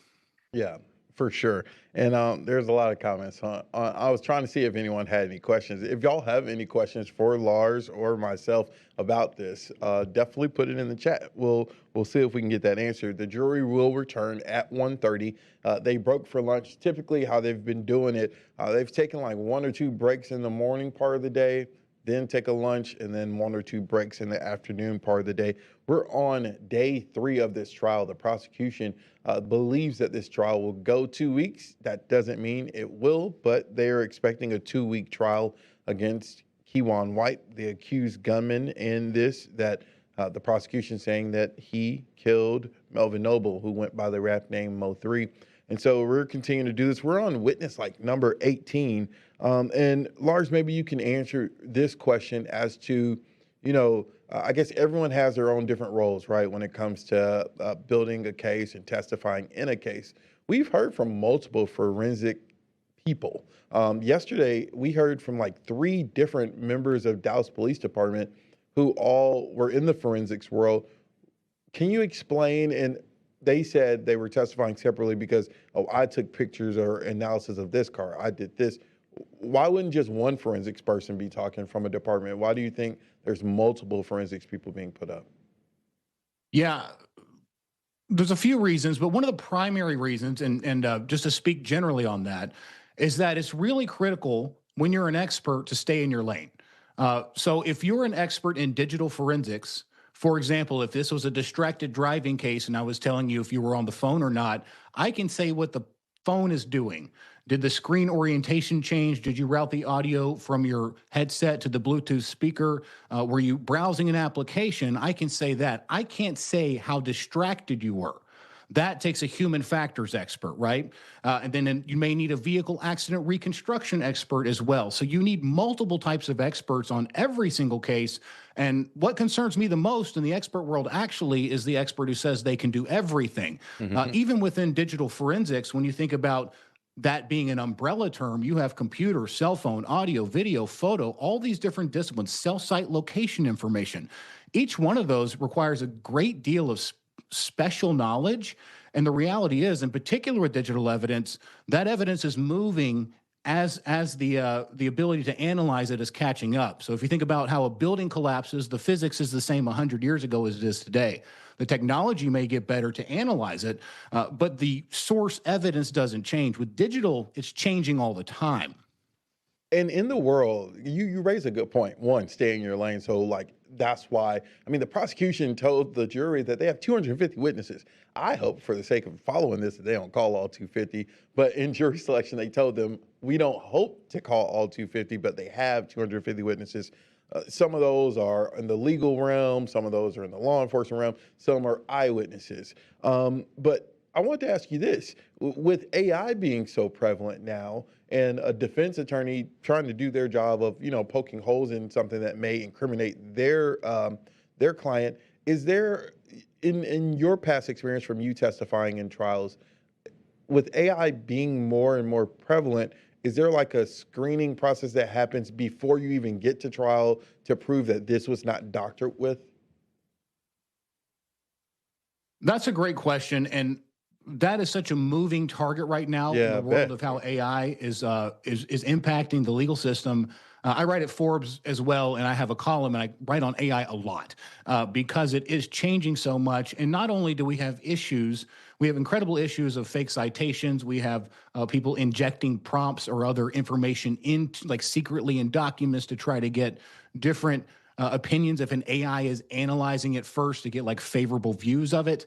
We also have the issues of AI being able to create fake evidence, right? Of whole cloth or editing something that still exists. So the ability to screen something to see if it has been edited with AI, there are certainly applications and it's possible to do that. However, whether they're doing that here, I don't know. But in the future, I would expect to see that more and more often in court as a necessity in many instances for numerous reasons, legal side, which I won't touch, but just on the side of authenticating, where did it come from, what's real, what's not real. And when you think about the world of the expert opinion, how did the expert come to their conclusions? Did they give it the final answer, what they want, and the AI assisted them in a report? Or did they use AI as a true assistant to test and validate and argue with them instead of sycophantically agreeing with them as they develop their opinions from the source evidence? Lars, I'm gonna give you a second to get some water off if you need to duck off to get water. We're about 5 minutes or so before the jury returns. I'm gonna answer two questions I saw in one of the chats on social media. One person said they should have had these cameras during the Carmelo Anthony case. Not to talk about two separate cases, but this shows a perfect example of how the court process works with the media, right? So this case right now is being handled in Dallas County. They are literally in Dallas, the city of Dallas, where, number one, in any courtroom, the judge runs the courtroom, right? It is their home. And so in any courtroom, any city, any county, that judge can agree to allow cameras in, can agree to allow, okay, we'll just let audio recording or we'll let video recording. In the Carmelo Anthony motions and during the trial, the judges in Collin County do not allow cameras in the courtroom. So we had to heavily rely on the journalists that were in the courtroom to relay every piece of information that they got. And that is how we were able to tell the story. And then all the stations, we got a sketch artist so that you can at least see some of what was in. In Dallas County, it's different. You are able to have a camera, but as I described about 15 minutes ago, but we're still not in the courtroom. You're shooting video through a door. And so there's a live look in the courtroom right now. Our photographer, Paul Beam, has been there all day. And now you see some people walking by the camera, which makes me think people are entering the courtroom, which is a good thing. But things don't start until they start. And there's a lot of conversations that happen off the record before the jury. And they say off the record because it's not in the presence of the jury, right? And that might be this mistrial stuff that started early in the morning. The jury was not in there because you don't want the jury to hear something and start forming an opinion about something and the judge ruled against it, right? And so certain conversations are happening outside the presence of the jury, which is off the record technically, because everything that is on the record, the jury is privy to knowing, to hearing, and to being able to review. And literally, when the jury gets ready to deliberate, whenever that may be, the jury can request, hey, I would like to read back the transcript of the interview from day 2, and we might be on day 14. And so the jury has a lot of different ways that they can do these things. As we await for the jury to come back, those who may just be joining us, we're covering the murder trial against Kewon White. He's accused of killing a Dallas rapper by the name of MO3. His legal name was Melvin Noble. It happened on I-35 on a busy interstate during the lunchtime hour. On the first day of testimony, we heard from eyewitnesses talking about them being in the car next to where this shooting happened. One doctor who was on the way to do surgery at a hospital in Dallas, he said something went through his windshield. He had glass on his face, and eventually he got out of the vehicle, saw Noble, MO3, on the ground, and was doing CPR on him until the EMS came. And so many things that go into this. I know a lot of people go back to talking about Law and Order. This is much longer than Law and Order, right? Law and Order is just one episode, and you find out everything really quick, and the evidence just comes together. this murder happened in 2020. It's 2026 now. And so, as you can see, this is a live look in the courtroom. Lars, I'm going to just proactively say thanks for your time, man. I'm going to let you go. We'll be hitting you back, especially if more forensic stuff comes up in this case. So thanks for your time. You're taking a live look in the courtroom right now. Kewon White isn't in the courtroom yet. He's been wearing a turtleneck every day. Today, I think he's in a cream turtleneck, and so he's definitely not in there yet. That's co-counsel for Bree West right there. And so as you see, people are just coming back in the courtroom. Just because they said 1:30 does not mean they'll start at 1:30 on the dot. It's just an estimated time that the judge gives. But we'll stay on for a couple more minutes until we actually see some action happening in here. Jen, let's play the sound again from the noon hour.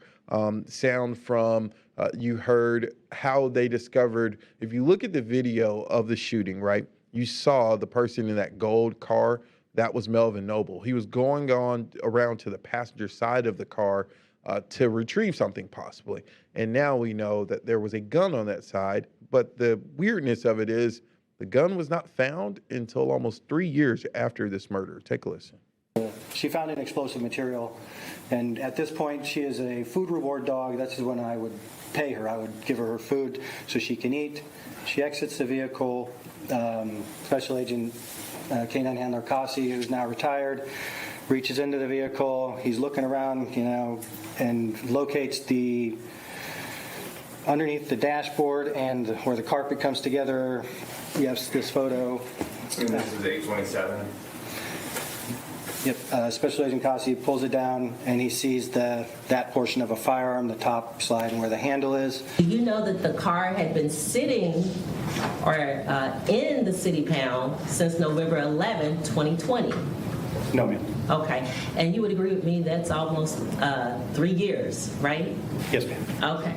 And did you know that there was a search performed on the car on November 11, 2020? No, ma'am. Did you know that there was actually 2 searches performed on the car on November 11, 2020? No, ma'am. Okay. Did you know that there was a second search, or a third search, should we say, performed on the car on November 16, 2020? No, ma'am. All right. And so we're told or instructed to go out to the city pound on October 18, 2023 with your dog, Chihuahua, right? Right. Okay. So we're still waiting for court to start. I've seen some people in the chat, and I'm being serious as well. But people were talking about the light blue boxers. And I mean, it's important because as the state is trying to prove their case, to say that the man, this is a live look at the courtroom, and you see Kewon White there. He has a jacket on, but also the cream turtleneck. We're talking about the blue boxers because they have to build this story, right? So that the jury could connect the dots. And so they're saying, okay, we have this surveillance video. The day before this murder, you see a person, they have to find something identifying that the jury can remember. He happened to be sagging his pants. He had light blue underwear on. And then they say this same person returns with the same gun the day of the murder, and they have these light blue underwear on. And then they go burn a bunch of things. We don't know what they burned. That camera was pretty far away, but we know he burned something. And so they're trying to connect the two, connect the person holding the gun and happen to be blue underwear. So we'll see how important it becomes. Kewon White in the courtroom. The jury is likely walked in because everybody was standing.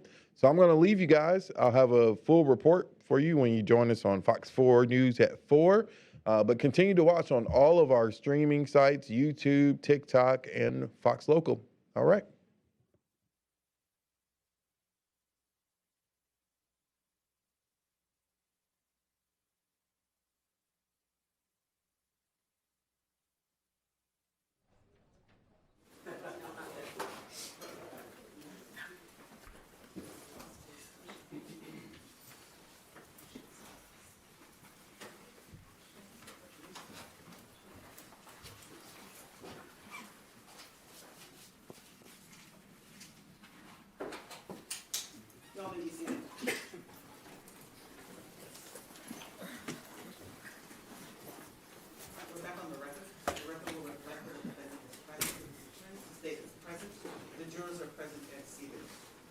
afternoon, ladies and gentlemen. Good afternoon.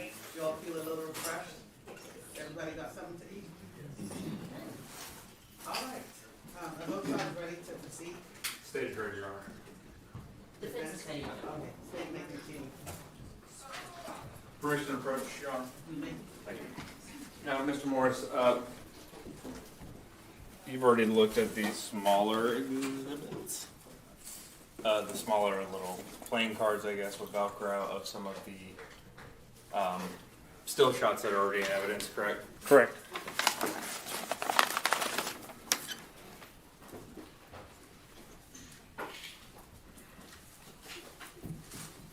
All right.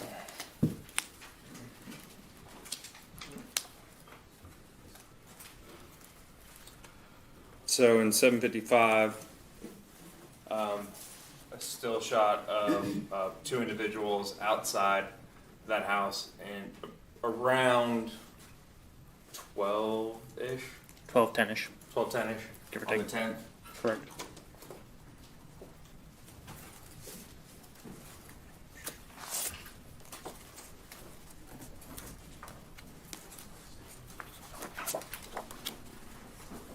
State's Exhibit 757. What time is that around? DVR time says 17:33, so minus the 58 minutes to hour that we've been discussing, 4:33-ish p.m. On the 10th? On the 10th, correct.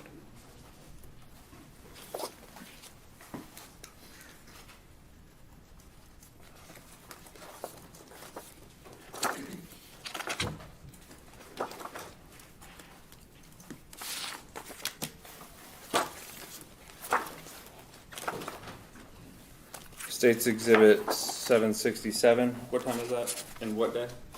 DVR time displayed at 18:09, 20 seconds on November 10th.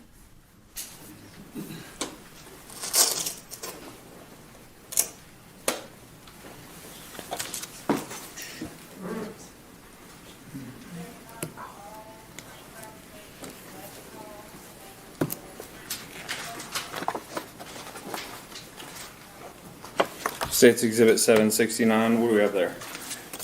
It states November 11th, 2020. DVR time is 13:48. So approximately what time? 12:48 if we're, again, we have the 58 minute to 59 minute offset, so approximately an hour.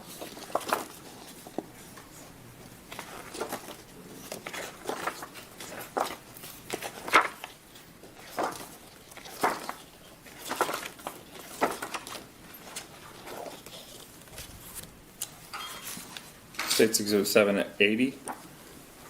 November 11th, 2020. DVR time 14:10. So again, roughly 1 hour ahead. So 1:10 p.m. And that was approximately, or that was when the fire is going. Correct. In the grill. And that's kind of hard to see way out there in the video, but.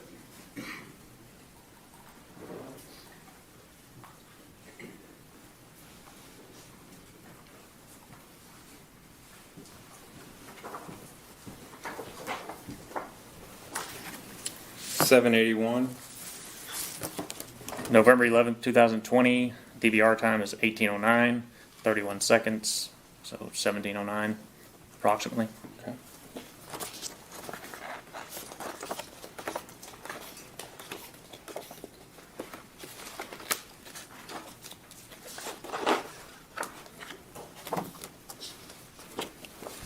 $791. November 22nd, 2020. DVR time is 22:28, 54 seconds. So approximately 9:28, 9:30 p.m.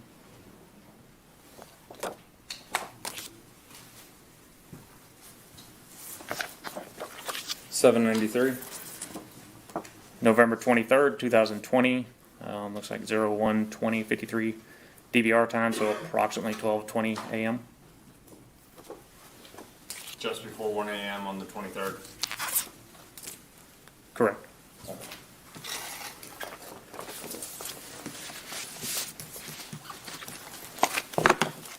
Now, can you explain when you do an extraction? We'll start with the DVR.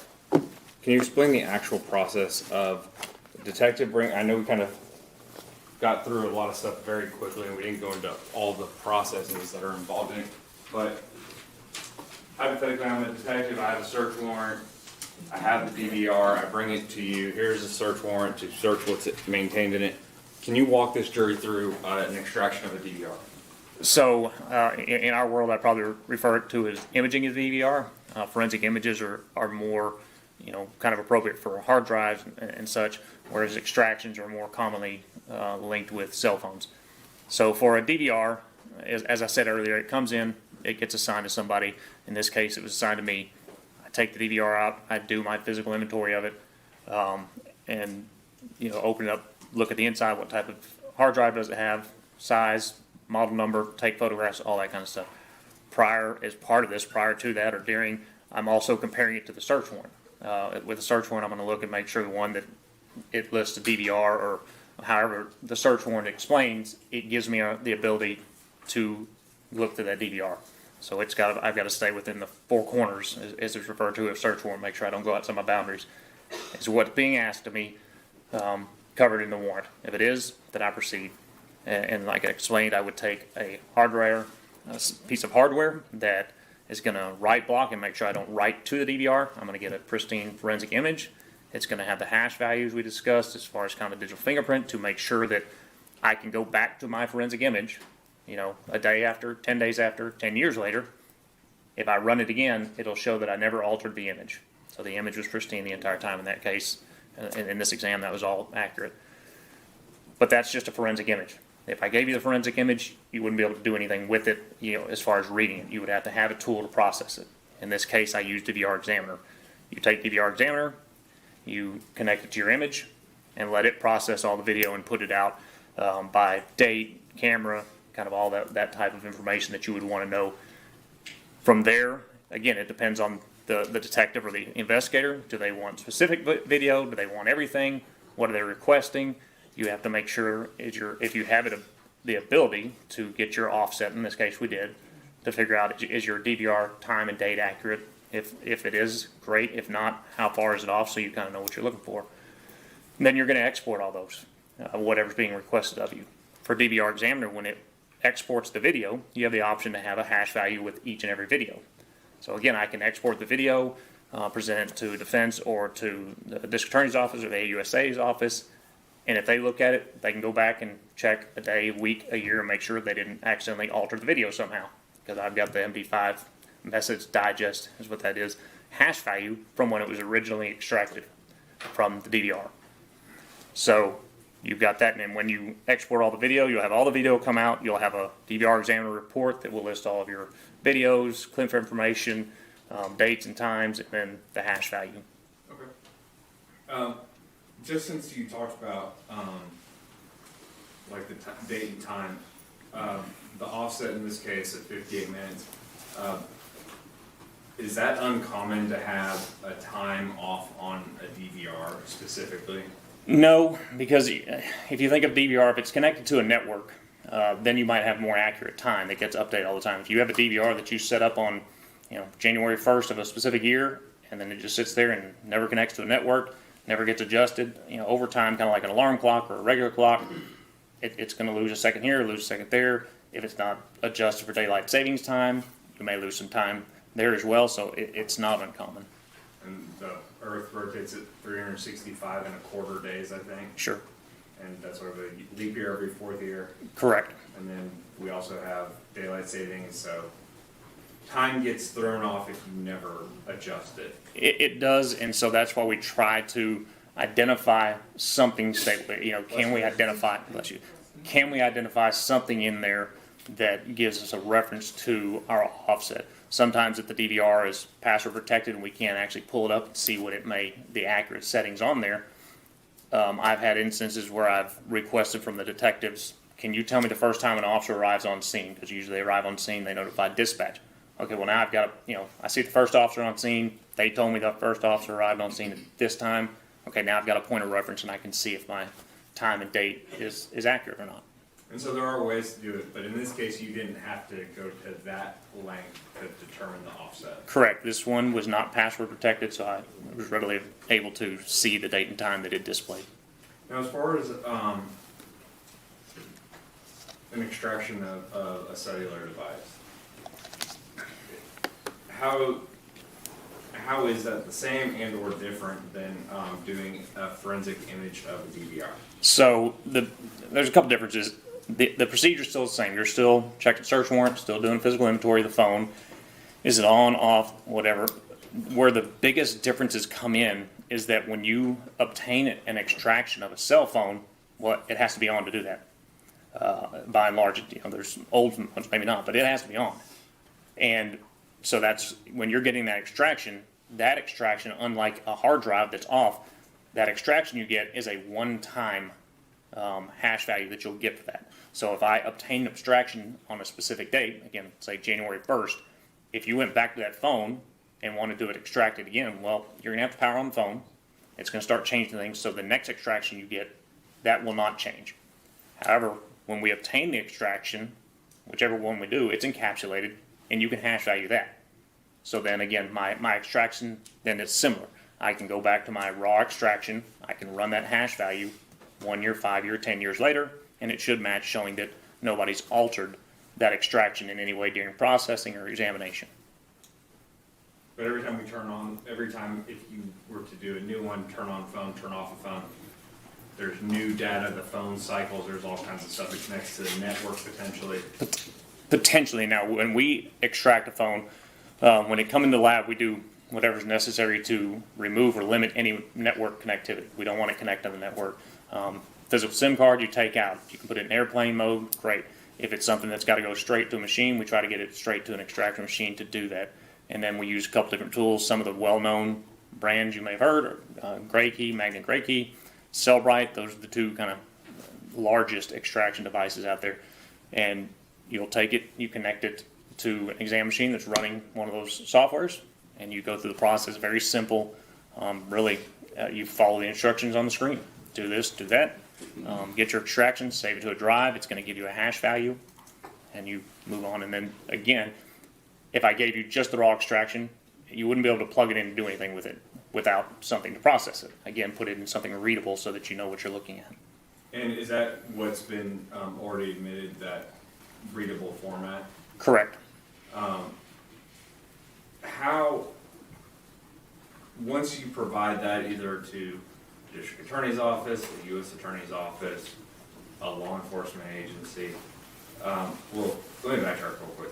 When you do an extraction of a cellular device, do you comb through and look for evidence as it relates to a case, or are you just pulling all of the data from the phone? So two things come into play there. One is the search warrant, like I said, or whatever legal authority. It could be consent. And the other is the request from the investigator. So we put those two together to figure out what we're going to do. A lot of times these days, investigators are a little more familiar with some of the tools, and they'll say, can I just have what's referred to as a portable case? With Cellbrite, it's called a reader report, and it kind of puts everything to where they can go through it themselves. And so if maybe a narcotics investigation, I may not be up to date on all the lingo and narcotics investigation, all the stuff. Well, they're going to do that themselves. And so we give them this portable case, and they can go through it. They say, well, this, and they can make their own tags. This is important, this is important, this is important. And then they can create smaller reports from there that are more specific to their investigation.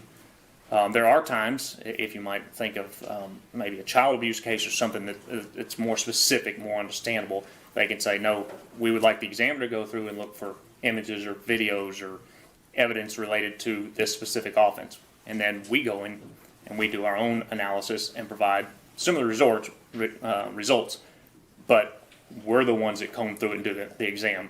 Most forensic examiners would prefer that second one, where we have a little more control, going through and being able to later testify and say, this is what you have.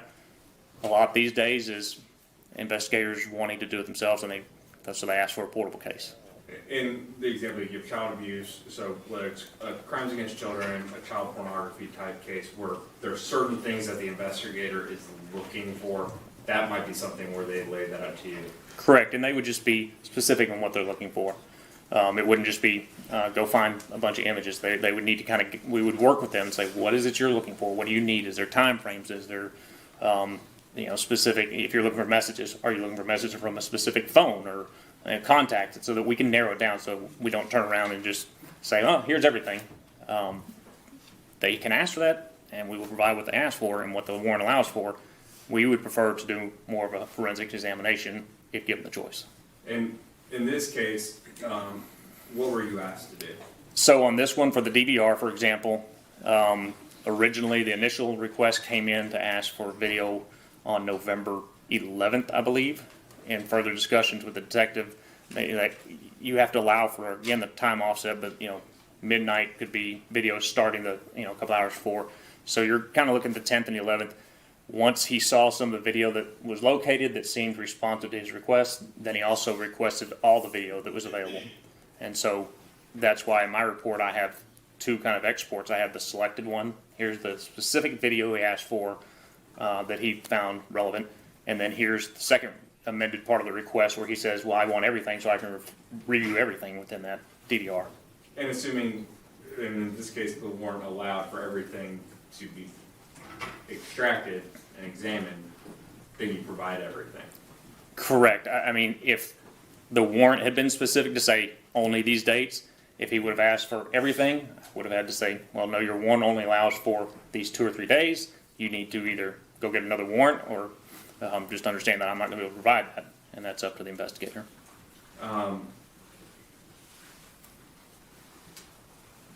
And so the warrants itself, again, you weren't asked to, outside of the first select videos, as it relates to the DVR only, it was just initially the select date and time area that he was looking at, and then you provided the entire copy based off of what the warrant allowed, correct? And his request, yes. Okay. Now, as far as the cell phone extractions that you did you do a forensic examination, or what was the request for, and what did you do? Again, the request was just the portable cases so that he could go through it himself. Now, you've talked about investigators, prosecutors who are familiar with the case can use that portable case and then make smaller copies. Correct. Of selected things. I think this jury's already heard about some selected text messages from one extraction already in this case. Is it fair to say that cell phones these days are getting quite large? And that would be fair. That'd be accurate. I think mine may even have more memory and space than this computer that's sitting in front of me. More than likely, yes. And so if we were to print, let's say that, I think Apple's about to have a new phone in September maybe, but if they have a new phone and you were to print out every page of an Apple, a year from now, if I get that new Apple iPhone, I know this is a terrible hypothetical, bear with me, we'll get there. I get this new iPhone in September. A year from now, you do an extraction on it. Let's say I'm on it all day long. Potentially, how big could that, if you printed out every single page from that extraction, potentially how big could that be? I mean, that would be thousands upon thousands, maybe million pages. Hundreds of thousands. Exactly. No, absolutely. I had a case years ago, and they did try to put it in a 3-ring binder, and that was 10 or 11 years ago, and it took a very large 3-ring binder, and that was a much smaller phone, so no, it would be huge. And so as it relates to, like, in this case, I haven't printed, or I haven't shown you every printed out page from the 4 phones that you've done or anything like that, correct? Correct. Now, I didn't want to forget one thing. This morning, you grabbed me and you said, hey, just want to let you know, I found 2 typos this morning going through my report. Correct. And what were those 2 typos? Probably copy-paste issue where I identified the Night Owl DVR as a Night Owl Swan. So that Swan was probably just something hanging over. And then in imaging the DVR, I referred to the Toshiba hard drive in the first paragraph, and the second paragraph I referred to it as Hitachi. Which it was not. It's not, but I just noticed errors, those. Correct. Doesn't change the substance of your report or any of the examinations or No, sir. Okay. Now, you weren't asked to do a forensic examination of the contents of all these phones, so an investigator or detective or agent who did go through the portables could testify potentially to the things that actually came from these phones. Is that fair? Fair. If they know. If they're aware of every aspect of what they're testifying to. Your Honor, may I approach? Yes, you may. I'm just going to show you what's been marked as states 11 1140 and 1141. Take my notes off for myself. Would you please take a look at 1140 and 1141?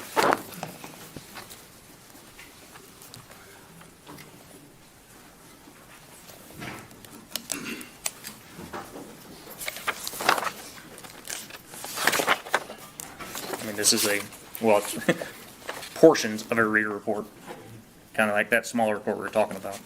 It's not all the contents, but it's some. And so each tab there in 1140, those were from, y'all assigned specific numbers, and that number would be not only on the disk that contains all of them, all of the extractions, correct? But it'd also be on the back of the phone. It'd be on the back phone. It'd be within our report of examination. You shall see how I refer to it within our report.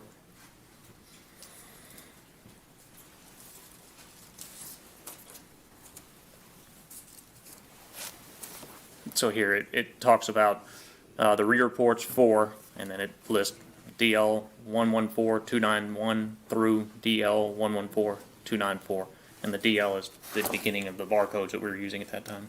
So the phones that are in evidence would be marked on the back DL 11, so on and so forth. And these smaller reports are from in 1140 are from DL 114294. Is that correct? One of them is, yes. And then 1141. How about that one? I would have to go back for my reports. I don't know which phone you handed me.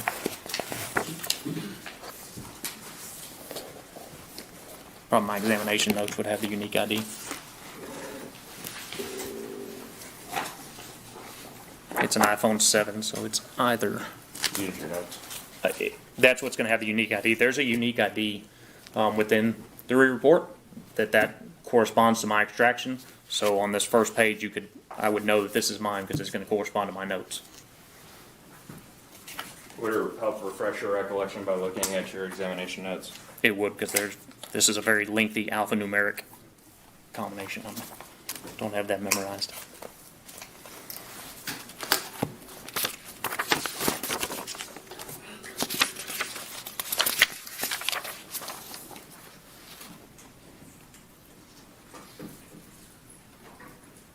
Okay, so this one is for DL 114291. Okay. And that's marked as, what does the front of that marker say? 1141. Okay, 1141. And how about the other one?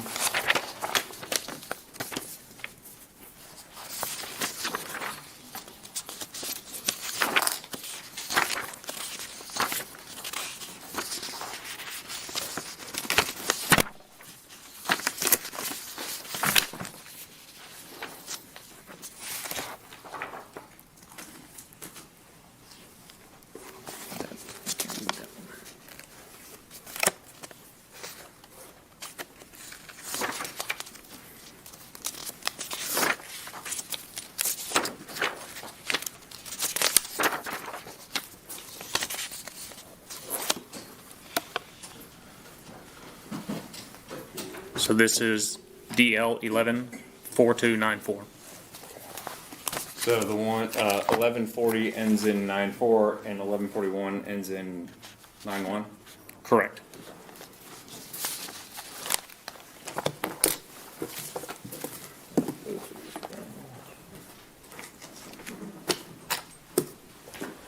Your Honor, I'm going to offer State's Exhibit 1140 and 1141 for record purposes at this time, previously tendered to defense counsel. Thank you. Would you describe them again for the record? Yes, 1140 is some smaller generated reports from DL 1142494, which is an iPhone,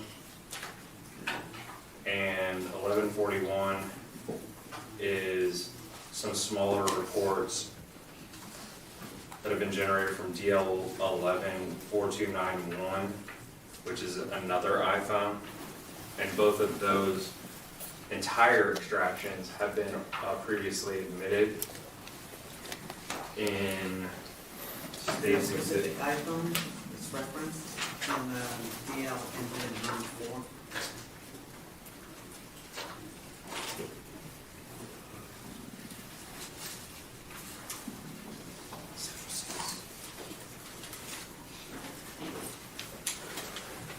Can I ask Mr. Morris to describe the specific cell phone? For the one ending in 94, which specific iPhone is that? It is a white and silver Apple iPhone SE. Okay. And the one ending in 91? Black Apple iPhone, I believe it's a 7. Okay.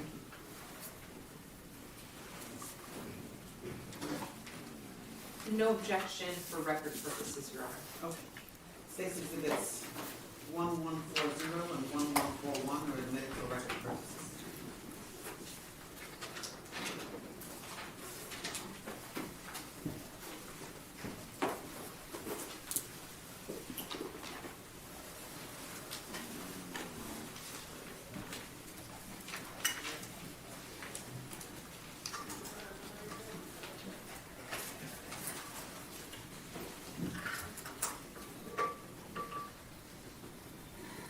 I'll pass it with Sean. Thank you, Your Honor. Mr. Morris, I think that you described two different types of extractions that maybe it's your company, maybe it's all companies like yours can do for law enforcement. Is that right? Where you are extracting and you're creating a report and analyzing, and then you said that there's something called a portable case. The portable case, yes, could be used in either one, but we have kind of two different methods where I'm asked to do the bulk of the examination and provide results, or basically, can you just give us a copy of everything in the phone and we'll do the analysis ourselves? Right. Is that okay? And so, and you're saying that that's something that law enforcement can potentially ask you for, is that right? The portable case? Correct, yes, ma'am. Okay, and that it's inside of the parameters of a search warrant generally, right? Correct. But ultimately, you can create a copy of something and then give it to law enforcement, and they can look at it, manipulate it, decide what things mean, put things together, and that doesn't have anything to do with you. Correct. I don't like the word manipulate, but yes, you're correct. They can go through it and identify what's relevant to them. Absolutely. Yeah. Right? And decide how things fit together, and that doesn't have anything to do with you. Correct. And as far as you know, when they're doing that kind of thing, it's really just on them, right? In other words, you have oversight when you're creating a report, right? Correct. You have like peers that review it, is that fair? Well, we do peer review on 100% of ours Okay, going out the door. okay. But what I'm saying is when you are charged with doing a forensic analysis and then generating a report, when Correct. that's on you, not Correct. when you created a portable case, but when you're doing it, Mm-hmm. you create that, you're doing all of the checks, you are doing the analysis as per the request that's been made of you, correct? In addition to the search warrant, yes, correct. And yes, you're combining those two things to make sure you're inside of the appropriate parameters. Correct. And then you generate a report, correct? Mm-hmm. And then that report is reviewed by another qualified forensic examiner Correct. to ensure that your work or the conclusions that you drew make sense. Correct. Okay, but when you do a portable case, you are having a peer review check that you, I guess, created the portable case correctly, right? Correct. All of our steps, yes, ma'am. All of your steps, Mhm. but once it goes to, when the whole extraction, without your forensic analysis, goes to a police officer or law enforcement, that's outside of whatever you have going on, right? Correct. And you don't know what protocol they have, right? Correct. And you don't know whether or not they have a peer review process, right? That's correct. And whether or not they're putting things together and somebody else is checking that to say it makes sense, right? Correct. In the same way that you do. Well, I'm doing more forensics, so that's why we do ours. As far as kind of reading the results, you're right, that is totally on them. Okay, but forensics just means that you're pulling something that already existed, like almost in like a time capsule, right? Like You're not creating anything, it's not anything new, it's whatever existed at the time. Correct. That's what you're talking about. Correct. And you can do an analysis of that then goes through like a scientific method. Sure. Okay. Yes. And all I'm saying is that when you create a portable case and then hand it off in totality to somebody that doesn't have that scientific method, that doesn't have anything to, you no longer have any control over how that is dealt with, how any of that information is dealt with. Correct. And that's why I said we prefer to do what you're describing. We prefer to do the forensic, and have a little more control over it so we can have a better understanding of what we're putting out there. Right. And furthermore, there's a reason that in your profession there are these steps, right? Correct. Because the steps were created or put into place because it protects against all kinds of different things within, digital evidence, right? Correct. And so really, for example, in your organization, you would never produce something or put something out that didn't go through your steps. Correct. And so you can't testify here today or ever about how, say, law enforcement, once you give them a portable case, how they are treating that forensic information or how they're interpreting it or whether or not it is sort of generally accepted in your forensic community and things like that, right? Because they're not a part of your forensic certified community. Sure. So if I'm answering correctly, I can testify that, for instance, a text message came from my extraction. We can go back and I can testify and say absolutely. Now, how it's relevant within the overall investigation, you're correct. I don't have that information for a situation like this. But you can say that something came from your extraction, but you can't put it together with anything else you can simply say things, we extracted this, and that's all that you can say. On this one, it was a very straightforward, we would like this information, and I say, here you go, here's your information. So yes, absolutely. And this was what I would refer to probably, and I think a lot of forensic people would agree, it is a more fairly basic level, clean cut, search and find, if you will. Right. But again, you don't have anything to do with once it leaves you. Correct. Once you create that portable case, it doesn't have anything to do with you. Correct. Okay.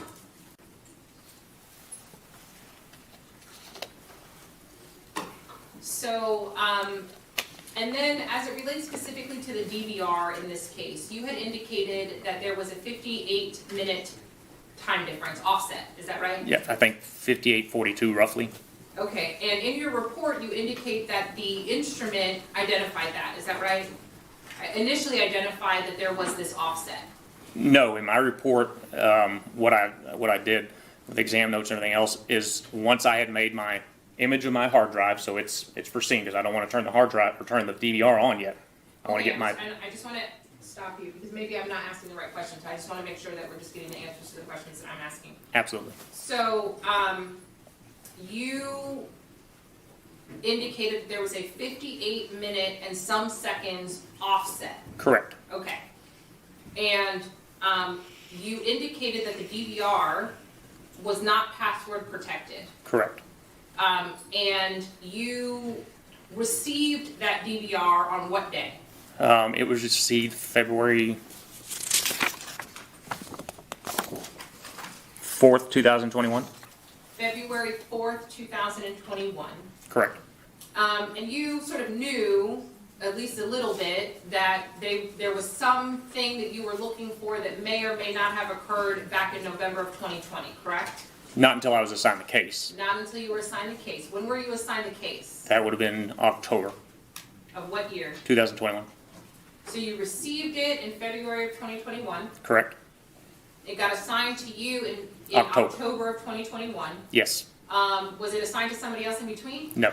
Did anybody else work on it in between? No. And then you generated a report about your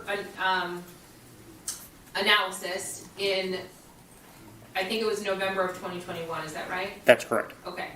And so when it comes in February of 21, it just sits in a storage locker or closet or whatever? In the evidence room. In the evidence room of your facility? Correct. Who, anybody, I'm assuming that's a locked, secure facility? Yes, you're within an FBI secure area already, but then within there, again, it's also limited access into the evidence control facility. Okay, and then, is the device on or off? Off.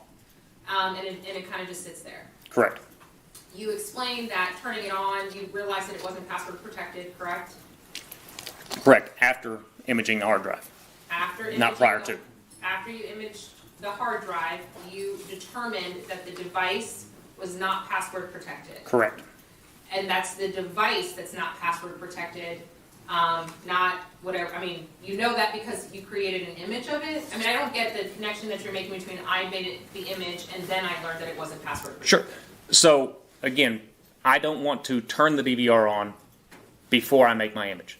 So you remove the hard drive from the DVR, disconnect it, you create your image, plug it back in, now we turn it on, because it's kind of like a phone. If it's off, nothing's changing. So the DVR is off. Okay, so then once I've made my image, now I reconnect the hard drive, turn it back on, and then that's where I determine it's not password protected, and I can see the date and time displayed on the monitor. Okay, and so the date and time that displayed on the monitor, once you turned it on, you had determined was 58 minutes and some seconds off. Correct. Okay, and and then you also determined that you could manually manipulate the date and time. I didn't change the date or time. Maybe I misunderstand what you're asking. You did it. I'm saying if it's not password protected, somebody could go in and manually change the date and time, or adjust it, or correct it, or whatever. Yeah, if you plug the DVR back in and it's not password protected, somebody could go in there and change things. Okay, and so you don't know whether or not before you received it, anything like that occurred? Correct. Prior to its arrival and me inventorying it, I don't know the history of it. Okay, so, but what you can tell us is it doesn't require a password to make those types of manipulations. That's correct.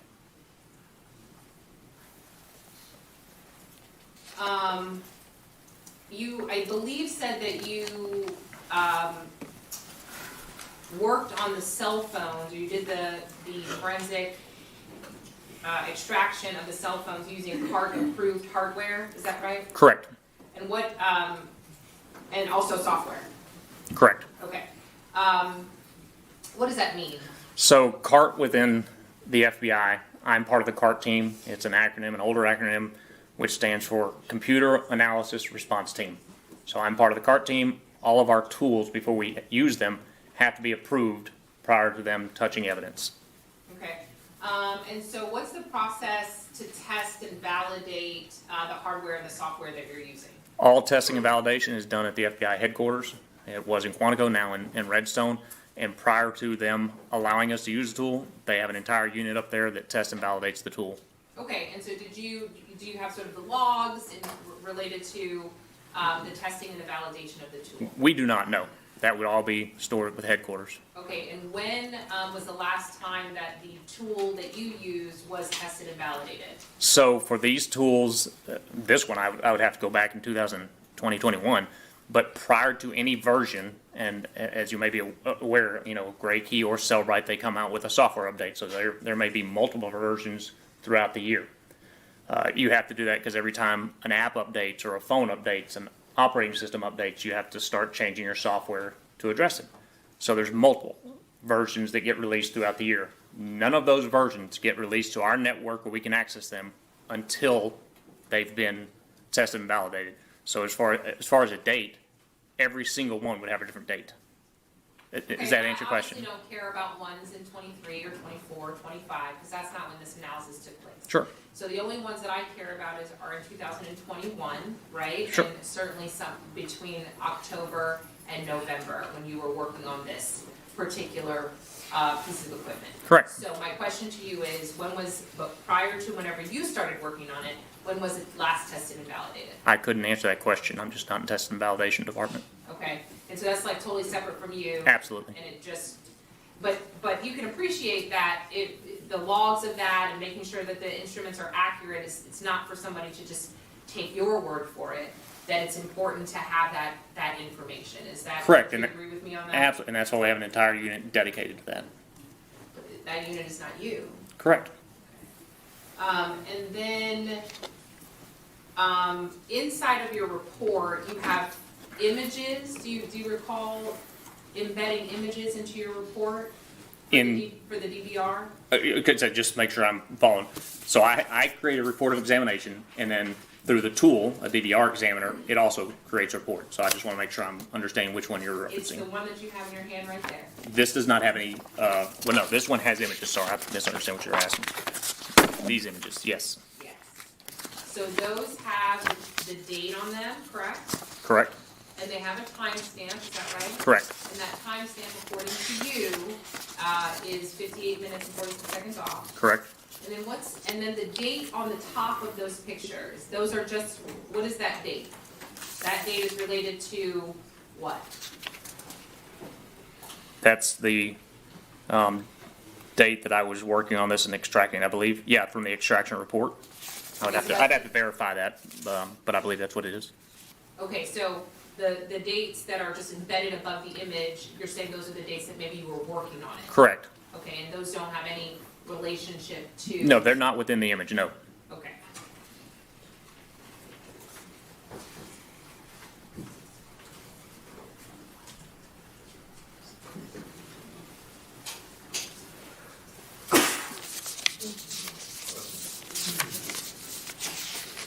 I'll pass it. Just very briefly, Your Honor.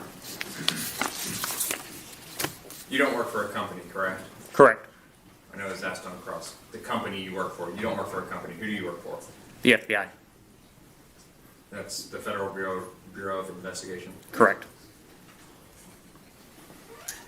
As far as the evidence that's been placed in this talk of manipulation and what people can do with a portable case, what you've provided and what's in evidence are the full extractions of the DVR and the cell phones that you extracted, correct? Correct. And did you verify that those were the extractions that you did? So not only on mine did I verify them, but, and maybe I misunderstand the question, when I created the external hard drive for those retired examiners, when I created those, I didn't just copy paste the data onto the drive. I used a tool that, again, hash value verifies everything it takes from the original and putting it on the hard drive. May not be what you're asking, but That is what I'm asking. Okay. Thank you. And so I believe they'll hear from, the jury's going to hear from Jackie Northrop, who's now retired from the FBI. That's correct. And Thomas Tedder, who was the director of the NTR-CFL prior to you, correct? Correct. And so they, of course, don't have access to FBI files since they're not FBI employees anymore. Correct. So, and I guess we kind of skipped over this, but when you do an extraction or make a forensic image, thank you, you provide typically 3 copies, I believe.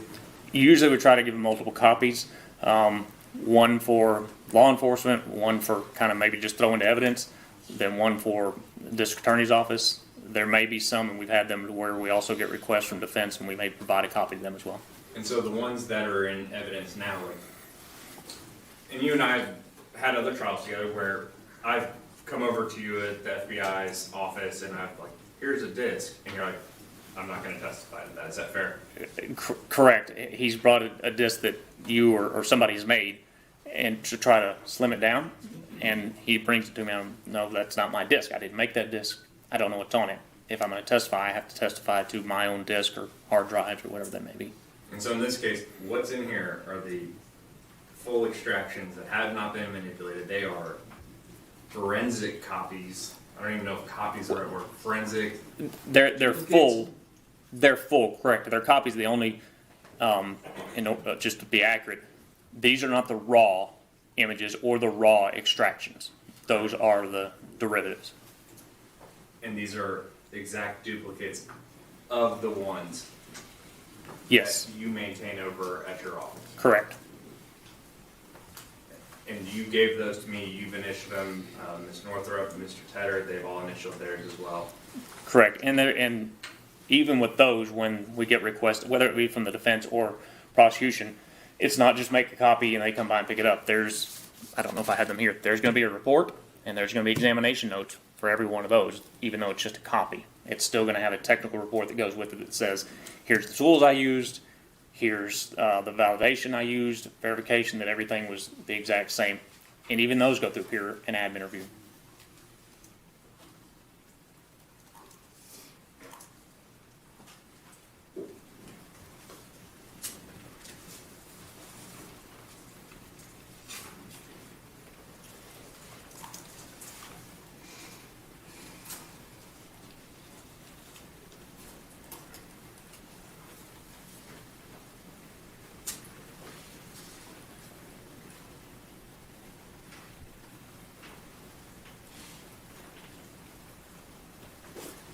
I'll pass it with Your Honor. Thank you, defense.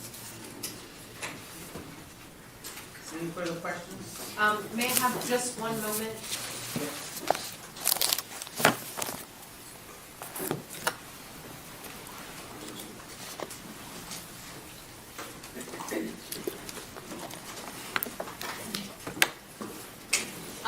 And I just want to make sure that, I mean, and I don't want to belabor the point, but your job is to forensically extract information from digital devices.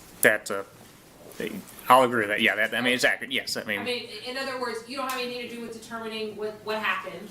correct. You don't have any responsibility in, knowing why something happened. Correct. And in fact, you don't have any information about, the parties, the people, the whatever involved on anything that's alleged on November 11th, 2020. Correct. We're objective. Here's what you asked for in this case.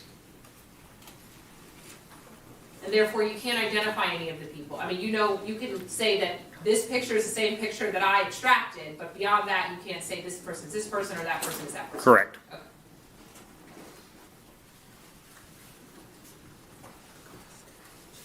I'll pass the witness at this time. Thank you. Anything else for this witness? No, Your Honor, nothing further for the state. All right, may this witness be released? No objection. No objection. Thank you. Thank you. Thank you, Your Honor.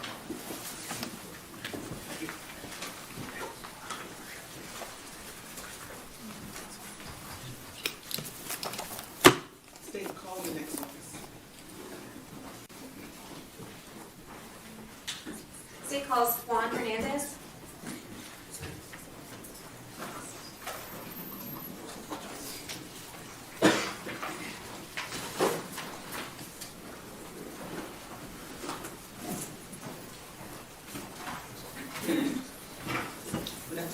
Good afternoon. Do you swear that the testimony you're about to give will be the truth, the whole truth, and nothing but the truth to help you God? I swear. Thank you.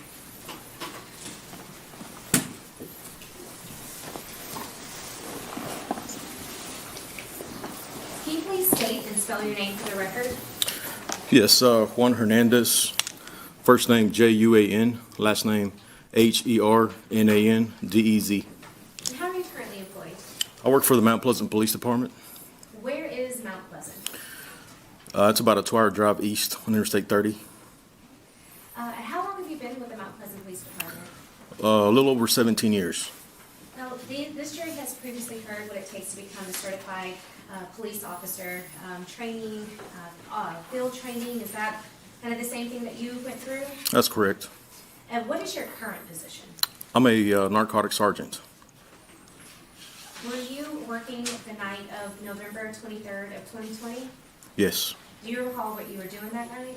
I was working highway interdiction on Interstate 30. You said highway, Interdiction. what's highway interdiction? It's basically the enforcement off of highway, and we look for people that are transporting drugs, large amounts of U.S. currency, etc. Is that common kind of out where you are? It's very common off of Interstate 30, yes. And do you recall stopping a vehicle that night? Yes. What kind of vehicle was that? Gray Challenger, Dodge Challenger. You want to approach? You may.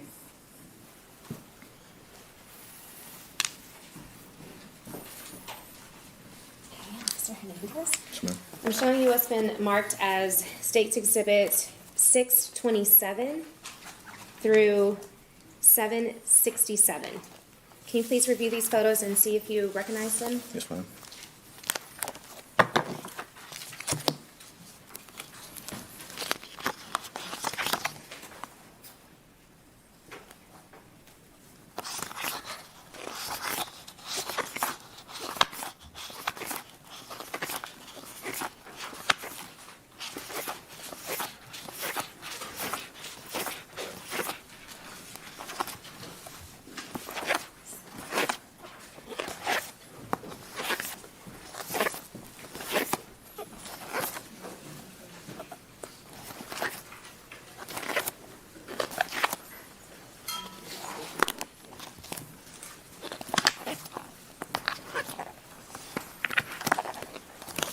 Yes, ma'am. And I'm showing you what's been marked as State's Exhibit 630. Do you recognize this disc? Yes. And how are you, oh, go ahead. It's an in-car video from a patrol car. And that's your signature at the bottom? Yes, ma'am. And you previously viewed this disc prior to today? Yes. I'm showing you what's been marked as State's Exhibit 631. Do you recognize that? Yes. And what is this? It's a body cam footage. And do you think that these photos and this video will help aid the jury in what investigation that you conducted that night? Yes, ma'am, I do. Your Honor, at this time, State moves to offer State's Exhibit 627 through 676, 630, and 631 for all purposes. And Say that again? 627? Yes, Your Honor, 627 through 676. 627 through 626? 676. Okay. All right. And 631 and 630 for all purposes.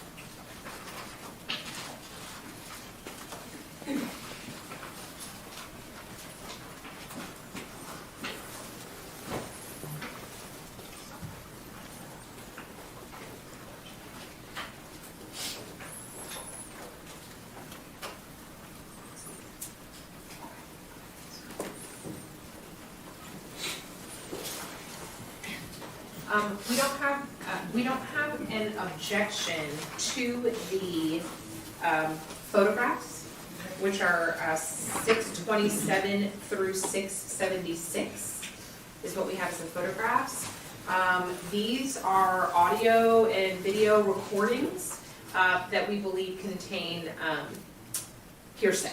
And so we would object to any of the hearsay that's contained on either of these two discs. And then 630 and 631.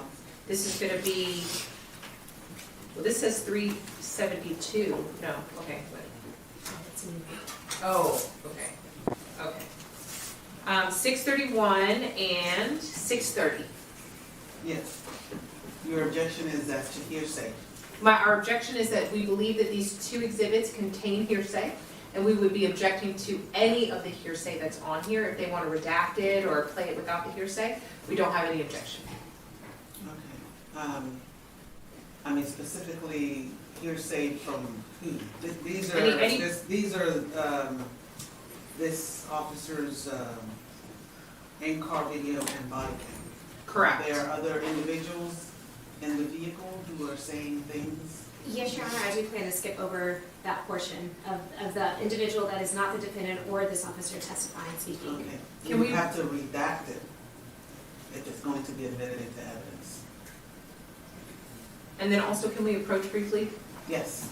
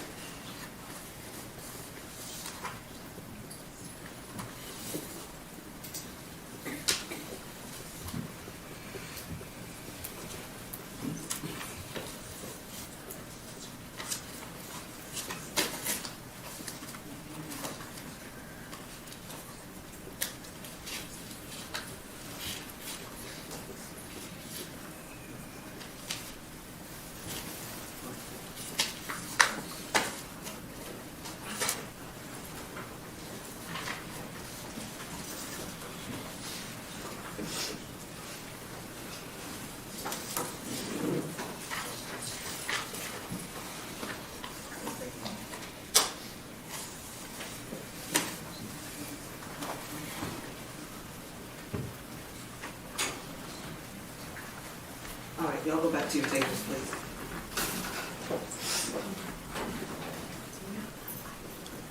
Go back to your seats, please.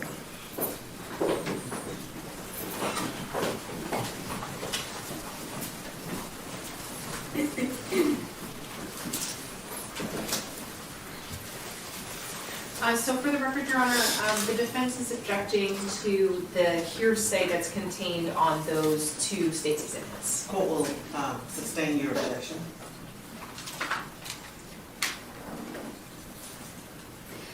Officer Hernandez, can you please explain around, or I guess that night you were on patrol and you said you saw a vehicle speeding by? Yes, ma'am. Do you remember roughly around what time that was?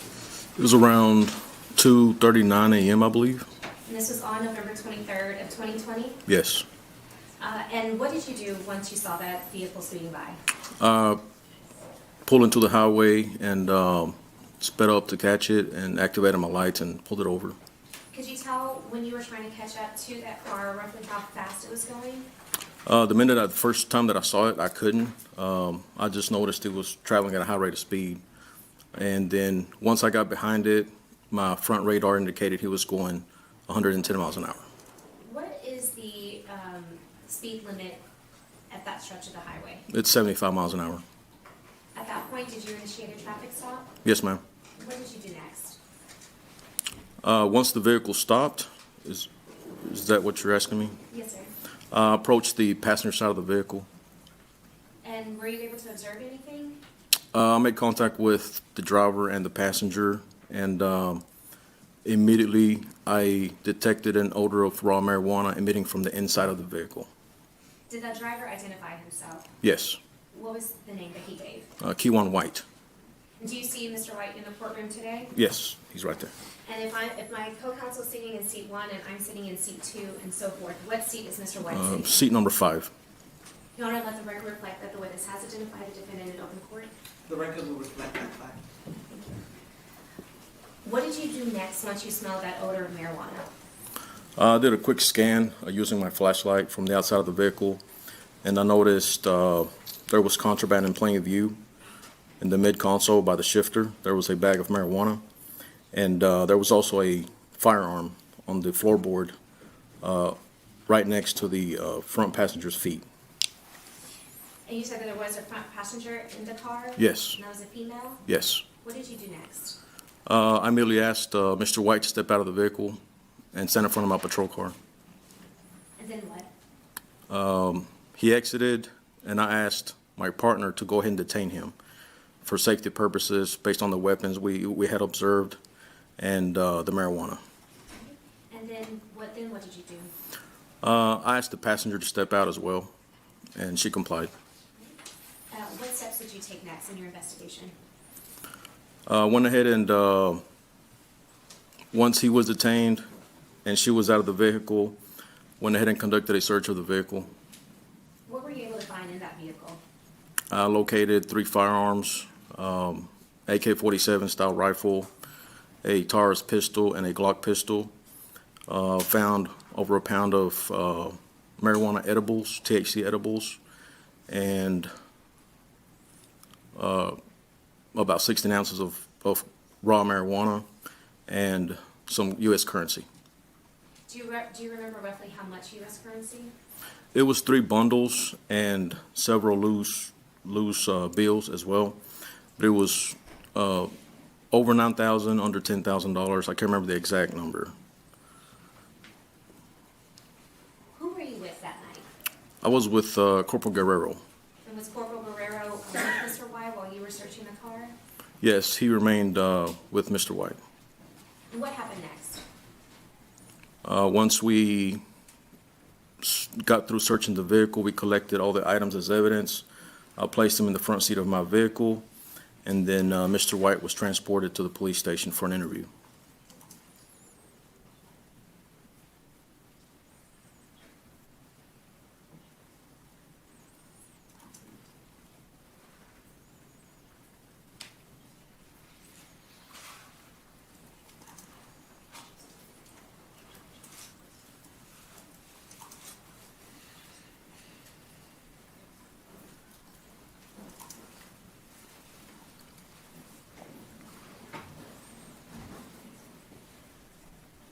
Sorry, Your Honor, just a moment.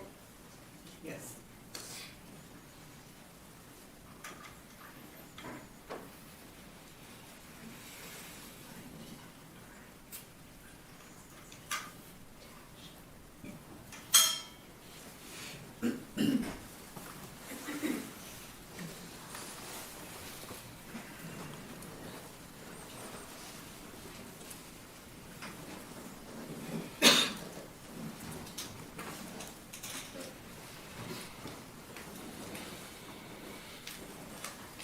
Are those state's exhibits,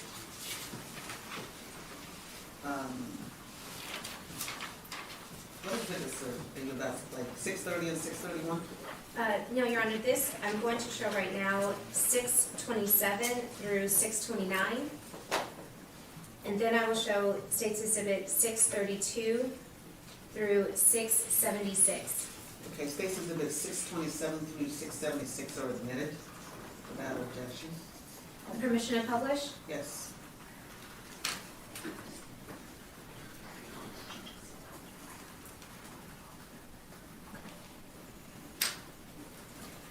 Okay, Officer Guerrero, I'm showing you, sorry, Officer Hernandez, I'm showing you this has been marked as State's Exhibit 627. What do we see here? Looks like an aerial map, like a Google map from the area of Dallas. I can see Interstate 30, and then I can see Mount Pleasant on the right side. And Mount Pleasant is, if you see where the cursor on my screen, it's to almost to the right side of the screen, is that correct? That's correct.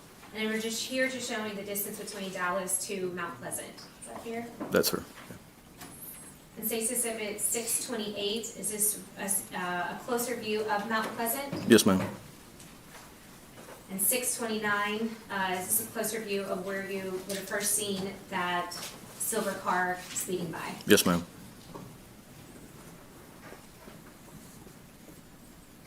I'm showing you what's been marked as State's Exhibit 632. Is this that silver car that you saw? That's correct. And you took these photos on the side of the highway that night, is that correct? That's correct. 633, what do we see here? It's the interior of the passenger side of the vehicle. As you can see, there's a backpack, multicolored backpack, sitting on the seat.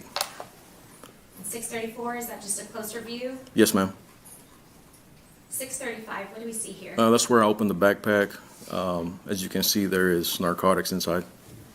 And did you ask the defendant about the items here? Yes.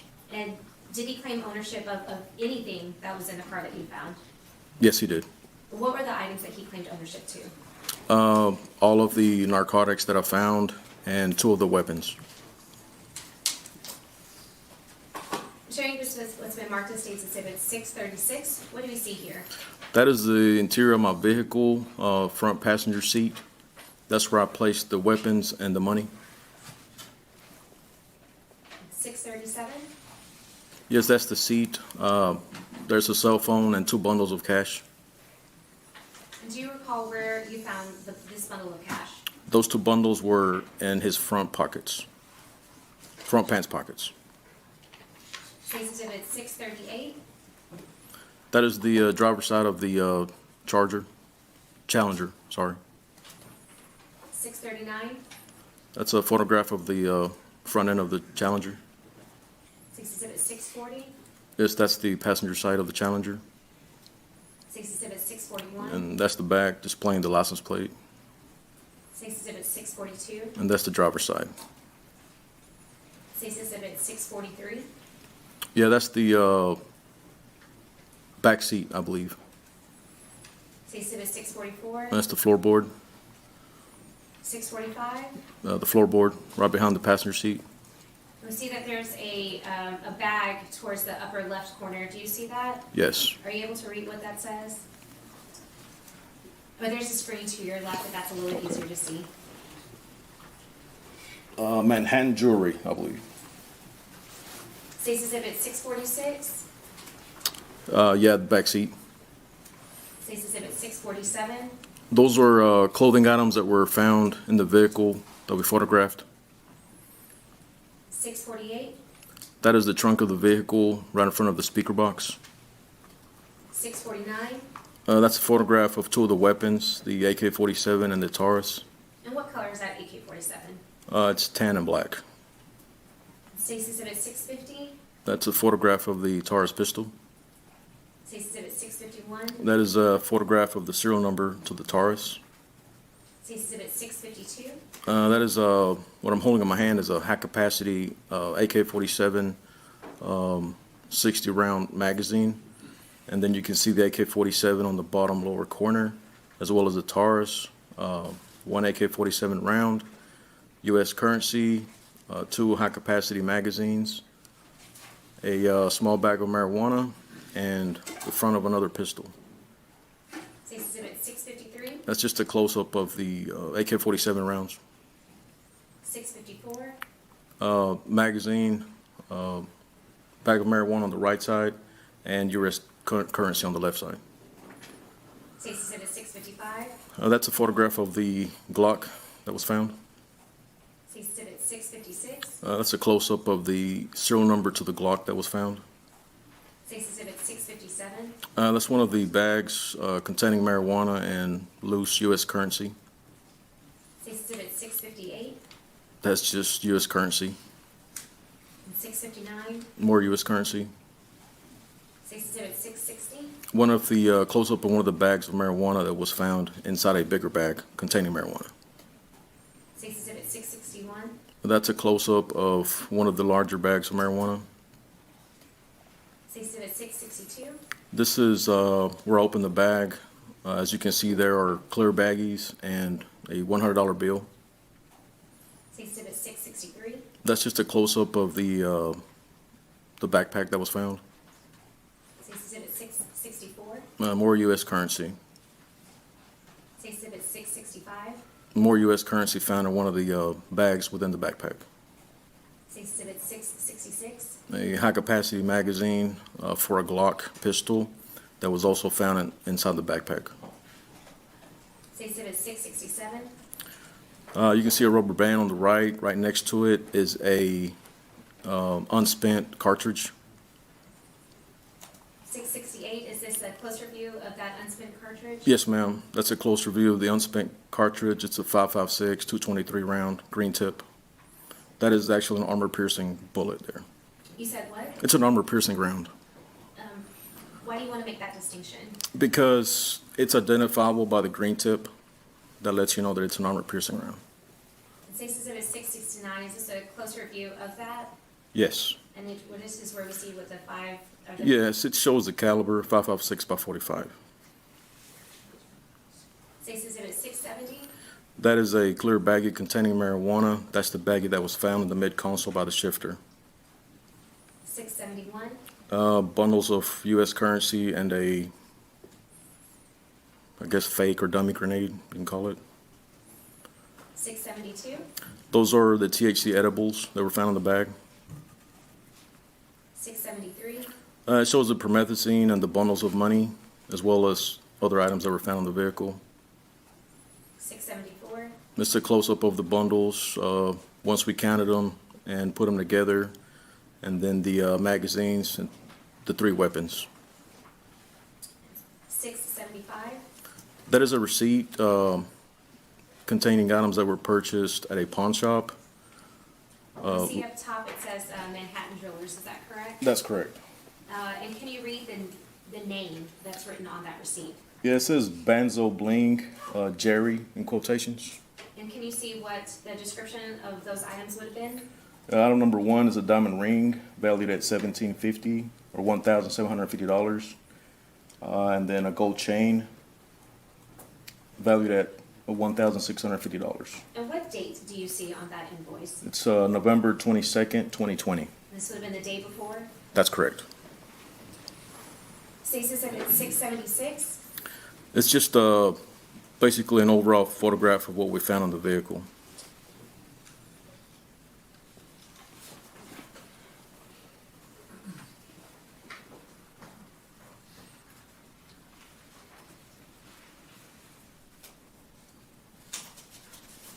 Your Honor, at this time, State would offer State's Exhibit 630 and to publish with the agreed upon times with counsel that we spoke about earlier. That's fine. Six is with 6:30 is admitted as redacted. Okay, as well as 631. 631 admitted as redacted. Permission to publish? You may.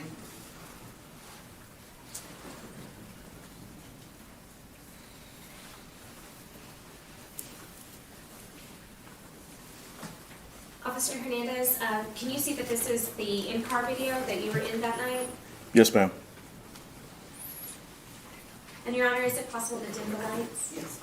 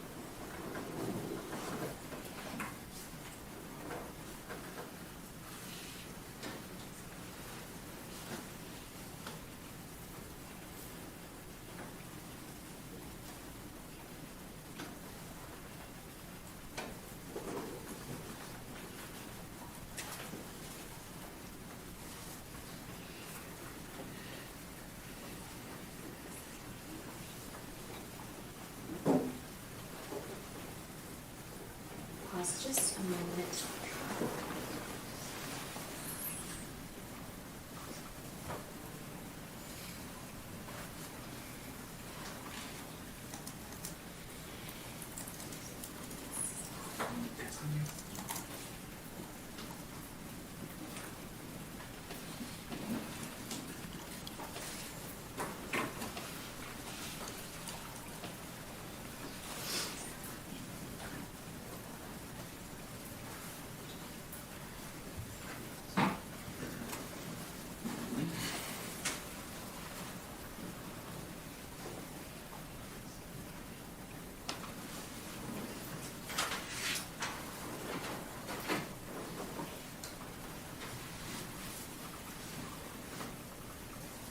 Do we see that silver car that just sped by, going at a high rate of speed? Yes, ma'am.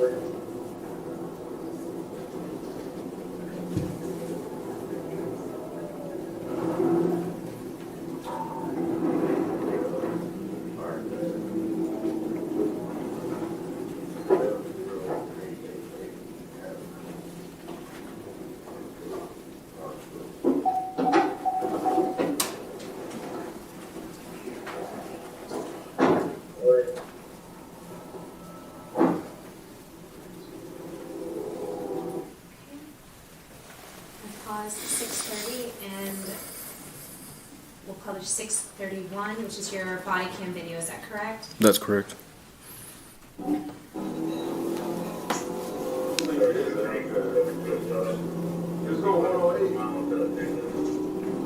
At this point, you're still in your car, you haven't pulled him over just yet?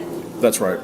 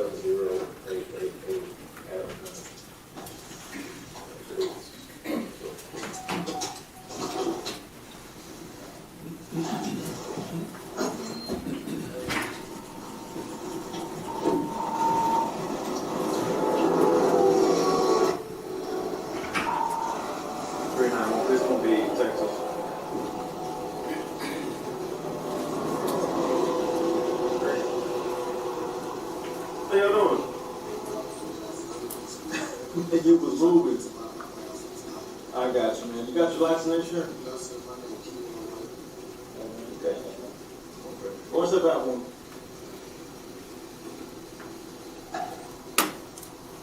Just stand in front of my car back there.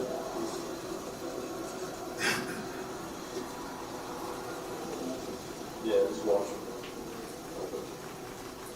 Yeah, go and stand in front of my car.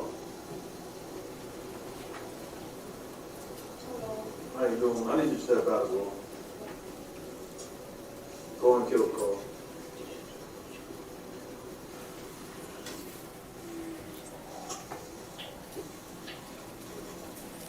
Hey, G, go ahead and handcuff the form.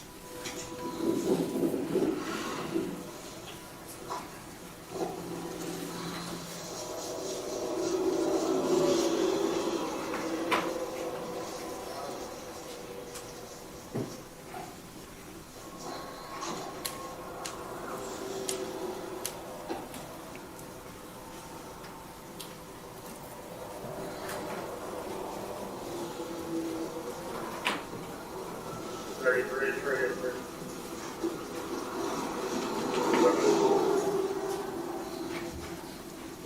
Last name Field, locator Field, Texas, subject still has a warrant, going to be Arkansas only. Proceed. 3033, the deal is shown to be eligible and expired in 2010. Subject also holds an ID card and clear. Proceed. 4150 landed last time I was there on one. Where is it?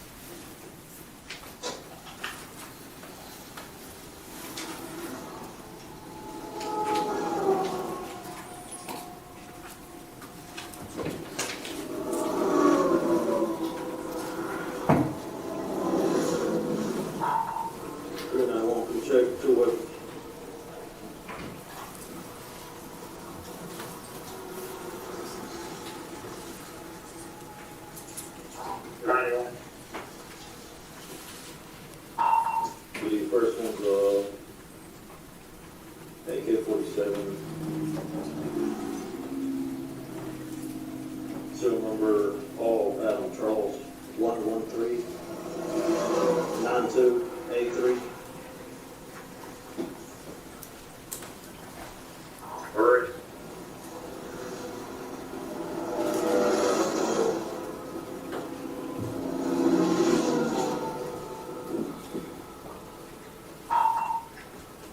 Copy second firearm.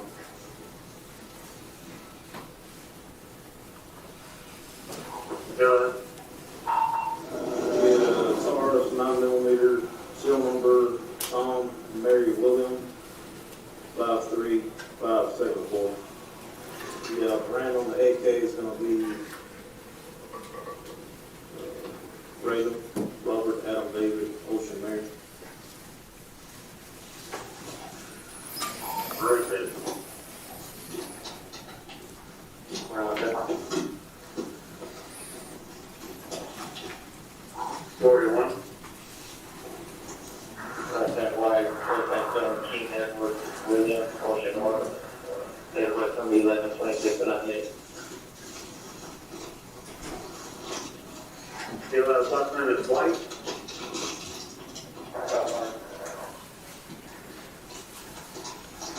Where is it, huh?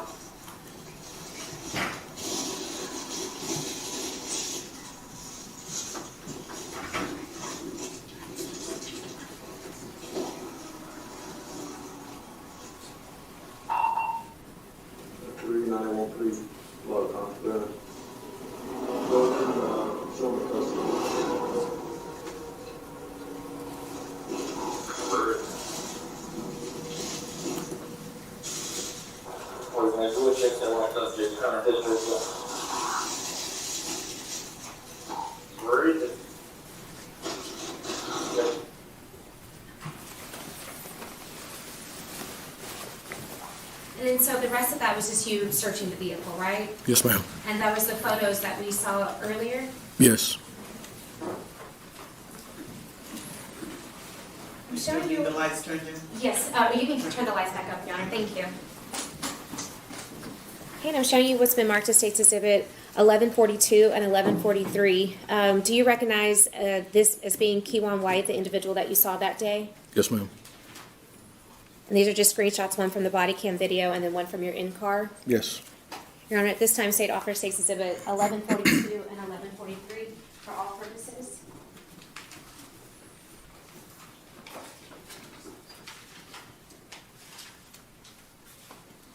No objections to 1142 and 1143. Thank you.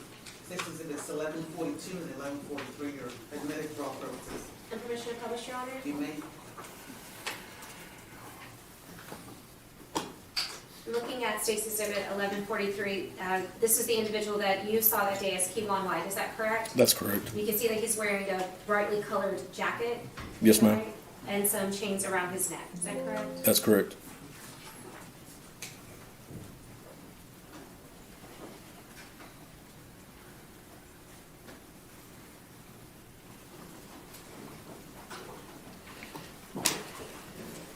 And Your Honor, pass the witness. That's you, Your Honor? And is it still Officer Hernandez? It's Sergeant. Sergeant Hernandez. How long have you been a certified peace officer? Since I started my career at Mount Pleasant. Okay, and how long was that? How long has that been? Since I got certified or when I got hired? When you got certified? When I got certified, it was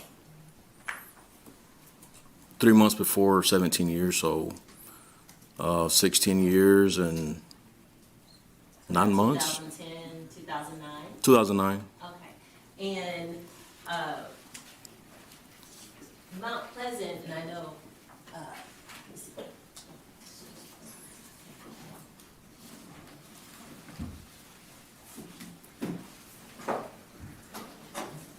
And I think the prosecutor went over with you. What freeway is Mount Pleasant on?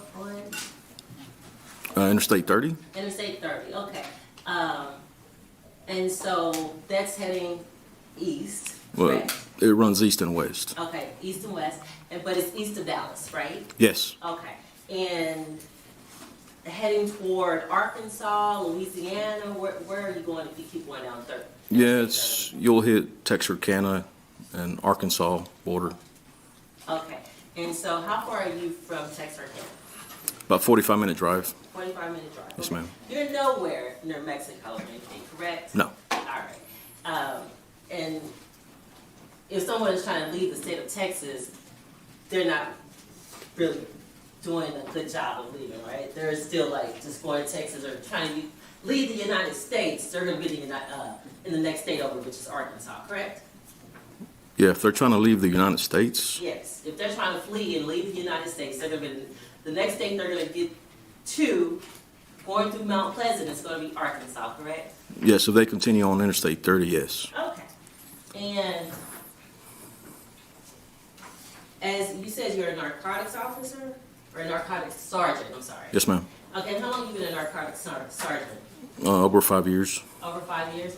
And do you typically work the freeway of Interstate 30? Not at this moment. I used to. Okay, so back in November 2020, did you typically work the freeway? Yes, ma'am. Okay, and it's not uncommon for you to make several stops throughout the night, right? Right. All right, and you would agree with me that if someone is not trying to cause attention to themselves, they wouldn't speed 110 miles down the interstate freeway, right? Not necessarily. Speculation. Would you agree with me, Sergeant Hernandez, if someone was trying not to cause attention to themselves, they wouldn't speed at 110 miles an hour, correct? I wouldn't say so. Okay, so you think going down Interstate 30, you would agree with me that there's officers up and down the freeway, right? Not particular at that time. Okay. How many officers do you, at that time in November 2020, did you have working in Mount Pleasant? That night? Yes, or not even that night, just at the police department? Are you asking about a specific shift or the whole police department? In the whole police department, how many people are in Mount Pleasant Police Department? Over 20, less than 30. Okay. Yeah. And how many people live in Mount Pleasant? Roughly 14,000 people. And you said that at the time, you pretty much worked the freeway to make traffic stops for narcotics, right? I worked freeway and the city. Okay. But it wasn't uncommon for you at the time to work the freeway, right? No, it wasn't. Okay. And you were doing that because people are transporting drugs back and forth on the freeway, correct? Drugs and other things, yes. And there's 101 reasons as an officer that you can pull someone over, especially if you think they're transporting drugs, right? The traffic code allows you to do that, right? As long as it's a violation, yes. Okay. So someone traveling at 110 miles per hour that has drugs thrown about their car and guns, that's pretty reckless, right? It's a legal reason to stop them. But you would agree with me, that's pretty reckless, right? I would agree, yeah. Okay. And we saw Mr. White's car pass you, and you were in a car with someone, right? You had Yes. someone working with you that day? Yes. And who was that person? It's Corporal Guerrero. Okay, is he still with the Mount Pleasant Police Department? Yes. And what was your shift that night? That night we were working graveyards. And what So is it- night shift. It's night shift. What time does that start? It's usually from 7 to 7. So 7 p.m. to 7 a.m. And what time did you pull Mr. White over? It was around 2:39 a.m. 2:39 a.m., December 23rd, right? No. No. I'm not December, November 23rd, 2020. That's correct. Right? Okay. And when you got behind him, we can see in the video, you didn't have your emergency lights on right away, right? Right. In fact, you passed several cars on the road or vehicles on the road and even some 18-wheelers before you activated your emergency lights, right? That's right. All right. And so it was dark on the road, correct? That's correct. And it wasn't a lot of light, right? Right. And how many ramps or exits do you think you passed trying to catch up with Mr. White? I passed to get on the freeway. Wherever you saw him to the point where you caught up with him, how many exits or entrances did you pass? 2. 2, okay. And those are, can you describe whether they're an exit or an entrance? One's an exit, one's an entrance. Okay. And he could have taken that exit at any time or before you caught up with him, right? No. Okay. Could he have taken the, because he hadn't passed it yet? I hadn't passed it yet. Okay, but you passed it. I passed it. Okay. All right. Then just so I'm clear, how does that work out? How did you pass it trying to catch up? Well, he passed the entrance, Okay. He passed it. not the exit. Okay. All right. And when you got behind him and you activated your emergency lights, he pulled immediately over, didn't Yes. he? And he didn't try to evade, right? No. In a vehicle. And evading in a vehicle is a 3rd-degree felony, right? That's correct. And that happens a lot, doesn't it? It does. But he didn't, he pulled immediately over, right? Yes. Okay. And when he got out, actually, before he even pulled over, sometimes, what do people do when they have drugs and stuff in the car? Don't they throw it out the window sometimes? Sometimes yes. They try to, what we call tamper with evidence, right? Sometimes yes. And Mr. White didn't do any of that, did he? No. So not only did he pull immediately over, but he didn't try to throw any drugs or guns or anything out the car, right? Right. All right. And when the car was stopped, Mr. White didn't even try to get out the car and run, did he? Objection, Your Honor, may we approach? Yes.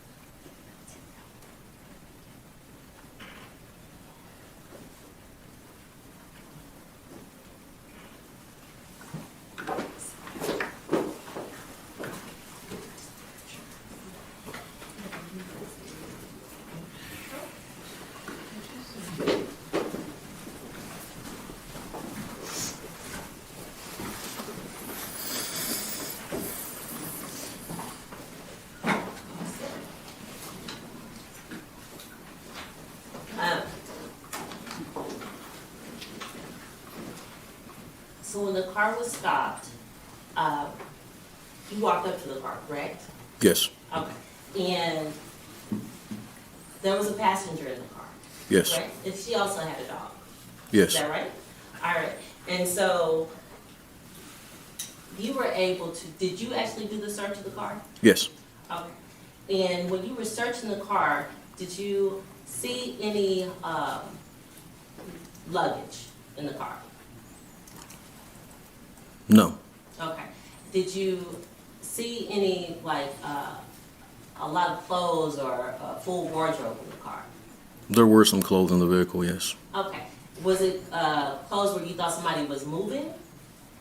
Like moving from one location to another, or were they just some weekend clothes? It was just a small amount of clothes. Okay. And were there female clothes? I mean, female and male clothes in the car as well?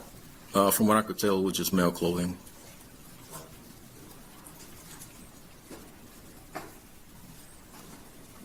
And you don't know where Mr. White was going, do you? Yes, he told me where he was going. Where was he? Where did he tell you? He was going? I believe he said Forney, Arkansas. Okay. And do you know who he was going to visit? Grandfather, I believe. Okay. And you don't know whether or not that's true, right? I do not. Okay. Now, when it comes to you being a sergeant of narcotics, there were a number of drugs in the car, right? Yes. All right, you had some lean, you had some marijuana, and you had some edibles, right? That's correct. And some of that was packaged as if it was to be sold, right? Yes, you can say that. Okay. And were you able, based on your training experience, to put a street value on the edibles? No. Okay. How much would edibles, based on, because edibles are sold by the ounce, right? It depends. Okay. How much is 1 ounce of edibles? Do you know? It depends on the concentration. Okay. What about lean? The bottles of lean he had. Do you know how that is weighed or packaged to be sold as drugs? I have no idea. You don't know the value as a narcotics sergeant? Not for lean. I don't focus on lean. Okay. What about marijuana? Yes, I mean, it's sold by the gram, ounce, pound. Okay. And what is the street value for marijuana per gram? Once again, it depends on the concentration of THC, so there's different values. Okay. You would agree with me that Mr. White had a lot of drugs on him, right? Somewhat, yeah. Okay. And drug money is often in low denominations, right? In money denominations. Not necessarily. Okay, you would agree with me, sir, that Mr. White had dollars and $5 on him, correct? Yes, different denomination bills.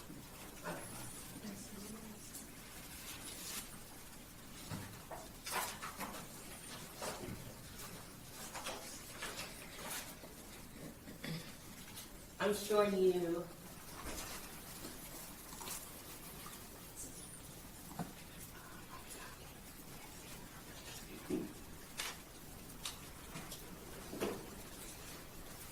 okay.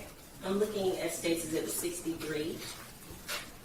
I'm just going to zoom in. This is the money that was you found. And where did you find this? Was it in a seat like that? These two bundles were in Mr. White's pants pockets. Okay. And if I zoom in, can you tell the jury what they're looking at right here? What denominations are those? This is a bundle of currency. Most of the ones that are visible are $5 bills. Okay. And you said most of the ones that are visible. Was there Yes. anything else in there? I can't read the ones that are not visible. Okay.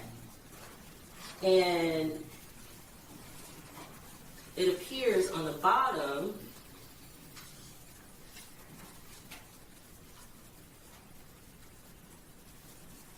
you can't really tell what that is, right?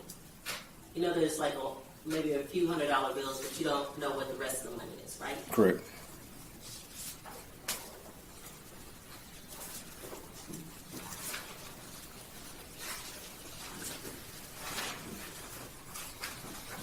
And it's not uncommon, based on your training experience, for drug dealers to have guns, right? Correct. And part of that is for their safety, right? Ironically, right? For their safety? For the drug dealer's safety, right? They too get robbed, right? I wouldn't say it's for their safety. Okay.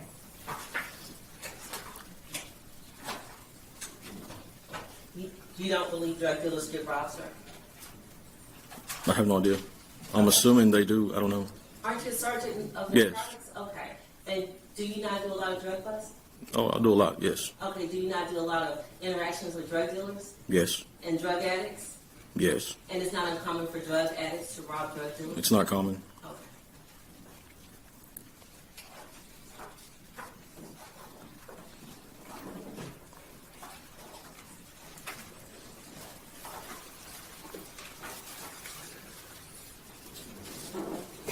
Lady,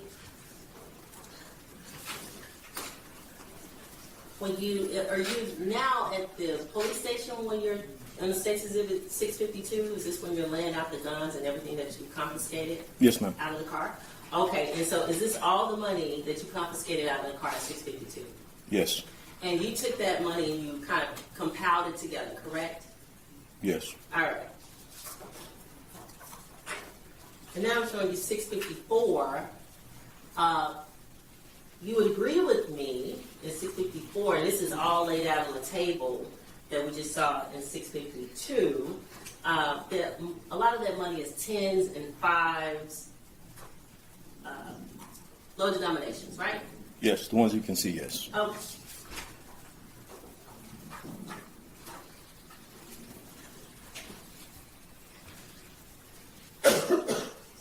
And I'm going to show you 657. A lot of that money is dollar bills, right? Oh, there's 20s, 1s, 100s, Okay. even a $2 bill in there. Okay, there's a $2 bill, there's a $5 bill, there's a 20, and there's a 100. But most of the denominations that we see are ones, correct? Yes.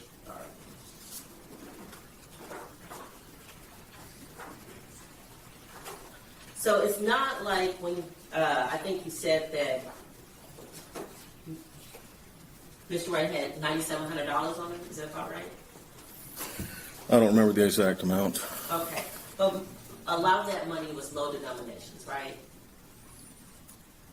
You said a lot of the money? A lot of the money that we just saw in the pictures, the state's exhibits, and that you collected and you compiled were low denominations of money, correct? I notated that in my report, the exact denominations. I don't remember if it was mostly low numbers or mostly high numbers, but it's notated on my report. Okay, but just looking at the pictures, right, we don't see tons of $100 bills, right? Well, we can't see all the currency on the photographs. Okay.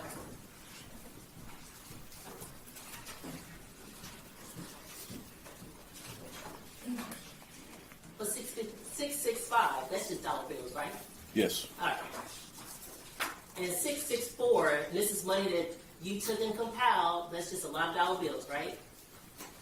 There's 100, there's some 20s, there's a 10, 5s. There's one $100 bill, there's one $20 bill that we see, one $100 bill, and one 10. There's a 5. Yes. The rest are dollar bills, correct? There's another 20 at the top, too. Okay.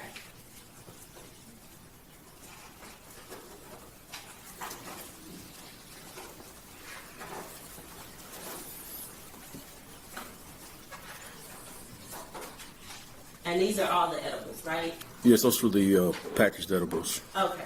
And that's not a personal consumption, right? That would be beyond personal consumption. Yes. Okay. That would be for someone that's trying to actually sell it, right? I would say so, yeah. Okay.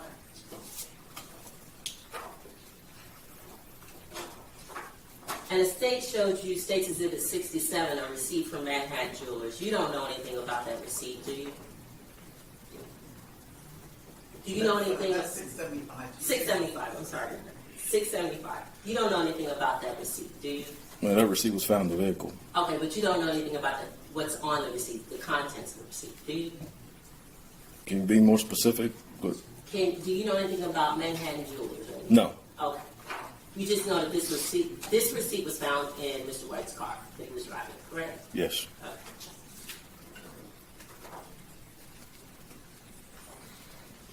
Okay. And then I'm going to show you State's Exhibit 676. And this is everything that you confiscated out of his car. Yes, ma'am. Okay. Now, officer, I know he took possession of the guns, right? All the guns and the drugs, correct? That's correct. He told you that that was his. But theoretically, or practically speaking, you know as an officer, when someone is pulled over and a gun is on the passenger side, who do you normally attribute that gun to as possessor? Whoever has access to it. Okay. And we saw that on the video, one of the guns was pulled from the side of the female was sitting, correct? Yes. Okay. And it wouldn't be uncommon for her to have been charged, right? Correct. Since she had access, right? Yes. Okay. And as it relates to the $9,700, whenever you find drugs and guns together with money, what typically happens with that money as it relates to law enforcement? It usually goes for asset forfeiture, and it's seized. Okay. Tell the jury, what is a forfeiture? Basically, it's usually U.S. currency, or it could be weapons, vehicle, a residence, etc., that the state believes was bought or purchased with either drug money or illicit means, or it was used in a criminal act. There are several felonies that we could list. And so Mr. White's $9,700 was taken that night, right? Yes. All right. And he has to go through a legal procedure to get that money back, doesn't he? It's a civil process, yes. Okay. And you don't know where that money came from, right? Where the money came from? Yeah, you don't know how he earned that money, correct? Correct. And you don't know how long he's had that money, correct? Correct.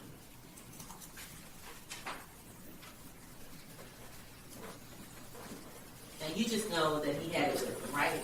Yes.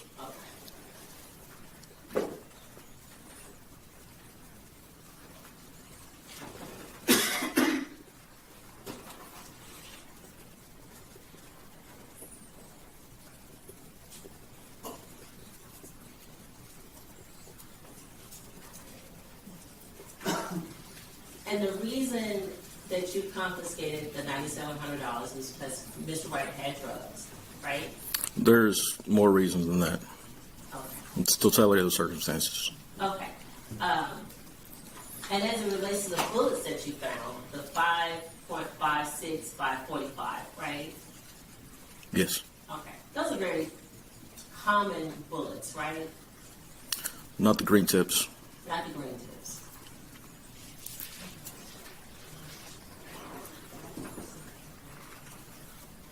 Okay. And let me re-ask. 5 by 5.6 by 45 is a common bullet, right? You're saying not the green tip. The caliber is. I'm sorry? The caliber is very common. The caliber is very common, right? Okay. Can I have a moment, Gavin? Yes.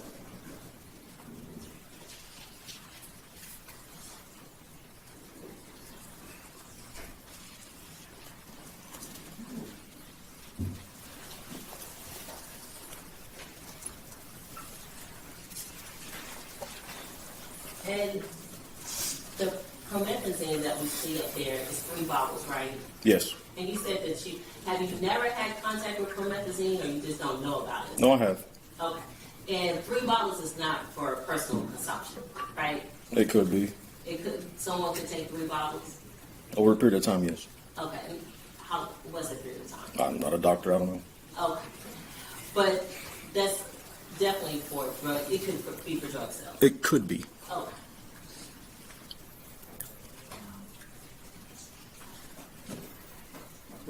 No further questions, Your Honor. State?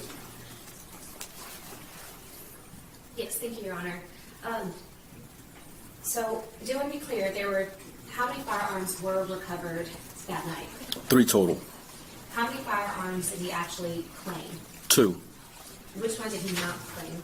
He did not claim the Glock. And you said he said that he was going to Arkansas, Yes, so he was leaving the state, is that correct? that's correct. And he was arrested for the items that were seized, is that right? That's correct. And he was arrested on November 23rd of 2020, is that right? Yes. Are you aware when that he bonded out the next day on November 24th of 2020? I have no idea. Defense counsel brought up the promethazine. What is promethazine? That's basically cough syrup. Is that uncommon or common during narcotics investigations? It depends. It's not really something that's common or uncommon. It just depends on who takes it. It's very common amongst the younger generations. And you said that that green point was unusual. Is that correct? That's correct. Why is that? It's basically an armor-piercing round. Like I said, it can be identifiable by the green tip on the actual bullet, and it's not a common round. Do you know about what like the damage that it can do? I mean, the name, it's armor piercing. It can pierce body armor, basically the level 3 body armor up to that.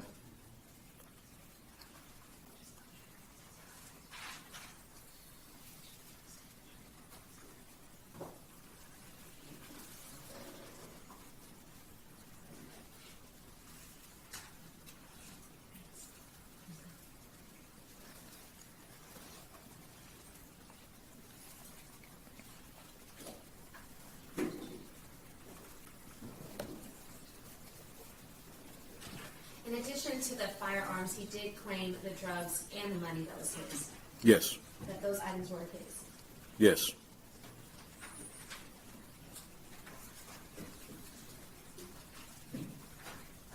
I'll pass the witness. Just a question. Sergeant Hernandez, you're not a ballistics expert or anything, No. are you? Okay. And you do know that the U.S. federal law has said that green tips are not legally classified as armor piercing, right? No, I do not know that. Okay. So when you're sitting here testifying to the jury about what green tips are, you could be wrong, right? That's what I know them as. Okay. But you're not a ballistics expert. I'm not. And you could be wrong. Like I said, that's what I know them as, based on my training.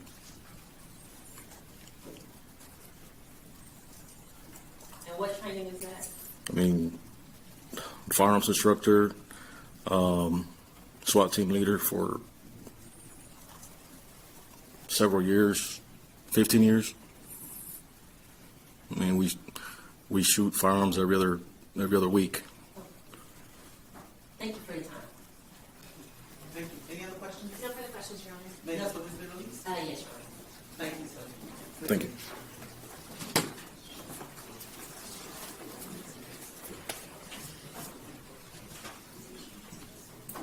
Ladies and gentlemen, would y'all like a short break? Yes. All right, let's do that. Let's come back at 3:50. All rise.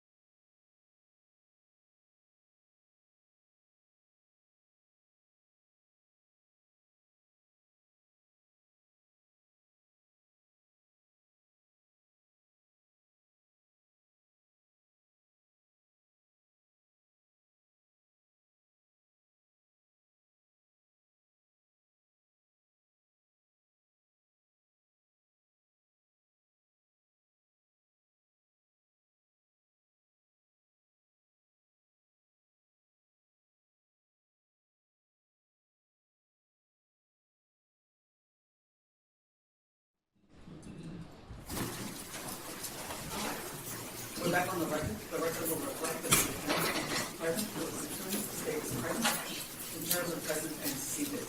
State ready for the next witness? Yes, Your Honor. Who's your next witness? State calls Lieutenant Travis Nichols. Thank you. Do you swear that the testimony you're about to give will be the truth, the whole truth, and nothing but the truth to help you God? Yes, ma'am.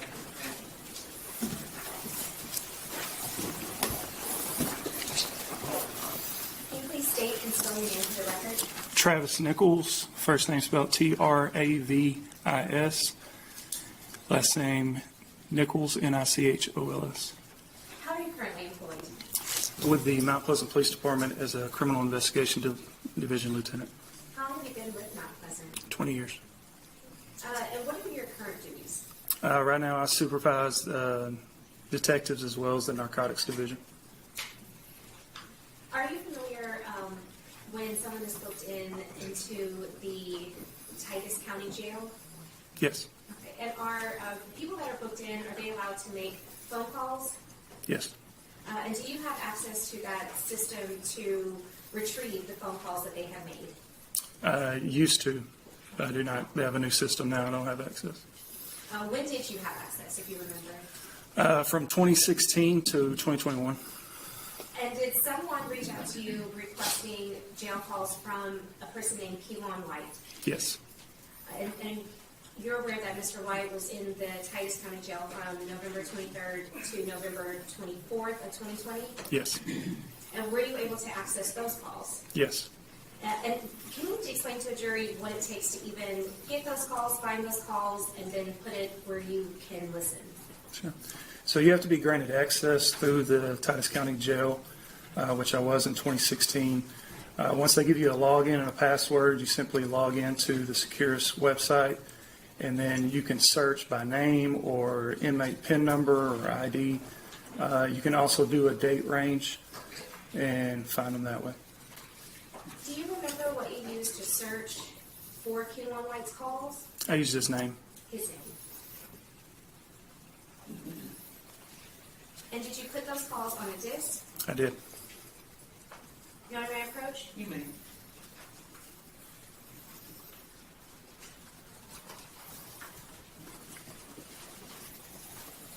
I'm showing you what's been marked as State's Exhibit 677. Do you recognize this disc?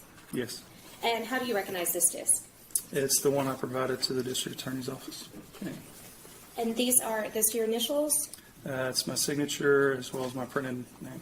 And does this disc contain all the jail calls that Kewon White made while he was in the Titus County Jail? Yes. Now, did you listen to these calls? I just listened to make sure that there was audio.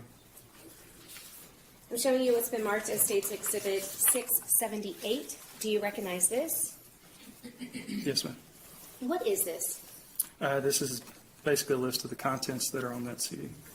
This is a list of the contents that are on State's Exhibit 677 Yes, ma'am. and State's Exhibit 680. Do you recognize that? Yes, ma'am. What is that? That is a list of the calls as well as the numbers, dates, and times and length of the calls, as well as the inmate's PIN and name. And we see the name is Kewon White. That's correct. Okay. And the list of the on State's Exhibit 680 correlates to the State's Exhibit 678 as well as 677. Yes. And when inmates are booked in, do you all log in their property? Yes. Why do you do that? When they are booked in, they take their property, and then when they're released, they're given their property back. Not everything in the jail is allowed to be had. They switch them out in uniforms. Titus County, they wear oranges and things of that nature. Showing you what's been marked as State's Exhibit 679. Do you recognize this? I do. What is this? This is a fax from the Titus County Jail of Kewon White's property that he had on him at the time he was booked in. And is that dated?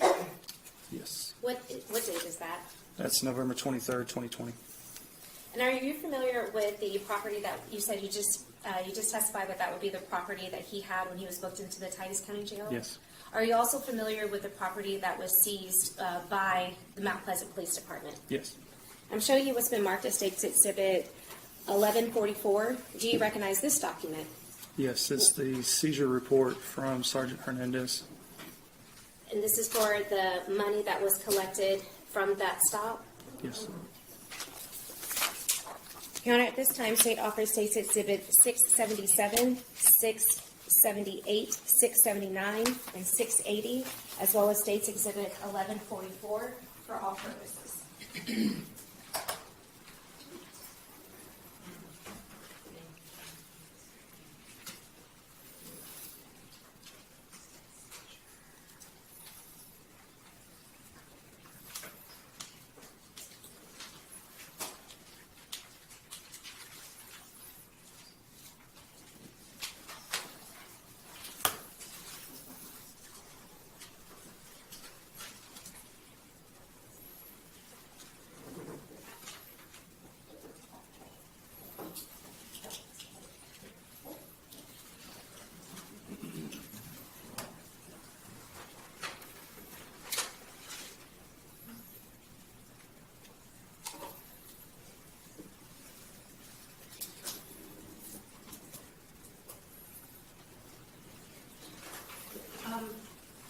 Your Honor, the defense is simply going to object. There are a number of calls on here that are totally unrelated to any allegation pending before this jury.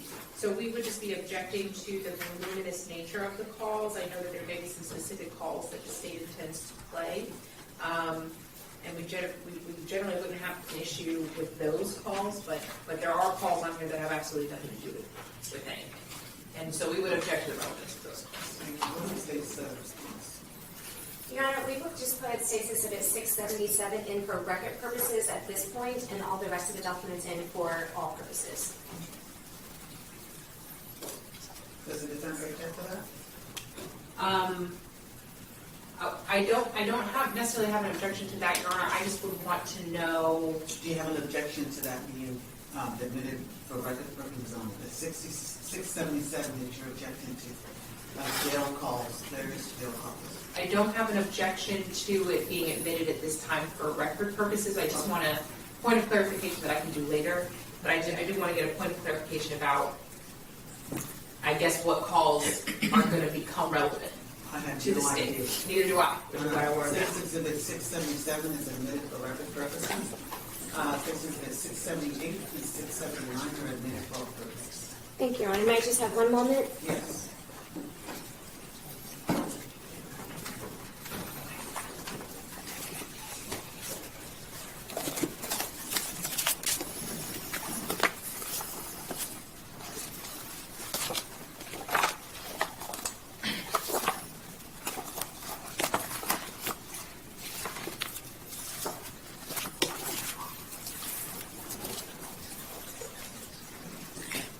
Okay, Lieutenant Nichols, I'm showing you what's been marked as State's Exhibits that has been already admitted as State's Exhibit 675 and State's Exhibit 676. These have already been admitted. Do you recognize these photos? Yes. Okay, and then are these just tiny photos of the photos that you see in 675 and 676? Yes, ma'am.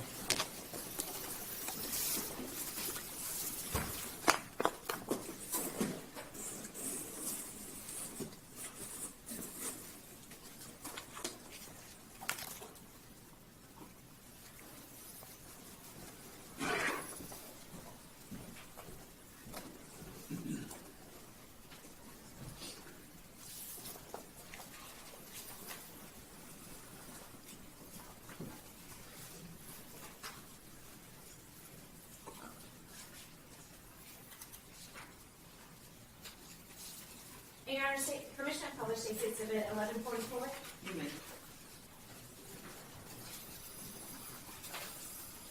I'm showing you what's been marked as State's Exhibit 1144. Are these the number of bills and the denomination that was collected from Mr. Kewon White on the night or the early morning hours of November 23rd? Yes, ma'am. We see that there are 28 $100 bills, Yes. 63 $50 bills, Yes. 43 $20 bills, Yes. 102 $10 bills, Yes. 354 $5 bills, Yes.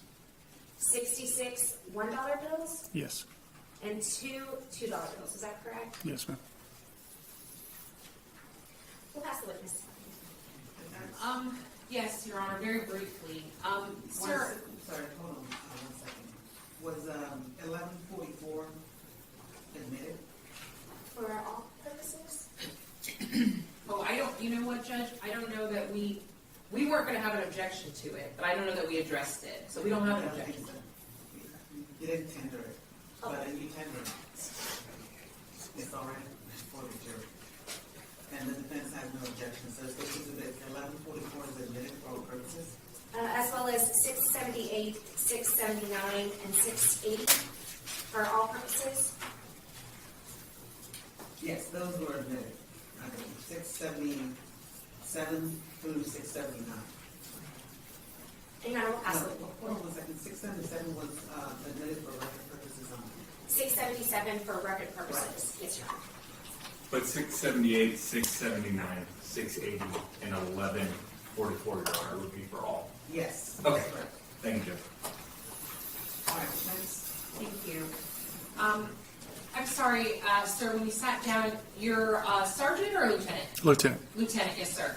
And you have some experience, or are you currently assigned to narcotics? Over narcotics, not assigned necessarily to the division. No. Okay, when you say over narcotics, what does that mean? So you have the Criminal Investigation Division, and they are under my command.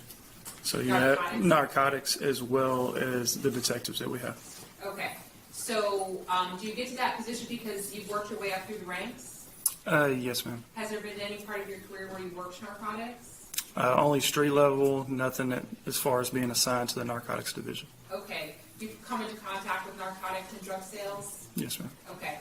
You have some, you said you've been a police officer for 20 years? Yes, ma'am. Okay, so through those 20 years, have you had an occasion or have you had many occasions to come into contact with people that either sell drugs or use drugs? Yes. Okay. Have you come into contact with people that sell drugs? Yes. And when you're selling drugs, is it often that you may have what looks like large amounts of money, but they're small denomination bills? Occasionally. Okay. And so, to be fair, maybe do people that sell drugs kind of do that to make themselves look like they have more money than maybe they actually do? Yes. And in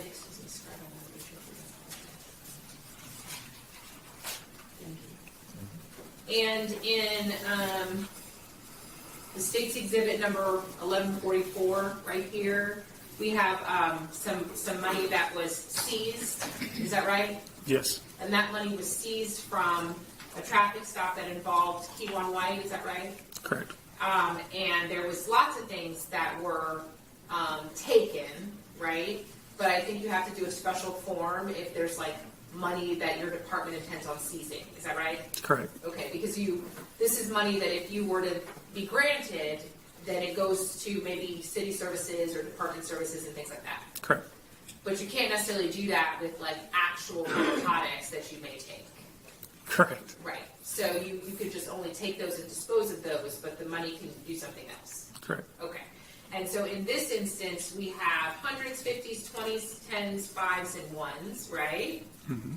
And there are two $2 bills. But out of all of those different denominations, this is going to seem like a silly question, what is the one that has the most? I do this with my daughter a lot. Which one has the most? Which denomination has the most bills? As far as the most bills, you've got the $5 bills. $5 bills. And then what comes next? Next would be the $10 bills. And then this one is a little bit close, but the next one Would be the $1 bills. $1 bills, okay. And there was also drug, and so those are really common low-level drugs, drug dealer denominations. Is that fair? Yes, ma'am. Okay. And there's a lot of bills, right? If there's 354 $5 bills, that's not that much money. Is that fair? It's a lot of fives. Yes. It's a lot of $5 bills, but how much money is it? 350. So you're looking at probably $1,600. Yeah, you're very close. I wouldn't have been able to do that in my head. $1,700. But the point is that if you have 354 bills, that looks like a ton of money, right? That's a stack of money. But at the end of the day, it's really just $1,700. Is that fair? That's fair. Okay. And then you also are aware that actual drugs were confiscated. Is that right? That's correct. And there was some property that was confiscated that was like packaging. Is that fair? Yes. Where somebody might take a large amount of drugs and put them into individual packages. Is that right? Yes. And then if they do that, what are they generally intending to do, based on your training and experience? If they have packaging material, they usually sell it. Okay. So obviously all that had to be taken, and the person that had all of that stuff had to be put into custody. Is that right? Yes. And then ultimately, all people have the right to bond out at some point if they want to, if they can afford it. Yes. Okay. There's nothing unusual about somebody bonding out. Nope.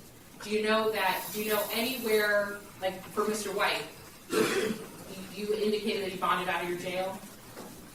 He bonded out of the Titus County Jail. Okay, is that where That's you not work? this. No, ma'am. I work for the Mount Pleasant Police Department. Okay, do you guys just house your people at the Titus County Jail? Yes, ma'am. Okay, so you're aware at some point he bonded out of the Titus County Jail? Yes, ma'am. Do you know where he went? No. Are you aware that he came back to Dallas? No. Okay.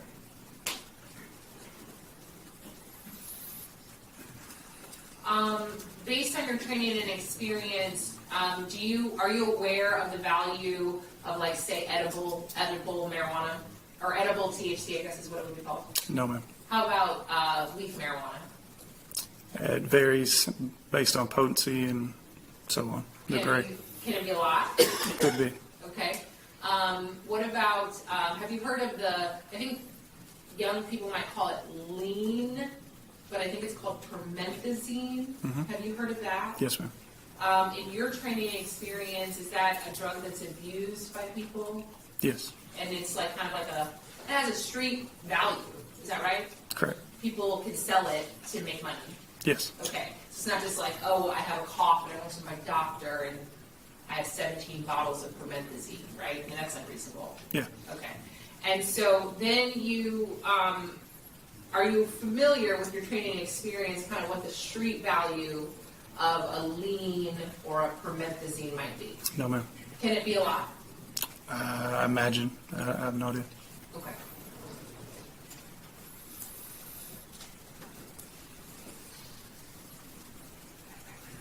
Sorry, last thing, I promise.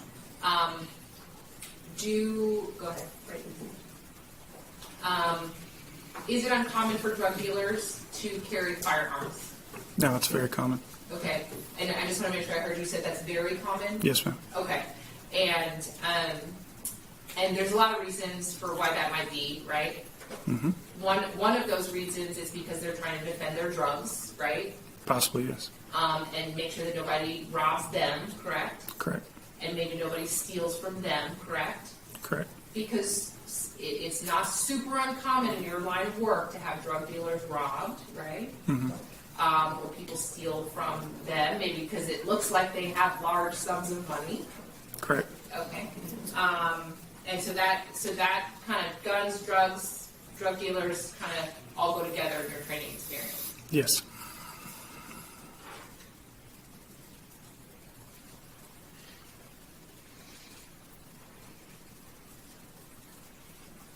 Oh, yes. And I-30, it's a trafficking corridor, isn't it? Yes. Lots of people run drugs, really from the west to the east. Is that right? Yes. I mean, running them out of Texas into Arkansas and other places like that. Correct. It's a common route, so much so that you guys have, like, officers that Yes, are, ma'am.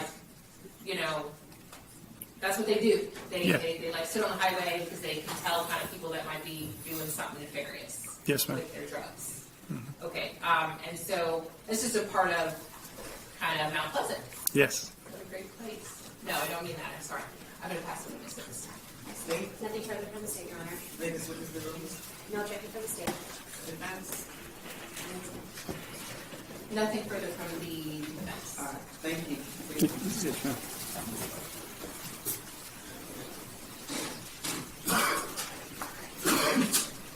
State, call your next witness. State calls Michael Hildebrand.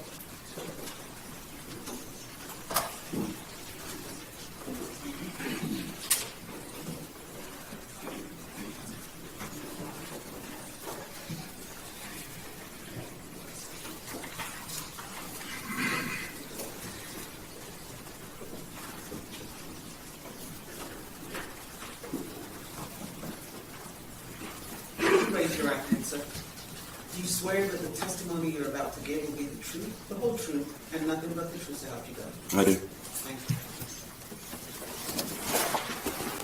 Can you please state and spell your name for the record? Michael Hildebrandt. It's Michael Hildebrandt. And how are you currently employed? I'm employed by Securus Technologies. Can you please explain to the jury what Securus Technology is?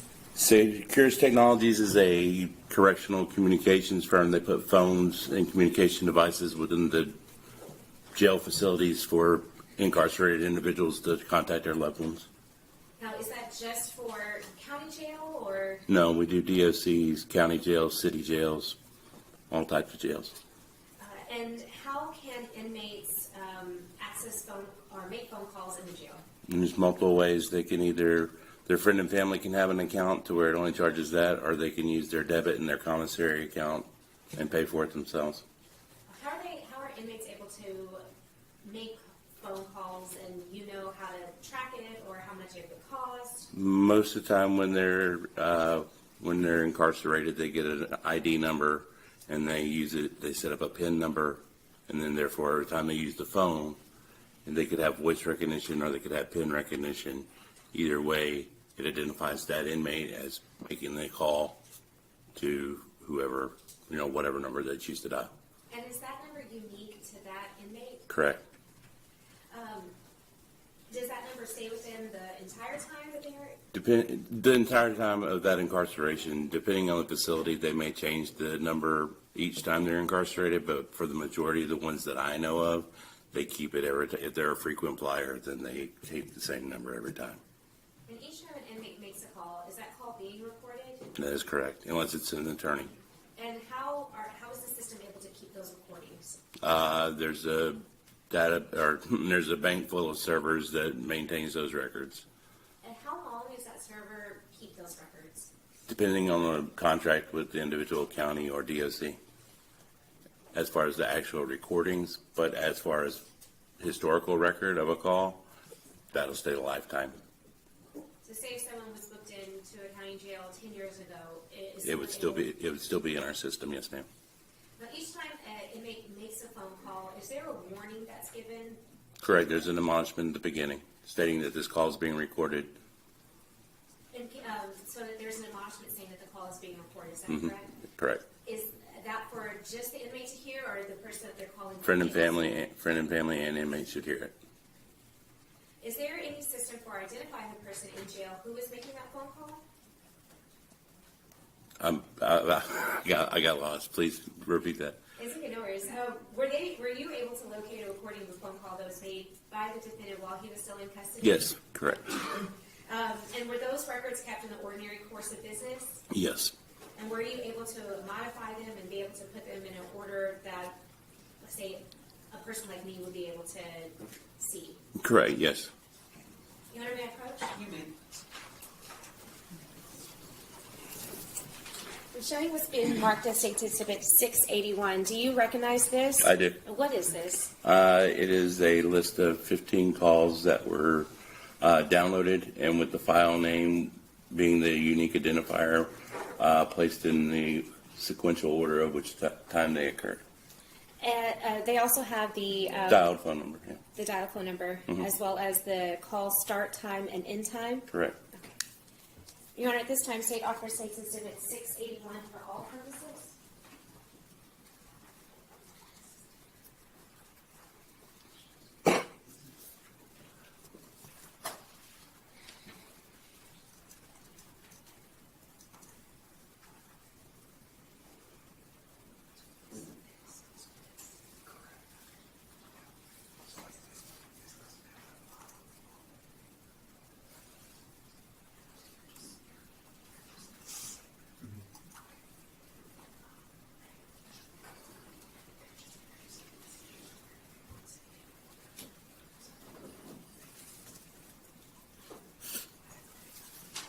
No objection.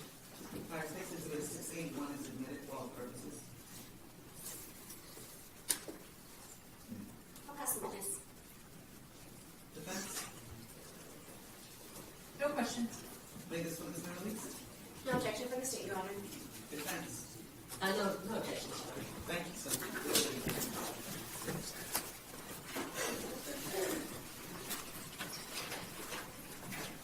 State call please. State will call Thomas Tedder.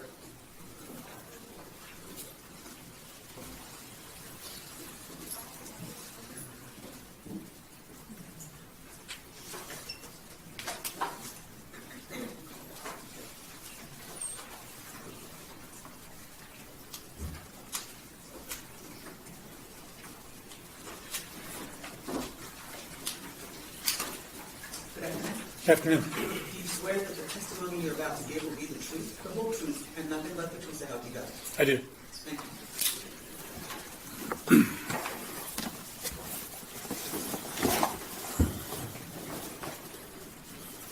Proceed, Your Honor. Good afternoon, sir. Good afternoon. Would you please state your name for the record and introduce yourself to the jury, and then spell your name for the court reporter, first Yes. and last name? My name is Thomas Tedder. Last name is spelled Tedder. I am a senior information security analyst at First Citizens Bank. Prior to that, I was an FBI agent for 27 years. The last 5, I was the laboratory director for the North Texas Regional Computer Forensics Lab. Prior to that, I worked in the Baton Rouge office out of the New Orleans division for 15 years, working in cyber crimes and doing digital forensics. What was your first name again, sir?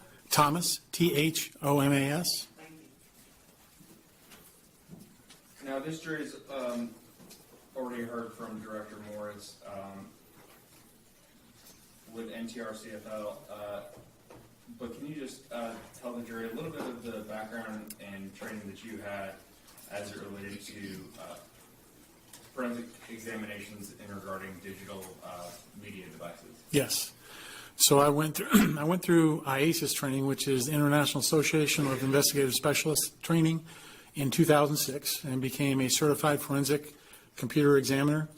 In 2008, I went through the FBI's CART program, which is the certified CART program that every examiner goes through. Throughout the years, to keep our certifications, we do training every year to keep that training up. Since I retired in 2023, I'm no longer CART certified, but I am still certified through IASIS as a CFCE. And back in November of 2020, what was the position that you held at that time? I was the laboratory director for the RCFL. And were you asked to do an examination as it related to certain cell phones in this case? Well, as the director, I actually assigned it to myself, but yes, just to keep backlog down, I did the phones. And at that time, how many different examiners did you have underneath your supervision? Approximately 16 to 18, depending on TFOs that were coming in and out. And TFOs, I think this may be the second time this jury's heard that term be used, but I don't think we've discussed it. What is a TFO? A task force officer. So the RCFL is composed not only of FBI employees, but also of local police officers, task force officers that are assigned to the laboratory. If they assign a task force officer or a police officer to the lab, we work cases not only for the FBI, but also for that jurisdiction. So Plano, Richardson, Dallas, we would also bring their cases in and work them through the RCFL as well.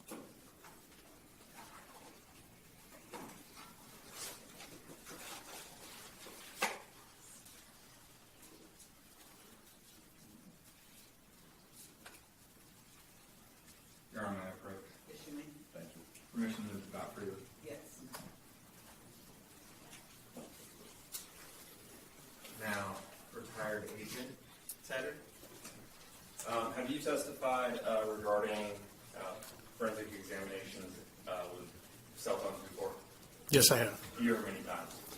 Many times. State and federal court? State and federal court. I'm going to show you some marked states exhibits 7, 14, 7, 16, 7, 18, and 720. Would you mind taking a look at those and let me know if you recognize them?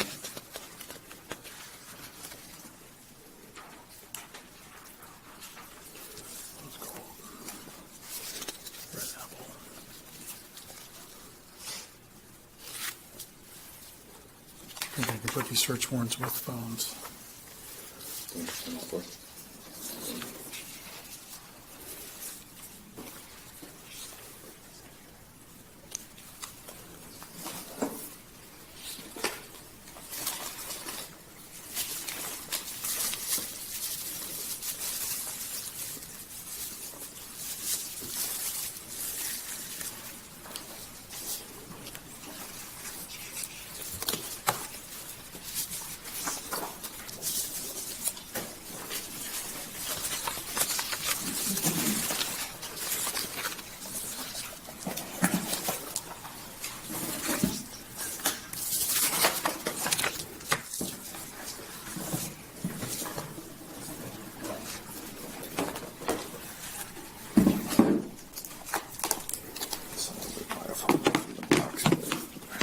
This is the rose gold phone. I know that goes with this.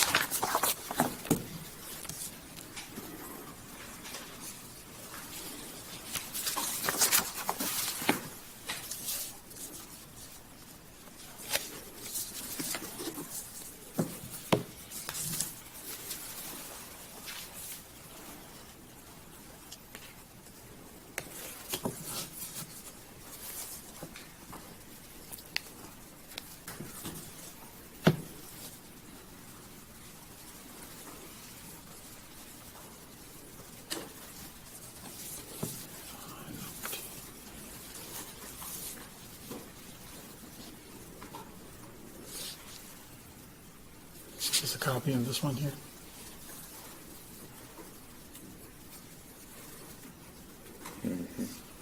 So let's see, 11, 7. Yep. Okay. I do recognize this. Okay.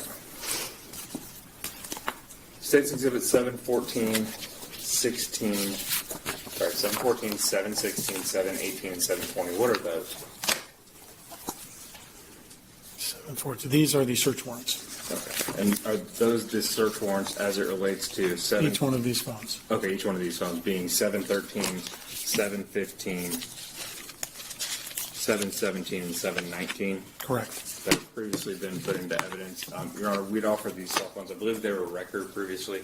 We're going to offer the phones now for all purposes with retired Special Agent Tedder on the stand. So you're offering 715, 716, 718, and 720 for record purposes? Correct. The search warrants for record purposes only, and the cell phones for all purposes. And those search warrants are in relation to the cell phones? Correct.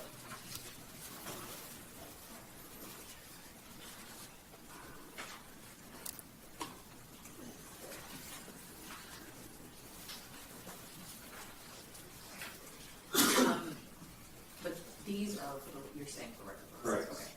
Okay. Okay, so so we would just object and re-urge our motion as relates to, this is, these are items that were collected from an address on Britain, which is unrelated to our client. So we would re-urge to the relevance of those, and we would, I guess, also object to the physical phones coming in. I'm assuming that the court's not going to allow jurors to turn them on and look at them and do things like that. So we would object to the relevance of the physical phones coming in. What's the state's response? Records fine. Court will advance statements 714, 716, 718, 720 for record purposes. And cell phones 713, 715, 717, and 719 for record purposes. Now, States Exhibits 721, 723, and 724. Do you recognize those exhibits as they relate to those 4 cell phones? I do. These are reports that I created from the extractions of the phones. Okay. And if you wouldn't mind, 721, this extraction, it's got your initials on it, correct? That's correct. And this is, I'm going to say, a duplicate of the exact readable extraction that you've... This is a report created from the extraction. Okay. And The extraction is the raw extraction. The report is what is generated from the extraction. and that makes it readable for us. Makes to it go. human readable, correct. Thank you. And 721, which phone does that correspond to? That's going to be the Apple iPhone 6, Okay. 1633. So I got to figure out, it's going to be 3-4. It's going to be the rose gold one here, this phone. And that is, for the record, that is State's Exhibit 713. State's Exhibit 722. Do you recognize that? I do. And what is 722? It's also another report created from the extraction from one of the phones. And My which- initials are on it. Okay. And which phone does that correspond to? That can, 135. This phone here. And for the record, that's State's Exhibit 715. State's Exhibit 723. A red iPhone.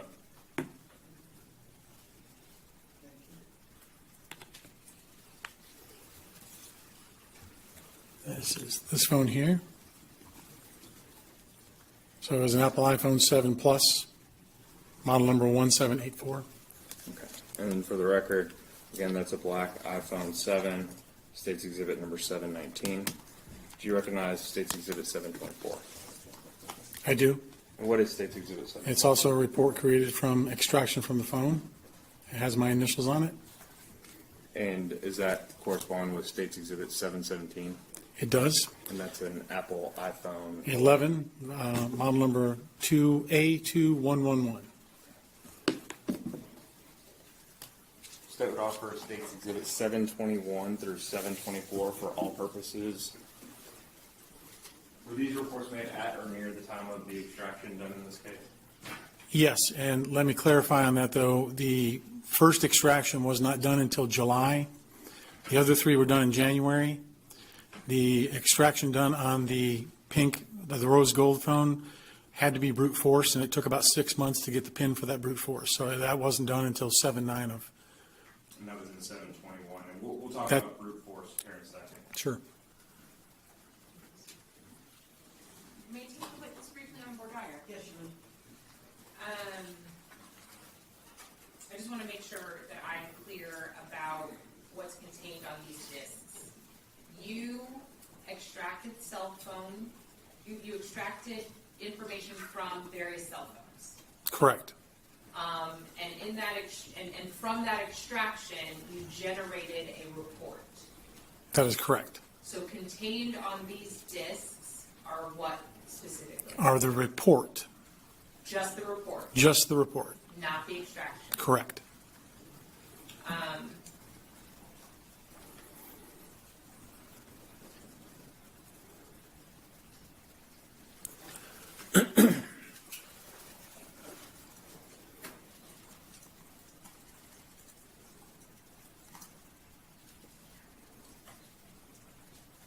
Okay,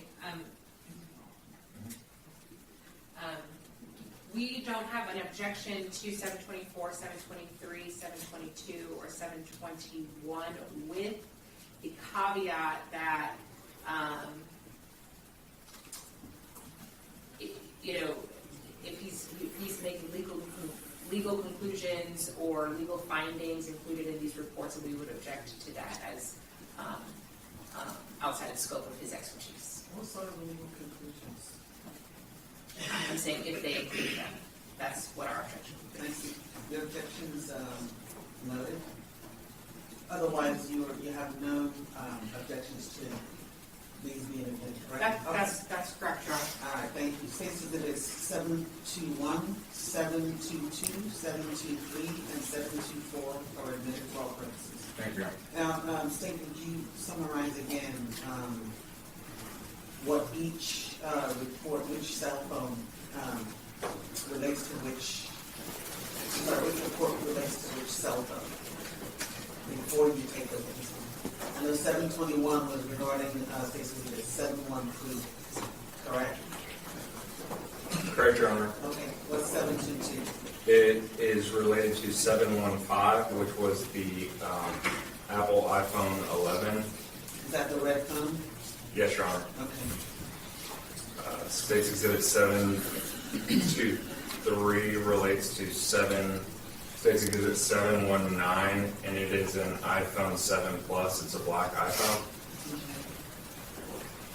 State's Exhibit 724 relates to State's Exhibit 717, which is an iPhone 11A21111.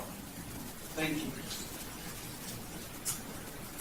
May I proceed? You may. Thank you. Retired Special Agent Tedder, you didn't make any legal conclusions or findings in your reports, correct? Correct.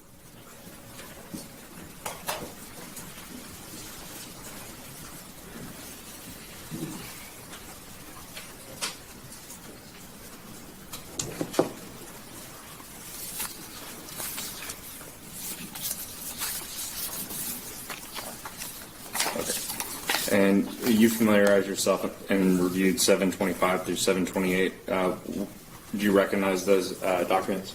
Yes, these are reports of the extractions for each of the 4 phones. And those were made at or near the time that the extraction was done? Correct.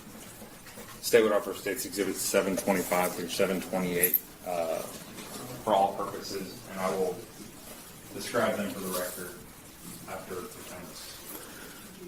Go ahead and describe it. State's Exhibit 725 is regarding an iPhone 6S. Device name is Dollar Dude. State's Exhibit 726 is an iPhone 11. Device name Trap, T-R-A-P, no space, B-O-I, Trap Boy. State's Exhibit 727 is regarding an iPhone 7 Plus. Device name Dollar Dudes. 728 is another iPhone, an iPhone 11. Again, device name Dollar Dudes. Your Honor, I'm just trying to make sure I'm keeping up. Are these the reports that are on the discs that are just in paper form? No. These are just the progress reports. These are the progress report of the physical extraction from the phone, showing that the physical extraction was completed. Of the phones that we were just talking about? Correct. Is there any way that I can just ask you to tell me what the colors, because that's kind of how I have them notated.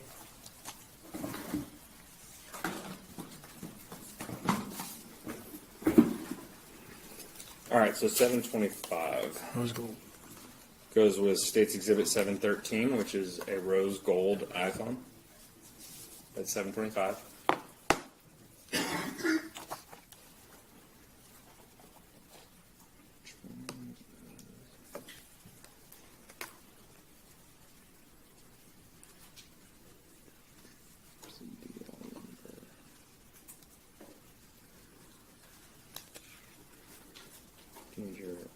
I'll give you your examination notes.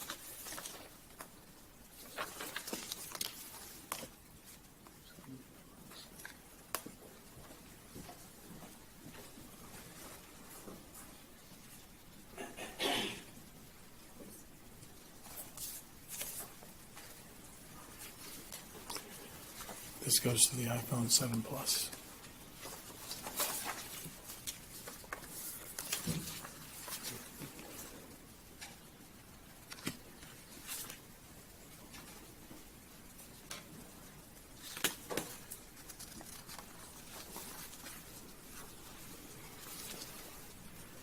Correct.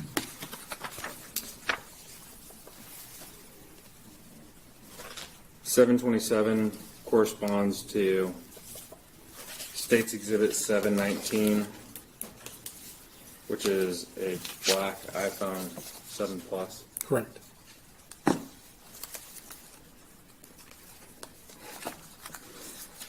State's Exhibit 726 goes with a red iPhone, which is State's Exhibit 715.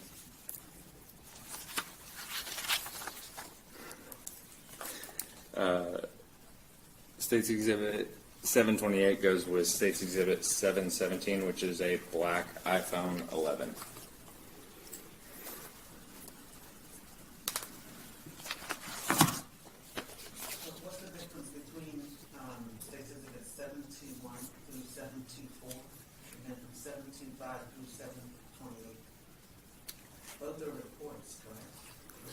The 721 through 724 are the reports from the extraction, are the actual readable reports that come from the extraction, correct? Correct. That contains all of the data that you were Human readable data that you can look at. the actual extracted material in a report format. That'd be correct. Okay. 725, 726, 727, and 728 are the progress reports just showing the extraction and the progress and then them being extracted. Okay, thank you. I just needed clarification on all, which phones went with what. So I have that now, so we don't have an objection. Six exhibits, 725, 726, 727, and 728 are admitted for purposes. Thank you, Your Honor. Okay.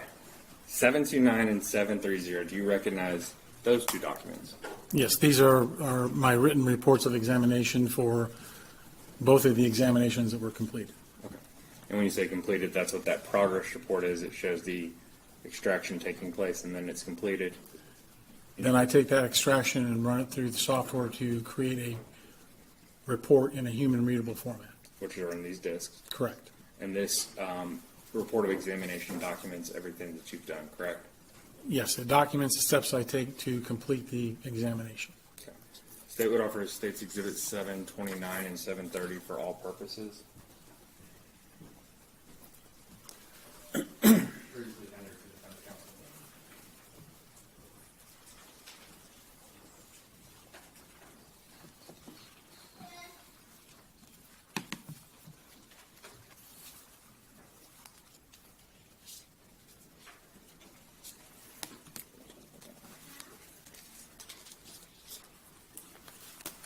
No objections, sir. Case exhibits 729 and 730 are admitted for purposes. Thank you, Your Honor. Permission to publish? Yes, you may. Now, the exhibit, retired special agent Tedder that you have in front of you is State's Exhibit 721. You talked about, you brought up brute force, and now with Director Morris, we did not talk about anything like brute force being done regarding his extraction, but can you just tell this jury a little bit about what that means and like why brute force needs to be used and what the purpose is of it? Yes. So in this particular instance, there's three states of a phone. It's in an off state. Once it's turned on, it's in a state that you would call BFU, before first unlock. When you take a phone out the first time, you can't use your Face ID, you can't open it up, you actually have to use your PIN code to open that phone up. Once that's done, it's in what they call an after first unlock state. So you can get an extraction from that phone a lot of times without having to do anything. In this particular instance, this phone, DL113134, was in a state of BFU, which means we could not get an extraction from that phone. We have forensic software that we use that we can hook the phone up to and start a brute force attack on that phone. That can take anywhere from 2 weeks to, at this time, it was like 39 years, depending on the complexity of 4-digit or 6-digit PIN code. After about 6 months, the PIN code was found, and once that was found, that phone, then a full extraction was done of that phone, and that report was created. That's why there's a 8251 lab case number and then 8251 sub 3, which is the next sub that came up to do this phone. And talk about the years again, like how long it can take sometimes to unlock or use brute force to get into a phone. Can you just talk about that a little bit more in depth? It has gotten better over the years, and since I've left the lab, I'm not sure where it's at, but when we first started doing these brute force extractions, the proprietary software that we had purchased for the Bureau, for a 4-digit PIN code, we could get into it in a day. Once it went to a 6-digit PIN code, it went from anywhere from 2 weeks to 39.6 years. It has come down somewhat so.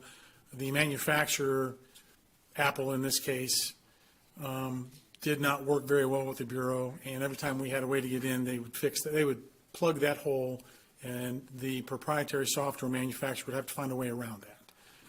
Once he did that, the software would be updated, it'd be tested at Quantico. Once it went through testing and validation at Quantico, then it would be shipped down to every RCFL. So there were 17 RCFLs at the time. And the more complicated phone passwords become, whether it be like instead of just a PIN, a number, but like say you start getting into alphanumeric and characters. Once you get into that, once you get over 8 characters in an alphanumeric, it becomes impossible sometimes to actually crack the alphanumeric PIN or password at that point. It's not a PIN code. To do that, a lot of times we will take personal things of the owner of the phone and try to create passwords on that to try and get into the phones. But on Apple's, it's strictly a numeric PIN code, 6-digit PIN code right now, or was at the time of this extraction. Now, prior to your testimony, did you have a chance to look at 2 binders of just a smaller sample, just some smaller generated reports from what you had put within these full reports? I did. And State's Exhibit 1145, is that from State's Exhibit 721?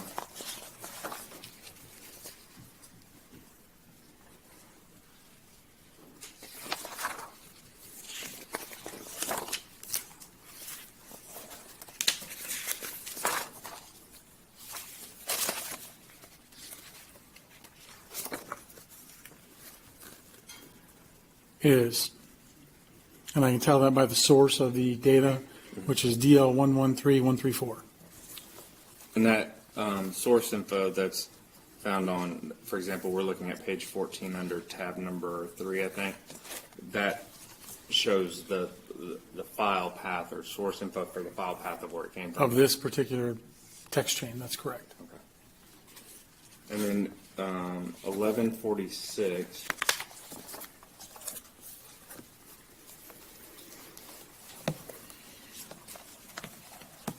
Did that come from, or did those come from State's Exhibit 723?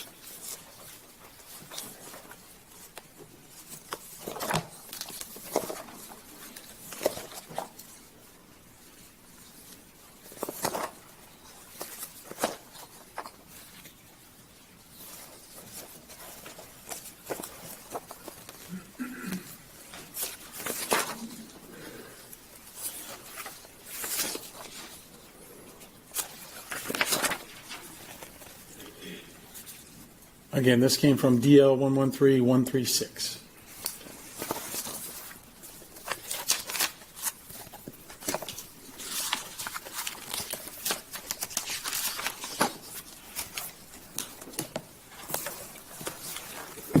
Ms. Jury heard earlier testimony from Director Morris about the way investigators or prosecutors, other law enforcement officers can use what's in these discs to make smaller reports that are more digestible for a jury or a judge. Is that fair?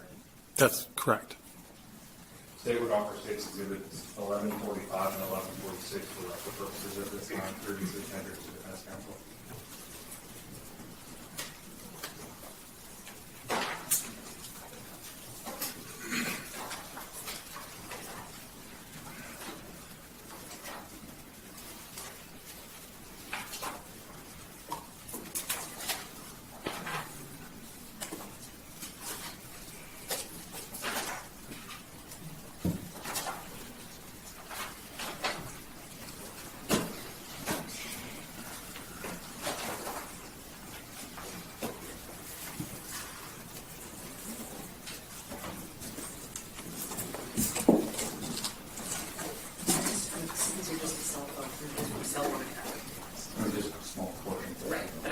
Yes.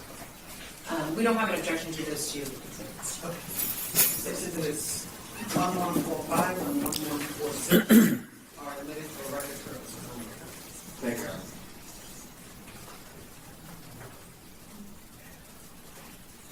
I'll pass it to Sean. Defense? just to confirm, I think I heard the prosecutor refer to you as retired special agent. Retired supervisor special agent, yes. Retired supervisor special agent. Thank you for correcting me. You're not with this organization anymore under the FBI. No, ma'am. When I turned 57, I had to retire. Okay. And can you just say the acronym a little bit slower? I feel like I've heard you say what sounds like NFL or... NTRCFL, North Texas Regional Computer Forensics Laboratory. Thank you. I just wanted to make sure that I was hearing you correctly. We often just say NTRCFL, but it's North Texas NTRCFL. Okay. And again, your only job is to receive the request and likely a search warrant for a digital device. Is that right? That's correct. Receive those. Is that right? That's correct. And once you receive that and maybe some possible parameters, either from the law enforcement agency or based on the search warrant, you then begin your laboratory's process that then begins an extraction of a digital device. Is that correct? Correct, depending on what is requested. Depending on what's requested. And there's kind of a process by which you would do an extraction, analyze that extraction, and pop out a report. That's one way that information, say, gets to a prosecutor, for example. Is that correct? That would be correct. And then there is another process, and maybe they're parallel processes, but another process where you basically just like create a carbon copy of the entire extraction and then give that whole thing without an analysis over to a potential law enforcement type of officer, or maybe even a prosecutor's office, so that they can go through it themselves. That's correct, depending on the request. Depending on the request. And inside of your process within the organization, you guys have checks, balances, peer reviews, various steps in the process, right, to ensure that, like, when you're creating your analysis from an extraction, that analysis is then checked by another qualified and competent analyst that says, yep, all the boxes are checked. Is that right? Yes, it goes through two problems. We have a technical review, and then we have an administrative review. And that exists inside of your organization. That is correct. Okay. Now, if you were, and ultimately, if a report is produced, it has absolutely gone through that two-step process. Is that correct? That's correct. Okay.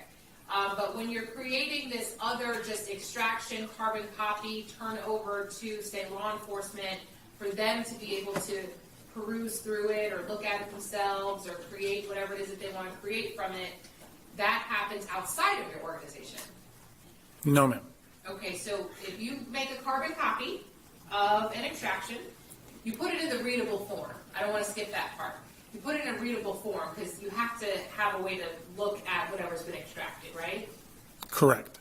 But there are requests, nowadays in particular, where law enforcement is saying, hey, we don't need for you to do an analysis of this. We just want the whole thing, and we'll take it from there. And that happens quite often. And that happens quite But often. it still goes through our tech review, making sure that we've got our hashes are correct, and we've done that, and then the admin review to make sure that we've followed all the proper procedures. Okay. So that's done every time on every examination, whether or not it's a full examination and we make an opinion of that evidence, or we just make a copy for the detective or the agent to go through. Okay. But those two processes happen on every examination. Okay. And then on the examination where it's the carbon copy, it's gone through all your checks and balances. Correct. But ultimately it gets to another agency that's not you, right? Correct. And they perform whatever kind of analysis they perform, correct? Once it leaves the lab, yes, we don't track it. And you don't know whether or not they have an additional internal process to make sure checks and balances and peer review and all of that is done. That's outside of you and it doesn't have anything to do with you. We track the evidence when it comes in the door, and we stop tracking the evidence once it's returned to the agency, correct?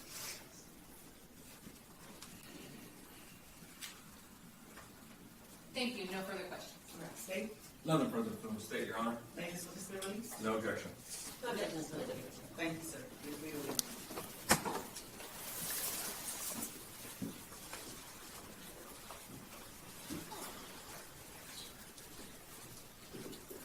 State, call your next witness. Your Honor, may we approach? Yes.